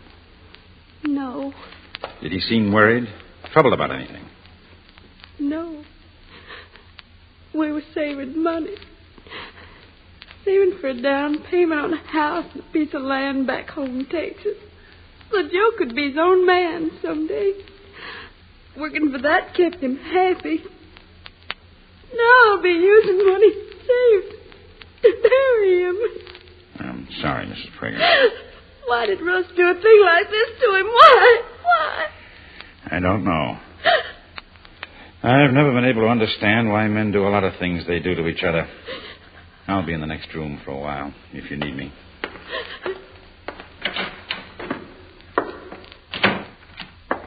Chief. Harrington, you booked Newcomb so quickly? Yeah, I changed him over to Charlie Rand. Thought you might need me. What's the stuff on the table? No, personal effects the lab boys removed from Prager's clothing. There's a couple of things you ought to see. Like what?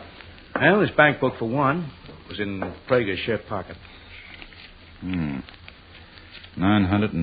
Mm-hmm. All deposits the same. $80 each. Made every Friday, the day after payday. And he won't make any deposits today. No, but yesterday was payday. But Prager's pay wasn't on him. No cash at all? Just what you see there. Less than $1 and change. And he might have kept the money someplace in the trailer. The lab boys checked it. Not a dime. When you turned Newcomb over to Rand for booking, did Newcomb have any money on him? About $5, that's all. He's had since last night to hide the money, though, Chief. All we've got to do is find out where he hid it, and we've got a double motive for the killing. The bad blood for the argument they had, and robbery. The robbery makes me wonder if we've got any motive at all, so far as Newcomb is concerned. Well, what makes you say that?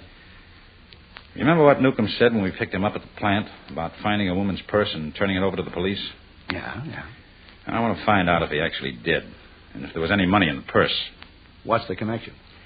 A man who finds money in the street and turns it over to the police isn't liable to commit murder in the commission of a robbery. I'll call Miss Miller and have her check the police lost and found while we're on the way in. While she's at it, I'll have her check with somebody else. Who? Newcomb's butcher. Newcomb's butcher? Now, that's right, Harrington. Newcomb said they were expecting the Pragers over for dinner tonight. I wanted to find out what kind of meat Mrs. Newcomb intended to serve.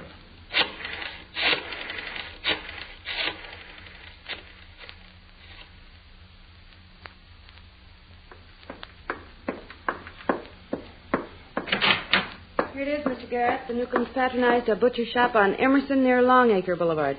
Well, what about the order? Mrs. Newcomb ordered stewing beef yesterday for tonight's dinner, but she called up this morning and changed the order to lamb chops. 8 lamb chops.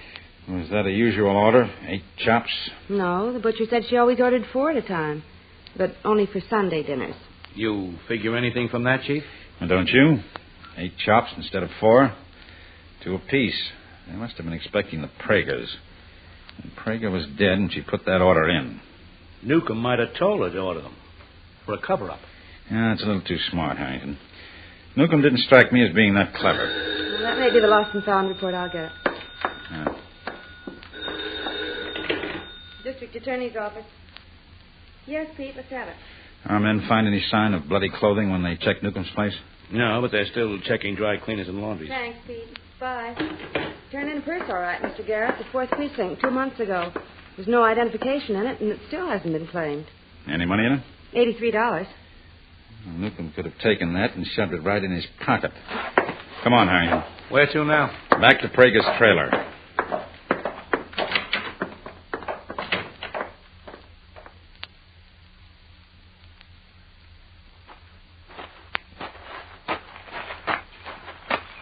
I don't know, Chief. We fine-combed the place, and there's nothing we didn't see before. I see. A deep heel and pointed toe marks on the ground there. A lot of them. Prager's, Chief. He wore Western boots. Some regular shoe marks here. Not many. Where? Damp ground leading toward the well. Yeah, it might have been one of the lab boys coming back for a drink. I don't think so. Why? And whoever it was sat down here, leaned back against the well with his feet stretched out. You can see where the edges of his heels were resting on the ground. Cigarette butt there, too. I want that lab crew back again. What for? To drag this well. For what? We've got the body and the murder weapon. I'm looking for clothing. Newcomb or anybody in a car might have driven away from here in bloody clothes and changed at home. But it was somebody on foot. They'd have had to hitchhike or take public transportation. They wouldn't try it in bloody clothes. You're figuring on Orville. Orville said he came here at 7 o'clock after he cashed his check at Holland's. Yeah. Now, you know what goes on at Holland's on pay night. Backroom crap game in which Orville lost. How do you know? Because he left early. The winners don't leave early. The other players make them stick to the end. Yeah. They get sore at a winner who quits without giving a chance to get even. Let's get that crew out here.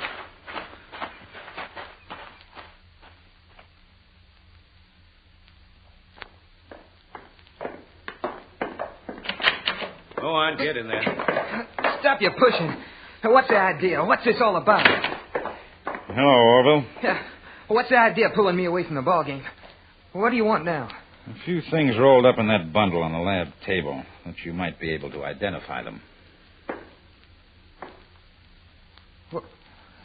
What are they?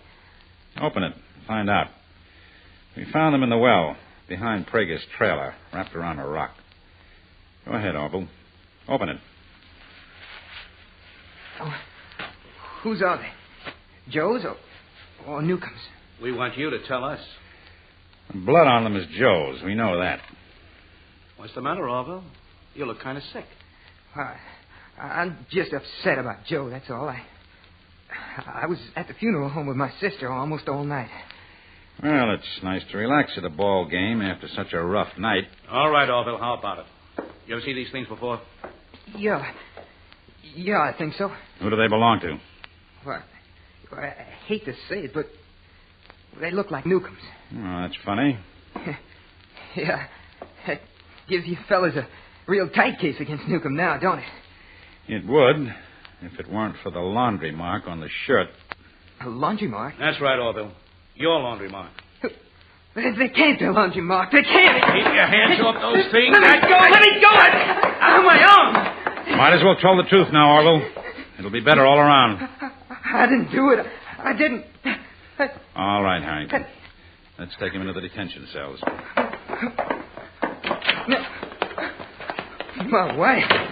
My wife always hounded me about money. Always screaming about how hard she worked. Always yelling about how she was ruining her hands scrubbing my work shirt. But she wasn't. She was sending them out to a laundry, and I didn't know it. Laundry, Mark, the lazy. I'll kill her. You're not going to kill anybody, Orville. Not anymore. Your killing days are over. Oh, Mulligan, open it up. All right, Orville. Inside.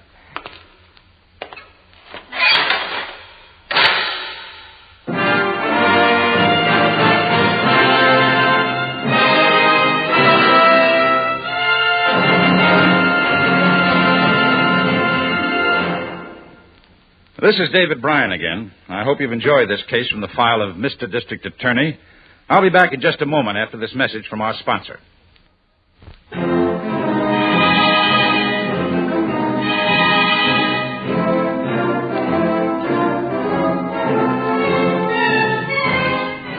Now, here's the star of Mr. District Attorney, David Bryan, with a word about the program you have just heard.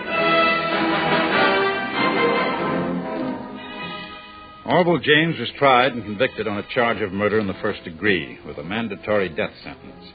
The case was appealed and a new defense of temporary insanity was made. But both the psychiatrists and the appellate judges ruled that Orville James was sane. He was subsequently executed in the manner prescribed by law. During all his time in the death house, he was alone. He never had a visitor. Now, this is David Bryan inviting you to join us when we present our next case based on the facts of crime from the file of Mr. District Attorney. Mr. District Attorney was originated by Phillips H. Lord.